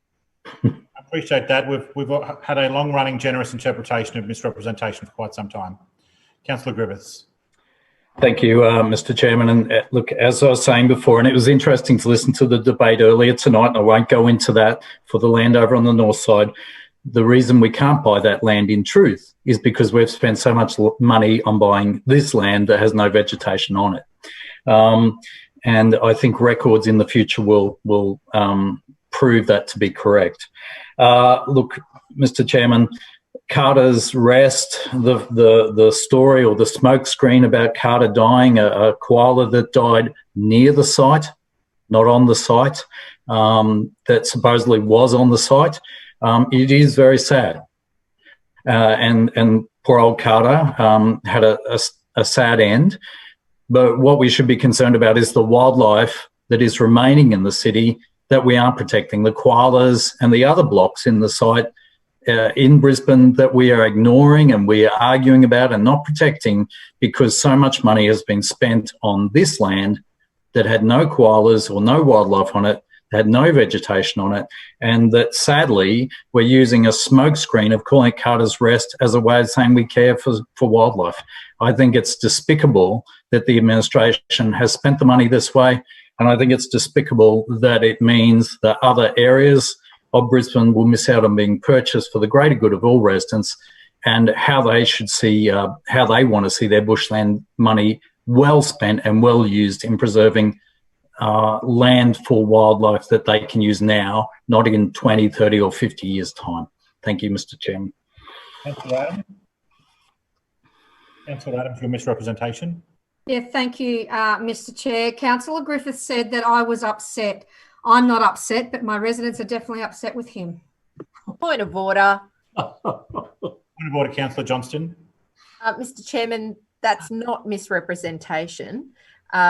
you've enforced this rule very strongly, and I would ask you to direct Councillor Adams to ensure that she doesn't abuse the rule. I don't think. I thought that her comments were very brief, and I think the strict interpretation of misrepresentation and the use of it after speeches has been a feature that has been quality of the recent time, that people have used this, but use it to make the point about what was said during the earlier discussions. So, but I will, in reference to your point of order, all councillors, if ever they use misrepresentation, must keep their comments brief and only to the misrepresentation at hand.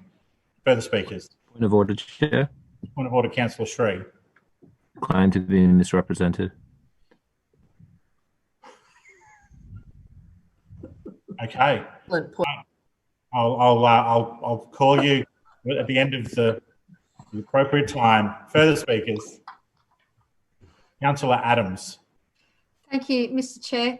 And I'm not sure whether Councillor Sri. Sorry, is there another point of order? Is there an issue? Okay, Councillor Adams, please proceed. Thank you, Mr. Chair. I'm not sure if Councillor Sri is thinking I'm going to misrepresent him, because I wasn't going to mention him, but that's fine. Look, I am responding to item A and item B that we have before us today.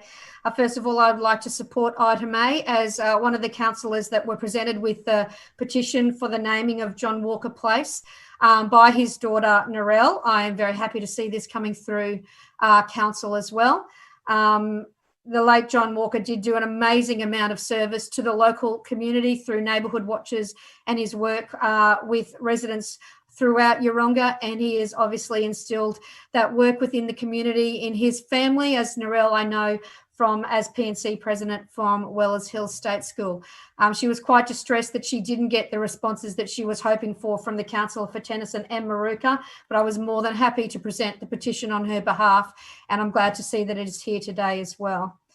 With regards to item B, I hope this is the last time we ever need to speak and listen to the blatant mistruths from Councillor Griffiths around Carter's Rest. I'm not upset about this at all, but my residents are extremely upset at Councillor Johnson and Councillor Griffiths, and they saw that on their Facebook replies after their last comments in this place, and I'm sure they'll be coming back to them again, because all we hear from Councillor Griffiths is that he repeatedly calls my residents liars, completely calls them liars over and over again, over and over again.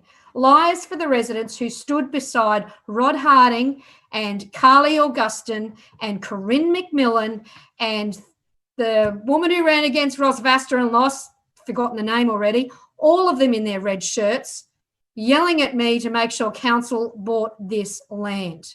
So when the Lord Mayor spoke earlier today about political convenience, the diatribe we just heard from Councillor Griffiths for the 10th time in this place is exactly that.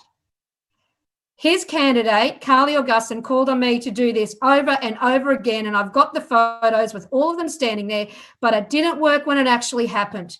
And that's the inconvenient truth for Councillor Griffiths. This site that we have here, number one, through you, Mr. Chair, to Councillor Griffiths, is not a park and never will be a park. It is a wildlife reserve.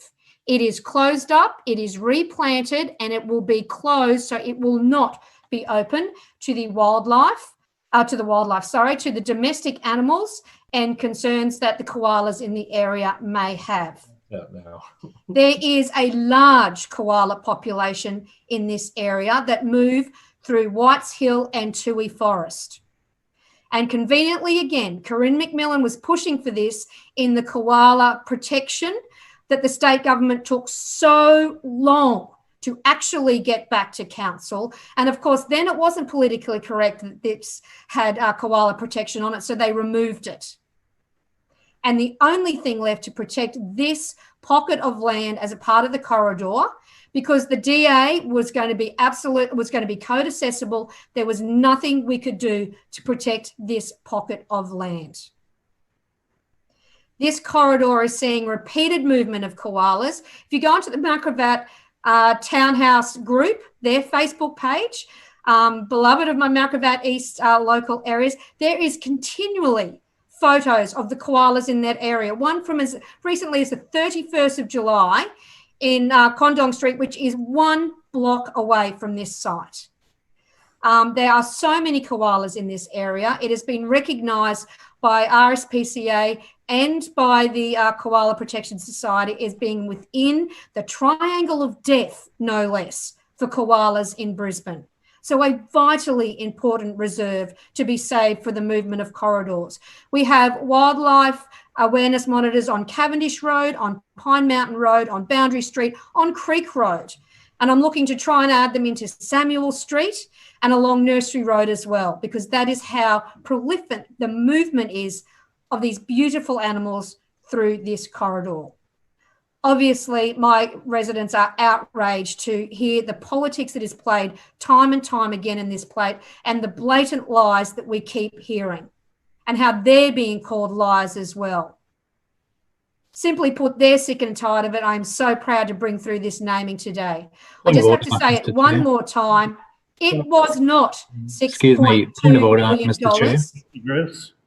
Yeah, thank you. I'd like to claim to be misrepresented. Thank you. Yep, noted. Councillor Adams.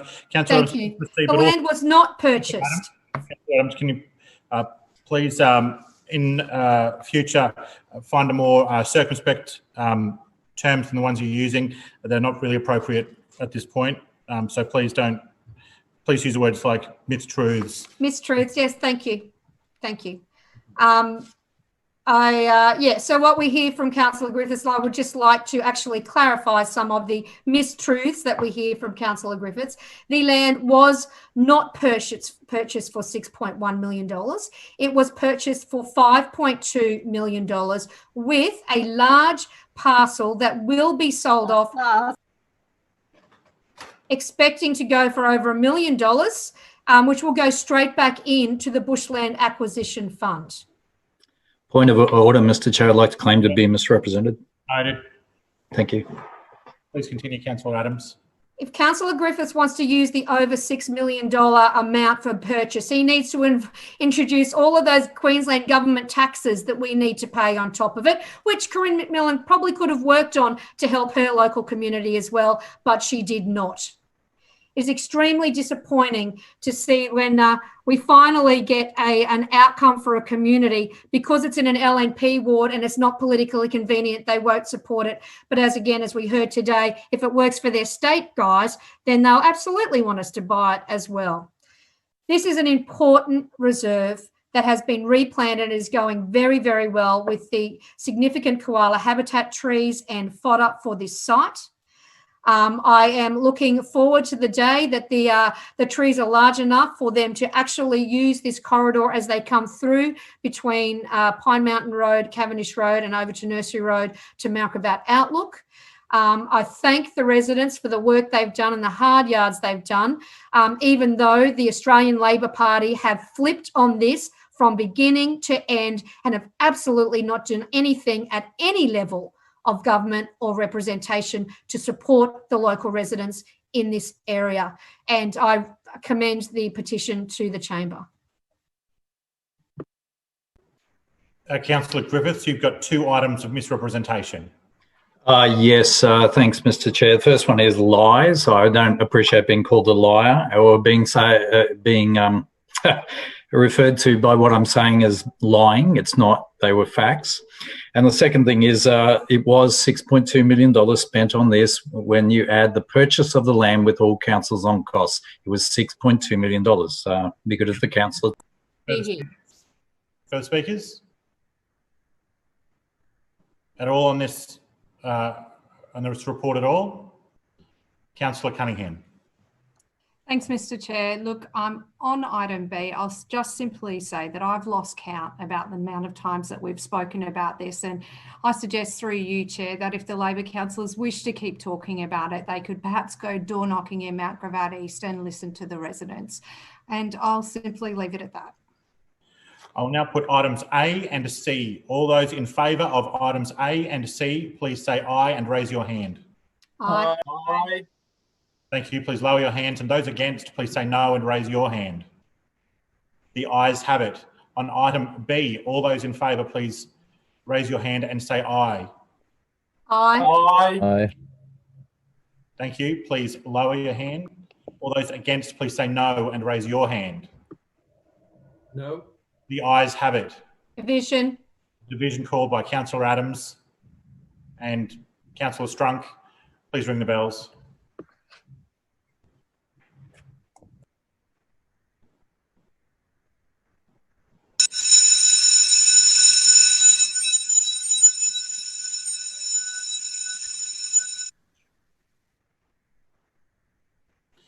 Councillors, all those in favour of item B, please say aye, raise your hand and hold it there so that it may be counted.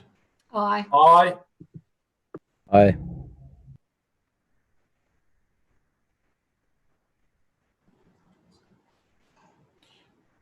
Yeah.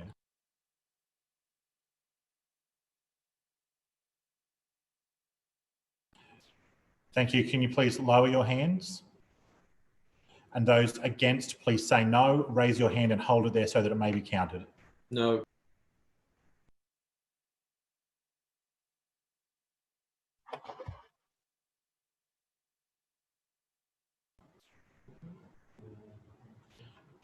Thank you. Please lower your hands. Blacks, please read the result when you're ready. Mr. Chair, the ayes have it, so the voting being 20 in favour, 5 against and 1 abstention. The ayes have it. Councillors, the City Standards and Community Health and Safety Committee, please. Thank you, Mr. Chair. I move that the report setting out the decisions of the Establishment and Coordination Committee as delegate of Council during the winter recess 2020 on matters usually considered by the City Standards, Community Health and Safety Committee be noted. There's only one item on the agenda today with the committee, and that's regarding a petition about. Councillor Marks, just hang tight for me. It's been moved by Councillor Marks, seconded by Councillor Toomey, that the report setting out the decisions of the Establishment Coordination Committee as delegate of Council during the winter recess 2020 on matters usually considered by the City Standards, Community Health and Safety Committee be noted. Is there in debate? Councillor Marks. Sorry, Chair, I forgot about your bit. That's all right. Please proceed. I've only got the one petition regarding Katie the German Shepherd, which potentially may be debated in the chamber. I'll leave it at that. Further speakers? Councillor Johnston. Yes, thank you, Mr. Chair. I rise to speak on item A. I appreciate this is a somewhat of a sensitive issue and obviously a distressing one for both the victims of the dog and also the owners of the dog. The problem we've got here, though, from what I can see, is the response to the petitioners. If this matter is before the courts at the moment, obviously QCAT, somewhere in our response, we should be saying that we will abide by the decision of the courts when it comes to the outcome. So nowhere in the petition response do we actually say that to residents. And I think that we need to be a bit clearer instead of all this lovely, I'm sure, and true, without question. Shelter staff are highly trained. The welfare of all animals is a primary focus of their responsibilities. Staff are qualified, monitoring Katie. That's irrelevant to the whole process that's going on here. And I think council needs to be more upfront with residents and clearer that it will abide by any decision that is made by the courts once all appeal processes have been exhausted. That information should be clearly communicated to residents, and trying to put in all this touchy-feely stuff about the staff looking after the dog in the welfare centre. They're doing a great job, I don't question that, but that's not relevant to the petition. And the relevant part that is should be in the petition response is what council is going to do in accordance with our legal obligations once all court and appeals processes have been addressed, and that's barely referenced. And I think this is a very, very poor response. Clearly, if the matter's gone to QCAT, it's not going to just go away because we say nice touchy-feely things, and we need to be clearer in how we respond on this petition. Further speakers? Further speakers on this matter? Councillor Marx. Thank you, Mr. Chair. Okay, I'll just want to address that comment by the councillor for the Tennyson ward through you, Mr. Chair. The reason the paragraph talks about Katie's welfare and our staff and how they're managing her is because there was an allegation by the owner of the dog that that was not the case. So that's exactly what, and specifically why that comment is there in that petition response. I think it would be, it goes without saying, obviously, if there's a legal obligation from council, we follow the legal process, and whatever the legal people say is what happens. I mean, I don't think that there would be any doubt about that. So I'm not sure why people would be assuming that we wouldn't follow whatever the legal advice is. As I've said before, this is a delicate matter. Obviously, people take these things very seriously, as does council. You know, the reality is council has received 12 complaints about the dog, including allegations that the dog had been involved in 3 dog attacks. But as it states here, it is with QCAT. Once that decision's handed down, then that's what will happen. Thank you.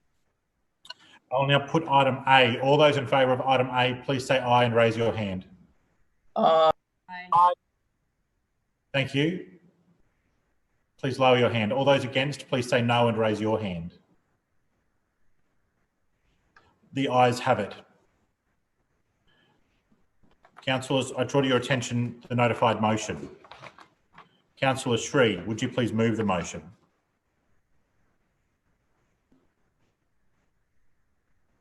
Thanks, Chair. I move that, number 1, Brisbane City Council acknowledges that there are growing concerns among apartment residents in Brisbane about the use of residential apartments as short-term accommodation and de facto hotel rooms. Number 2, Council notes the concerns raised in the Sunday Mail on 11th of July 2020 regarding how the use of apartments as short-term accommodation negatively impacts other residents.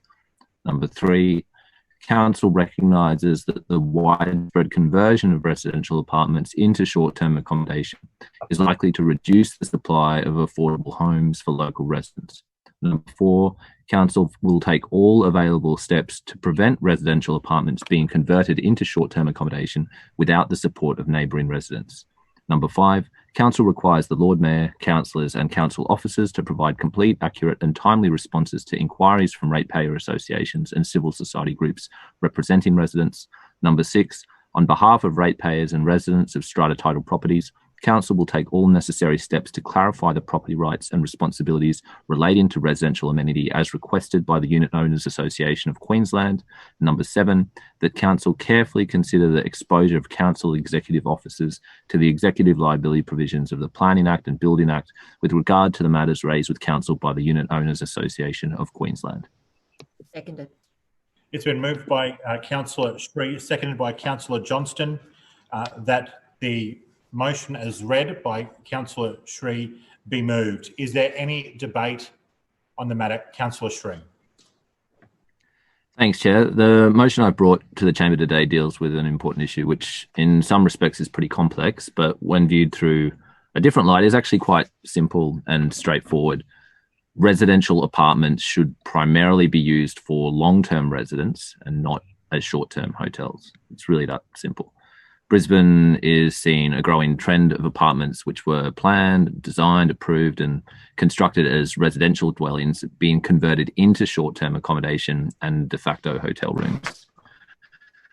This trend serves the short-term financial interests of some property investors, developers and building managers, and perhaps even the interests of some councils in this meeting who own investment properties. But it's very clearly contrary to the wider long-term public interest, and in particular is contrary to the interests of directly impacted long-term residents who live in these apartment towers.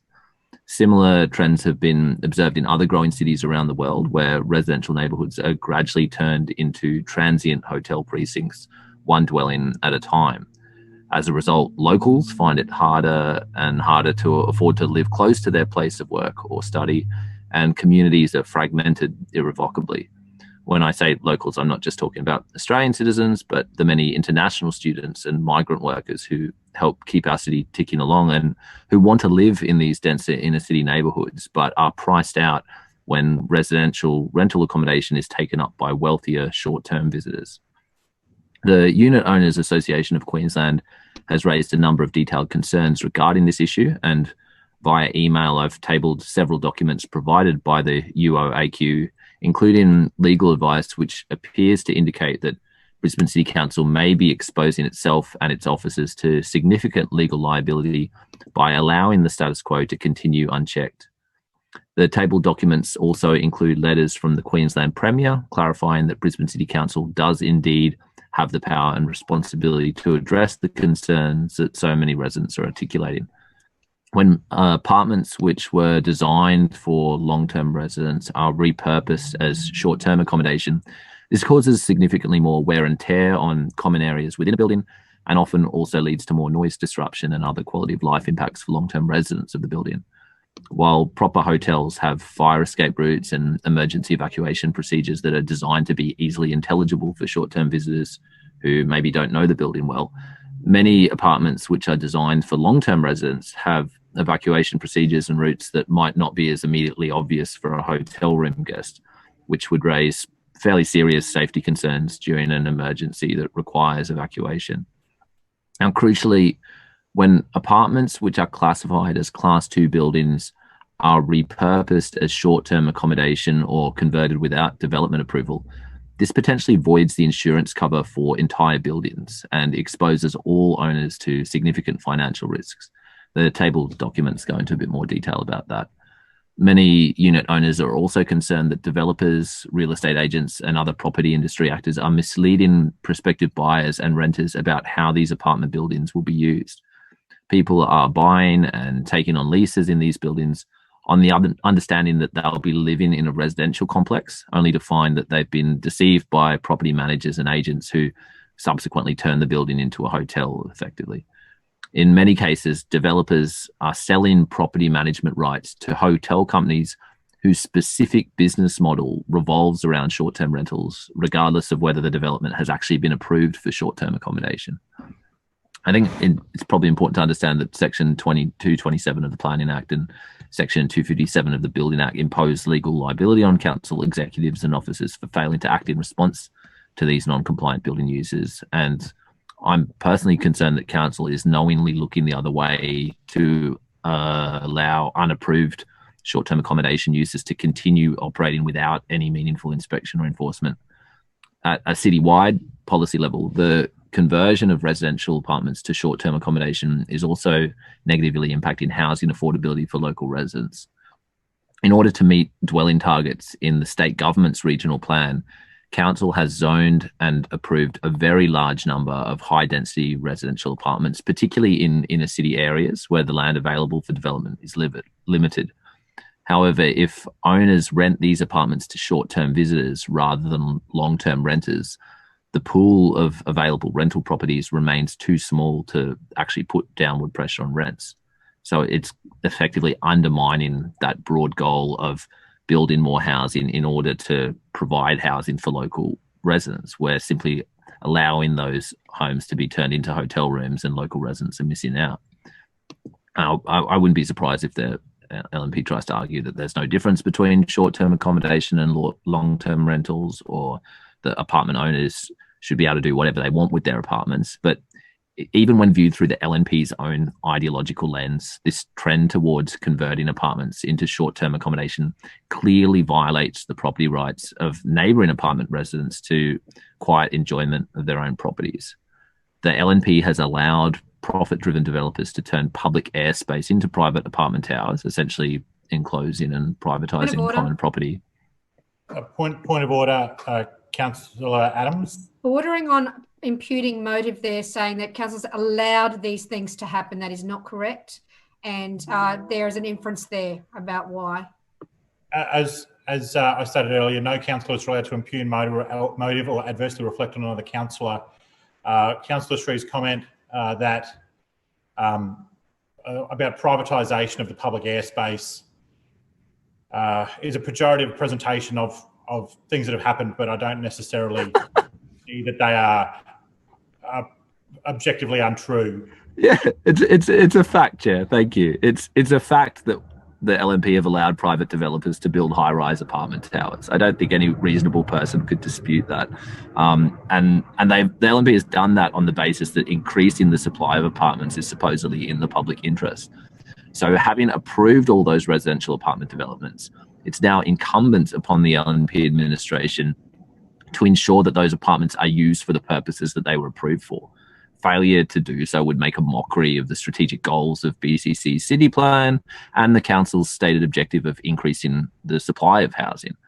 So the LNP might try to argue that owners and body corporates are perfectly entitled to apply for development approval to formalise these conversions, but this council has control of the assessment codes and development approval frameworks that allow this to happen. So having acknowledged that this is a problem, this council administration needs to take responsibility for preventing this trend towards short-term accommodation conversions. Fundamentally, we have a deeper problem of uncertainty of rights and responsibilities for all involved parties that BCC clearly needs to address. Owners and tenants don't know what kinds of buildings they're moving into. Body corporates are struggling to balance the competing demands of different owners and different kinds of tenants. And the wider community has no idea whether a building which is approved for residential accommodation could actually turn out to be a higher impact hotel without anyone getting a meaningful say. So I guess what I'm saying to the other councillors in this chamber is to think about how your residents would feel if what they thought was a residential development or even a group of houses that had been there for a very long time was suddenly turned into hotel rooms without any meaningful public consultation, without an impact assessable development application, etc. And suddenly your residents are living next door to a hotel, and what impact that would have on community and what that impact that would have on individuals. I think probably most councillors in this place would agree that that's not a good outcome, and it's not something that this administration should be supporting. The real question is essentially who takes responsibility and what are council's responsibilities to act on this. And from the documents tabled, it's very clear that council does have a range of powers to address this problem. Council does have the ability to stop approving these conversions or to rezone some of the sites that are zoned, for example, as principal centre use, to change that short-term accommodation option for developers. And the fact that council's not doing that is really leaving a lot of residents in the lurch and is screwing over a lot of people. Now, this is going to become more and more of an issue long term. It's actually stabilized a little bit at the moment due to the pandemic shutdown and the drop in demand from international tourists. But we're seeing this across the world. It's going to continue as a problem, and the administration clearly needs to do something about it rather than just kicking the can down the road and saying, oh, it's too hard, or it's up to the state government, or we're already enforcing, because clearly we're not doing enough to address this. And I'm hearing from dozens of unit owners and renters in my electorate. I'm sure Councillor Howard gets complaints about party hotels and party apartments from time to time. The point is, we can't leave this up to individual body corporates. We can't leave this to the state government. This is something that council needs to take responsibility for, and the wording of the motion reflects that. So I'll leave it at that for now, but I'll be interested to see what other councils have to say on this.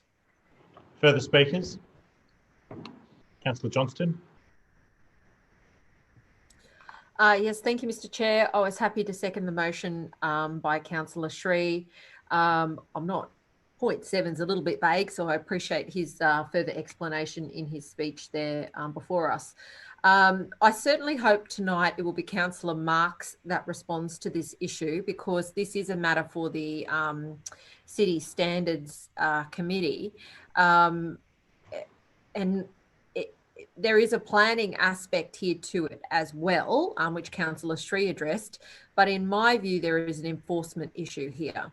And it is critical that CARS and the council officers undertake proper investigations when residents report an unauthorised use or an unapproved use of a dwelling. And presumably that's what's been happening here in the background with respect to the problem that Councillor Sri has outlined.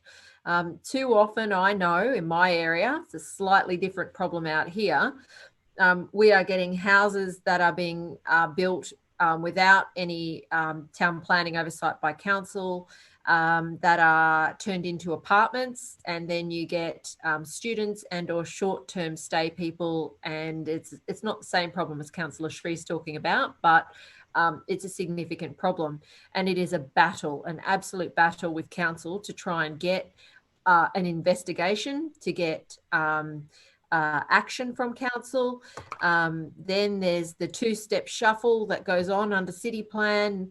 Well, they don't need a DA. They only if they go under this provision of the city planning scheme. So they'll change and they'll say, no, we're not doing a rooming accommodation. And then they put it on the internet as rooming accommodation. And then we complain again and then go back to council and, oh, yes, you need a DA.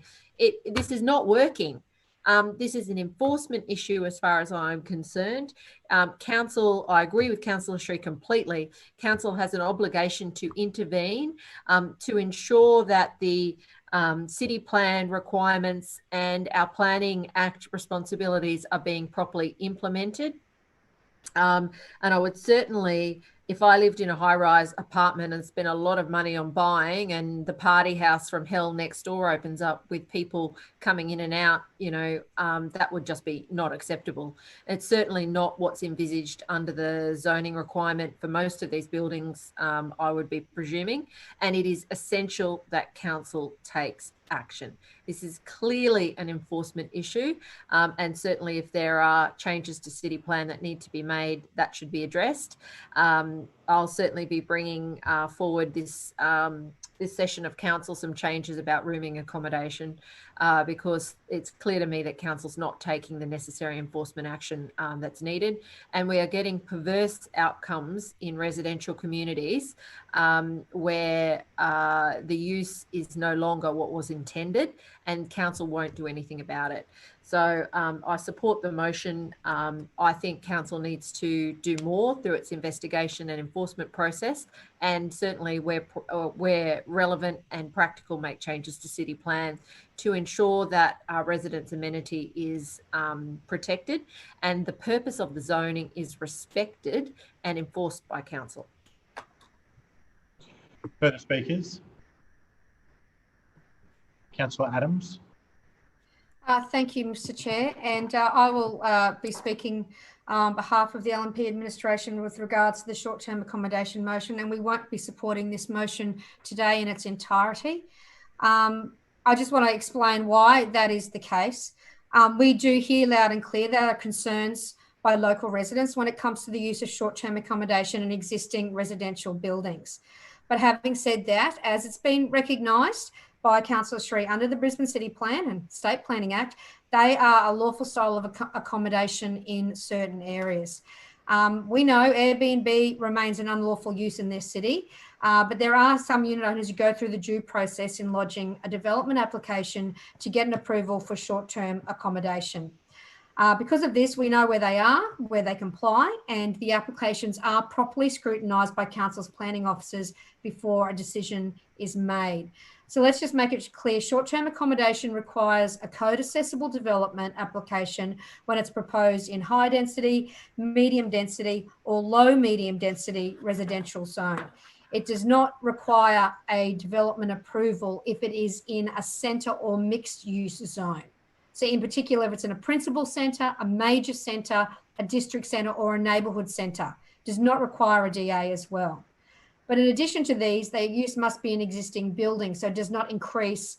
In addition to those zones, they must be an existing building that does not increase in the gross floor area. So it has to comply with mixed code centre applications. It's got to deal with air pollutants and the flood overlays and all those other aspects that need to be looked at when we look at a development application. It's got to tick all the boxes to be considered self-assessable, or it comes through council as well. As many of you know, owner's consent is necessary for any development application to be properly made. And that's important when we're talking about short-term accommodation being introduced into existing residential buildings, because I feel this motion, the intent is around Councillor Shree's area in the higher rise buildings where some of the apartments end up short-term, or the first time I've heard it, they've handed over the management to a hotel chain as well. In addition to the individual unit owner consent, 9 times out of 10, the body corporate constitution does require that they have to endorse the change of use as well. So having said that, we all know every body corporate is not the same, and many of the set rules are designed to keep a building the way they currently are, but that does differ on a case-to-case basis. But back to reality, the issue of a private property rights. If an owner would like to change the use of their dwelling, they can do that. And if sometime down the track they want to change it back, they can do that. This is the beauty of individual freedom and private property rights, which I know Councillor Sri is very vehemently against. But when we're actually looking at applications that come through, there is in 1819, 23 applications for short-term accommodations. 6 were new and approved, 17 were changed, and 16 were approved and 1 refused. So obviously in suitable locations. Again, only 25 applications in 1920, 3 applications in this financial year. And again, 1 out of those 3 has been refused. The trick is that we also need to know that there is an issue there. And I hear the Councillor of Tennyson that it's an enforcement issue and, you know, we've got to get out there and do more. But right now, in this point of time, I can assure you the council officers are being seconded left, right and centre to do Queensland Health's work across a pandemic that's causing way more issues than the one we are confronting here today.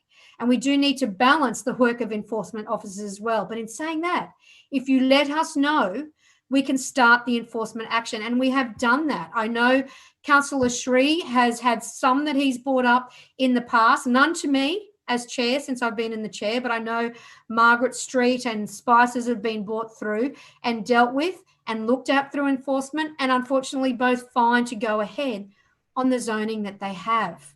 I know that doesn't mean that everybody's happy with it, but we need to comply. However, we also need to know before we can go out in enforcement as well. We are not mind readers, so we need to know. But the core part of this too, one of the comments here or one of the paragraphs is about the Lord Mayor in a timely responses. The letters that have been received from Councillor Sri or anyone else, the Units Association or anybody who has contacted the Lord Mayor and myself, the current Lord Mayor and myself, the previous chairs have all been dealt with. But we get over 7,000 correspondence that come through each year, a really high volume. The timeframes are a 4-week response and we turn them around as fast as we possibly can. The Unit Owners Association of Queensland has contacted us about this issue and we've responded to every one of those when they've come into us as well. But I have to say again, the compliance and taking enforcement action on the illegal short-term accommodations, we just need to know about them. And it's difficult to know about every issue across the city, but we need to just chip away where we can do it. We can't deal with barking dogs unless we know they're barking. We can't deal with illegal dumping unless we know about it. We can't deal with short-term accommodation units unless we know the issues, where they are, whether they comply, and the team can go out and have that conversation. So please bring it to our attention, your specifics, not the general political commentary we see here today, but these specifics so we can actually do something about it. We obviously play a role in making sure non-compliant issues are investigated, fixed, stopped, or a DA is submitted so we can actually correct it and it becomes a lawful use. We definitely have show cause notices. Retrospective approval, that's what you want to do all the time. No interjections, please. Councillor Adams. Thank you. I will take the interjection of retrospective approvals. Obviously, many of them are retrospective approvals, but if they are going to go and do the right thing, we encourage people to do the right thing. It is their property rights. If they're able to do it there, that they can do it there. But if they can't, we won't give a retrospective approval if they're not allowed to do it where they are setting up the short-term accommodation. If we want to talk about retrospective approvals and things done overnight with no development and applications, no consultation, and no plan to answer the 400% increase in crime, let's talk about what happened to our student accommodation in Toowong, at Glen Road, and at Coronation Drive. That is retrospective DAs with no consideration for the community. We don't think at this point of time that there is a widespread of conversions from apartments in short-term accommodation based on the information that we've been given as the planning chair, as the Lord Mayor, as the administration. But Councillor Sri, If you have that evidence, and the first I've heard about an apartment building being handed over to a hotel chain to manage, we need to know about these things. We need to know. And a formal letter to me or the Lord Mayor or Councillor Marks, then we can start taking the steps we need to say. Not saying that we then go and show cause straight away, but we will be firm and friendly and fair to all property owners, whether they're doing the right or the wrong thing. We'll respond to them, we will respond to you, and we will prevent it happening where it doesn't belong.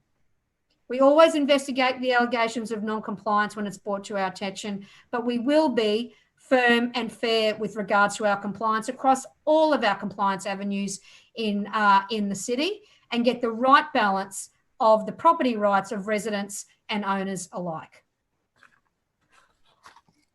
Further speakers? Councillor Cook. Thank you, Mr. Chair. I will be speaking on the notice of motion tonight that does raise some pretty serious concerns regarding the use of residential apartments as short-term accommodation in Brisbane. Mr. Chair, Labor will be supporting this motion tonight. Mr. Chair, myself, like many councillors in this place, have had residents raise concerns about the use of residential apartments as short-term accommodation. Certainly also in Morningside Ward, although it's not the inner city, I believe many of the inner suburbs are experiencing this problem. And I do note the correspondence that all councillors in this place received from the Unit Owners Association of Queensland earlier this year. In the past, I have raised these issues when they have occurred locally with council officers directly from development and built environment teams, and often also with CARS, which has assisted in resolving some of these issues when they're on a smaller scale. However, I was very interested to read the Sunday Mail article that's referred to in the notice of motion, and again, although these are not new issues, clearly they are ongoing matters that have not been addressed by the Lord Mayor or by the LNP administration. Mr. Chair, in relation to housing affordability, that is also noted in the notice of motion, it is certainly quite a well-established principle that particularly unregulated short-term accommodation can make housing less affordable. And it can also result in reduced housing choices for residents. The Unit Owners Association of Queensland have raised concerns that their issues have not been addressed by council in a timely manner. We've just heard from Councillor Adams that, well, we responded. I'm sorry, but simply providing a response, not addressing the actual issues, is not really good enough. Coming into this place and blaming everyone else and taking zero responsibility is not good enough. Point of order, Mr. Chair. We simply did not know, and you need to tell us, is also not good enough. Order to you, Councillor Adams. Claim to be misrepresented. Noted. Councillor Cook.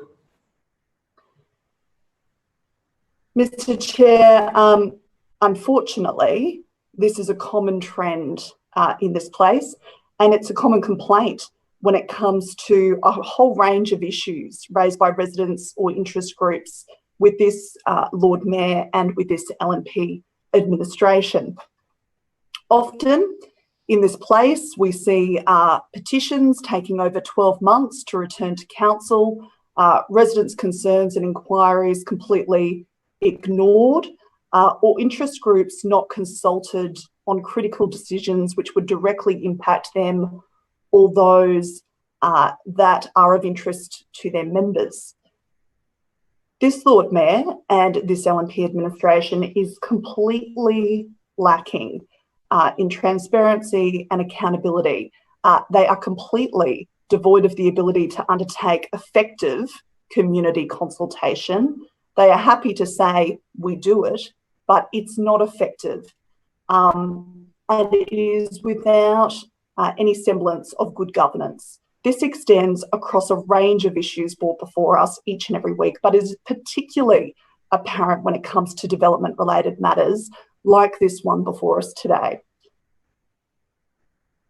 Mr Chair, it's Labor's view that both Lord Mayor and the LNP administration need to provide a proper, substantive response to the matters raised in this notice of motion. Sadly, we've heard today or tonight that they will not be supporting this notice of motion. These are genuine issues that are of genuine concern to the residents of this city.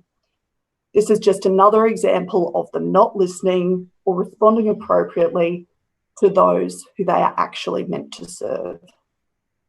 This should not have needed to be a notice of motion today.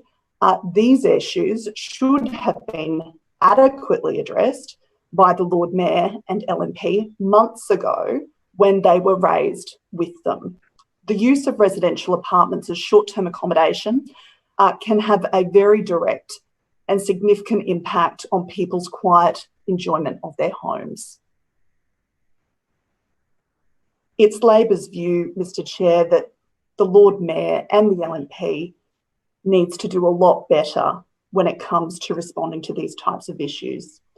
They need to actually listen to what they are being told by the residents of this city.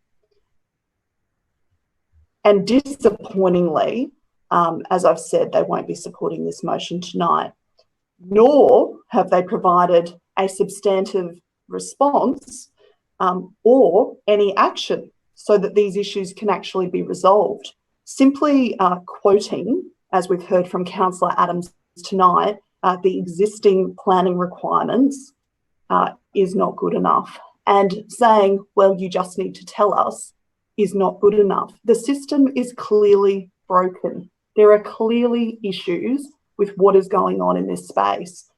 And we need there to be a change. So I do implore the other LNP councillors, all of who have received this correspondence, particularly Councillor Howard. I know that I've had residents from her area raise these issues with me. I know it also impacts Councillor Shree's ward significantly, and I congratulate him for bringing the notice forward. It's disappointing that he had to, but here we are. So Labor will be supporting this motion tonight, and thank you, Mr Chair. Further speakers? Point of order. Excuse me. Yes, Councillor Adams, misrepresentation. Thank you. Councillor Cook said that I blamed everyone else and passed the buck. I don't think I did that at all. I said happy to hear it and take the steps to address any of the concerns. Thank you. Further speakers? I see no further speakers. Councillor Shree. Thanks, Chair. It is a little Councillor Shree, before you start, earlier you referred to some documents that were tabled that should have been distributed to all councillors through the email system for your viewing. Apologies, Councillor Shree, please continue. Thanks, Chair. And it's a little disappointing to see some of my concerns dismissed a little bit too hastily. And I want to drill down into some of the comments that Councillor Adams made. One of the trains of argument was that this isn't actually yet a big trend in Brisbane, and Councillor Adams referred to the number of development applications received for short-term accommodation conversions. And I think she's right to say that in the context of a large and growing city, maybe 25 a year doesn't seem like a lot, but some of those are applications for an entire building. So it's not one. So the 25 does not mean that there are 25 individual apartments being converted. In some cases, that might be dozens of apartments in a particular tower building. But more to the point is that it's not the number of development applications that are being received that we need to be looking at. It's the number of apartments where this is actually happening. And I challenge Councillor Adams and also Councillor Marks to just spend a couple of minutes on Airbnb and look up how many apartments are available for rent in and around Brisbane. And you'll see that there are many properties advertised for rent as short-term accommodation where there clearly wouldn't be a development approval or the appropriate zoning to allow short-term accommodation. So there's kind of two issues at play here. On the one hand, we've got the concerns about poor enforcement and cars maybe not having the resources to properly investigate complaints or proactively check up on these unauthorized users. On the other hand, though, we have the concern that In some cases, owners are applying for approval for a conversion to short-term accommodation, and council is simply allowing that and saying, well, it's code accessible and we're just going to let that happen. And so there are two related problems here. But I think I just want Councillor Adams in particular to understand that it shouldn't be my job to hold the hand of the Lord Mayor and guide the administration as to how to respond to this problem. I'm notifying you that anyone who spends 5 minutes searching online can find dozens of properties which are being rented out as short-term accommodation without the appropriate approvals. And I'm not going to have the time to individually copy over each of those Airbnb listings and hotel listings online and send them through to you, Councillor Adams. But I encourage your officers and your team to take the time and look into this, because it is a growing and widespread issue. It's not just a couple dozen a year. It's happening all over the place. And as the pandemic eases, we're probably likely to see more of this in the future, because there may be fewer international students or fewer migrant workers, and a lot of owners looking to reap a profit from their investment properties who are then going to convert back to short-term accommodation.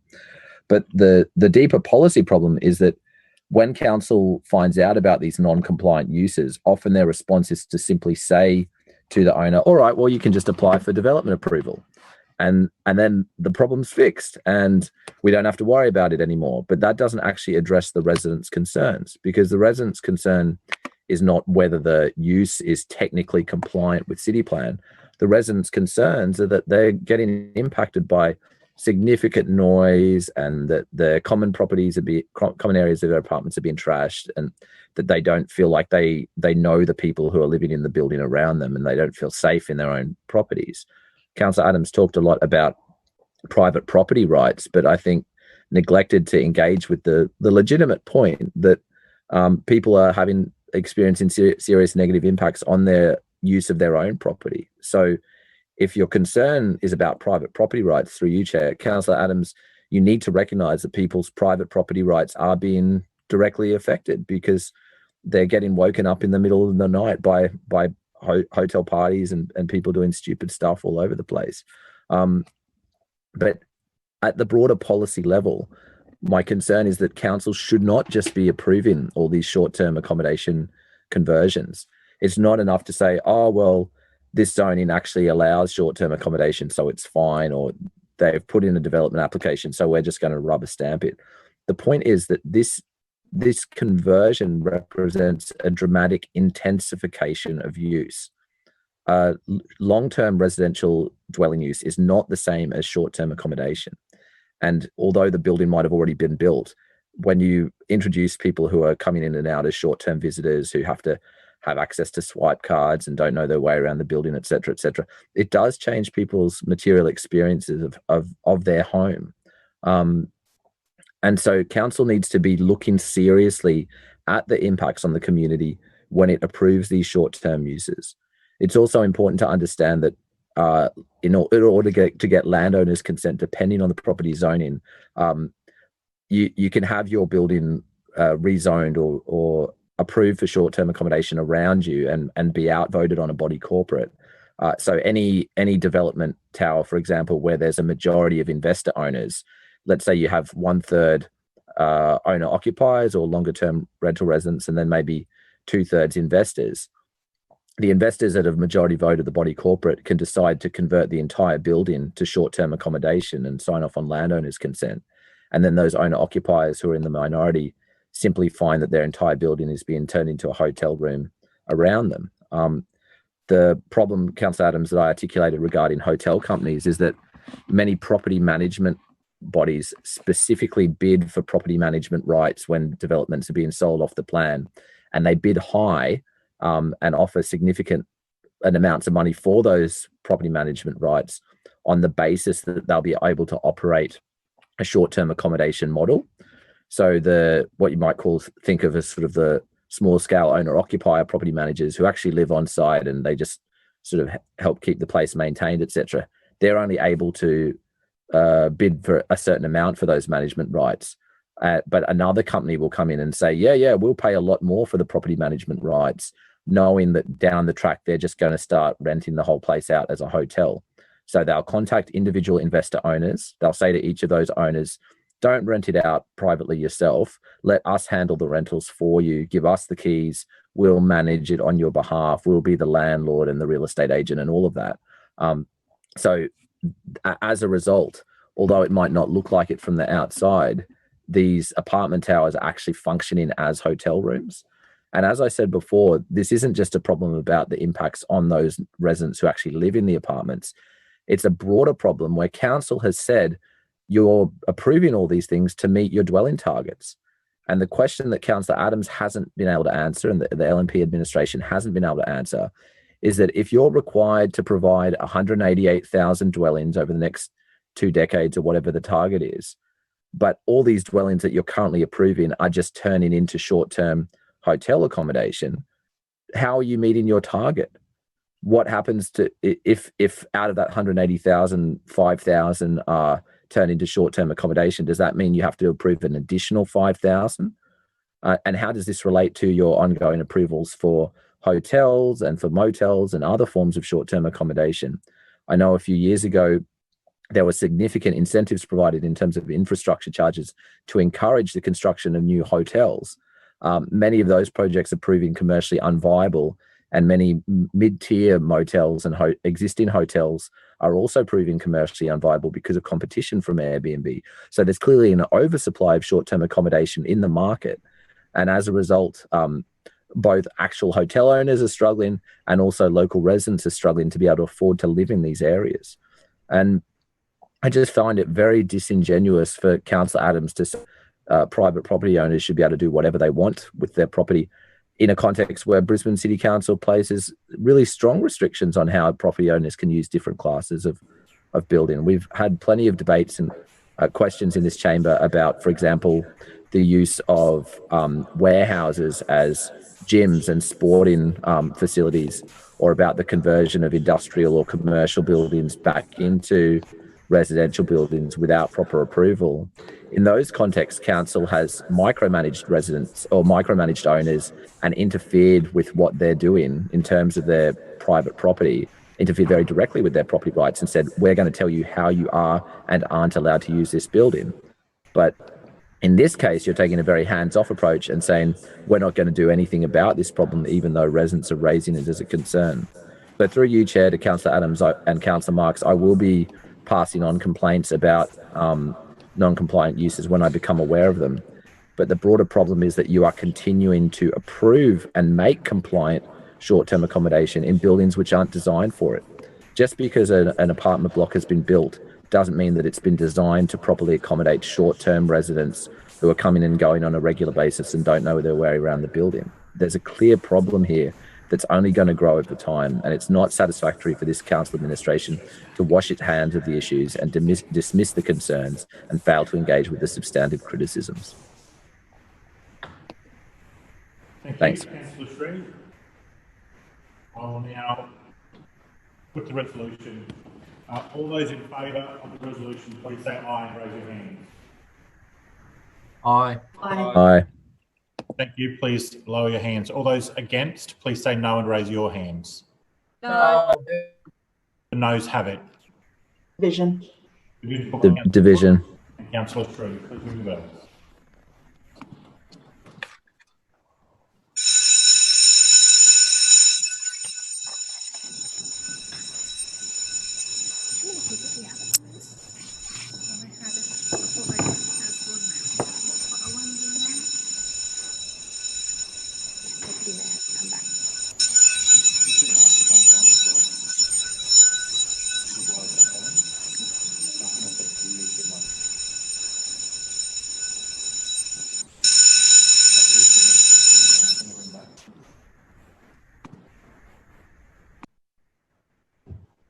All right, everybody in favour of the resolution, please say aye, raise your hand and hold it there so that it may be counted.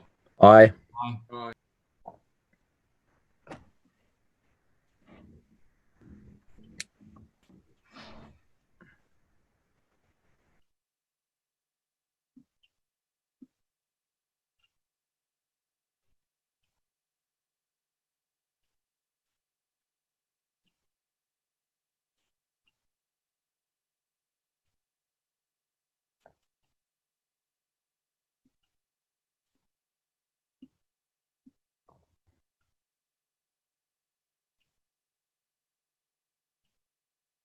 Your microphone's muted.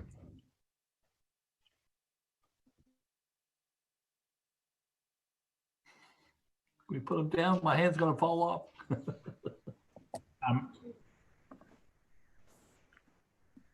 Sorry. Yeah. We're just making sure that we're getting everything right. That's all. Rules no, Labor, Greens and me, yes. No. Thank you. We're working it out. One. We need an abacus. Heads up to 7, I think. Those against, please say no and raise your hand. No. Oh. Well, look, the Liberals are no.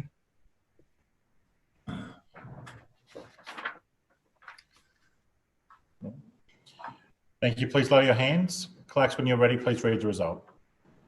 Mr. Chair, the noes have it, the voting being 7 in favour and 18 against. The noes have it. Councillors, are there any items of general business? Are there any petitions, I should say? Councillor Landers. Chair, I present a petition from residents for a speed bump at 78 Bald Hills Road. Councillor Davis.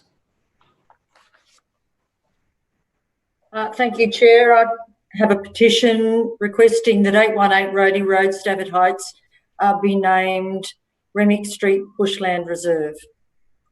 Councillor Johnston. Yes, thank you, Mr. Chair. I have 3 petitions. The first is for a zebra crossing on Mildmay Street at Fairfield between Fairfield Garden Station and Fairfield Rail Station. And I've emailed through the hard copies. Secondly, on behalf of Councillor Griffiths and myself, I'm tabling the petition calling for safety improvements and a 10-point plan to fix Ipswich Road in Annerley. I'm tabling both the electronic petition and a hard copy of the petition, which has been emailed through. And thirdly, I'm tabling a petition on behalf of Sherwood and Corinda residents who Councillor Adams has very outrageously attacked tonight, calling on council to buy back the residential blocks adjoining the Francis Lookout in Corinda. And that's also been emailed through. Councillor Cassidy. Thanks, Chair. I've 2 petitions to present, one calling for safety upgrades at the Curlew Park Bridge and the other calling on council to lower the speed limit in Sovereign Place, Boondall to 40 kilometres an hour, which all the hard copies have been sent through. Councillor Cook. Thank you. I've got a petition to save the Brisbane Greeters and immediately reinstate the program. And have I missed any other people? Councillor Shree. Thanks, Chair. I've got a petition for the renaming of a park in Derby Street in Highgate Hill. Any further petitions? I see no hands. Councillor Landers. Mr. Chair, I move that the petitions as presented be received and referred to the committee concerned for consideration and report. Seconded. It's been moved by Councillor Landers, seconded by Councillor Griffiths, that the petitions as presented be received and referred to the committee's concerned for consideration and report. All those in favour, please say aye and raise your hands. Aye. Aye. Those, please lower your hands. Those against, please say no and raise your hands. The ayes have it. Councillors, are there any items of general business? Are there any, we'll begin by, are there any statements required as a result of the Office of the Independent Assessor or Councillor Ethics Committee order? There being none, councillors, I will call for general business, but once the speaker commences, I will shift, the chair will shift to Councillor Toomey. Are there any items of general business? Councillor Davis. Thank you, Chair.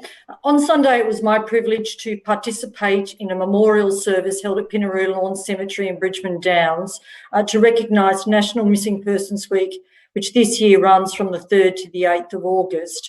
And I'd like to acknowledge Councillor Vicky Howard for her attendance and her support of this becoming an annual event. Mr. Chair, over 38,000 people are reported missing in Australia each year. And of these, 60% return or are found within the first 48 hours, and overall 90% of missing persons are located alive. However, for the families of those who are never located, or for those who remain missing for a lengthy period of time, A missing persons memorial can provide a place for reflection and hope, and to honour a loved one who has not returned home. The disappearance of Tony Jones in 1982 was the catalyst for the establishment of Missing Persons Week in Australia by the Jones family, so that their son and others like him would never be forgotten. Mr. Jones was in the final stages of a 6-month holiday around Australia. His last known contact was in Townsville in early November 1982, where he planned to hitchhike to Mount Isa to meet up with his brother, but he was never heard from again. The inaugural week took place with a memorial service in Townsville in 1988, where the Mayor of Townsville planted a tree in commemoration of Mr. Jones.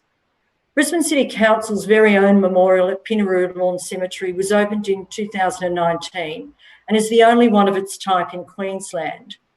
The purpose-made memorial comprises a teardrop sculpture set in a reflective pool, which offers a tranquil space for contemplation. It provided a dignified backdrop for the service on Sunday. The ceremony at Pinaroo was the first time that Council's Cemeteries team has held a memorial service for Missing Persons Week, and I know that the thoughtful and respectful manner in which the event was conducted was greatly appreciated by the families present. It was wonderful to have Bruce and Denise Morecambe present at the service. I've had the pleasure of meeting Bruce and Denise a number of times through their child safety advocacy work, and on each occasion and in every measure, they are inspirational. Bruce and Denise had very kind words to say about the memorial and spoke about the importance of having a place to go that gives comfort and that honours a missing loved one. I was reminded that it's been 15 years since their son Daniel disappeared, and this year the family will open Daniel House, a permanent home for the Daniel Morecambe Foundation. Also in attendance were representatives of the QPS Missing Persons Unit, Chaplain Watch, former councillor and now LNP candidate for Aspley Amanda Cooper, along with cemetery staff and their families. In most cultures, cemeteries and memorial parks are more than just spaces where we place and remember those who have passed. And in many cemeteries around the world, operators are working to activate these spaces with special commemorative memorials and memorial events. Brisbane City Council is one such operator. I'd like to take the opportunity to add my thanks to the team for their work in delivering an event that was considerate and caring, and also for the work that they do every day, assisting residents with compassion at a difficult time of loss. No less important is the work of the ground staff, who undertake great work in making the grounds a welcoming place for residents to come to remember their loved ones. In addition to the memorial service, Council also lit up the Story Bridge yellow in remembrance of those who have not returned home. We hope these lights and the lights from the candles that were lit on Sunday act as a beacon to help guide those who are lost back home. Thank you. Thank you, Councillor Davis. Is there any further? Councillor Johnson. Yes, just very briefly, I rise to speak on two matters. Firstly, King Arthur Terrace and the Lord Mayor's failure to answer my question from question time earlier today, and Councillor Adams' allegations about the Francis Lookout in the debate earlier today. Firstly, I just want to put on the record that I'm disappointed the Lord Mayor has not responded to my question on notice from question time earlier today. I will give him the courtesy of another week. If he fails to respond next week, then I will take further action. So I hope the LNP councillors pass on the fact that I do expect him to answer the question. He made a commitment to a Brisbane resident to undertake a traffic survey, and to my knowledge, it's not been done, but I would appreciate him confirming whether or not that action has been undertaken. And I am seeking a reply. Secondly, Councillor Adams' allegations about my actions earlier with respect to Francis Street demonstrate a level of bitterness and hypocrisy that is just not appropriate in somebody who occupies the position of the Deputy Mayor. Firstly, Councillor Adams made a number of allegations that are just fundamentally untrue about my actions with respect to the Francis outlook, and I will be taking those up in a different place. At no point have I given people incorrect, false or wrong information, and her allegations there are just outrageous.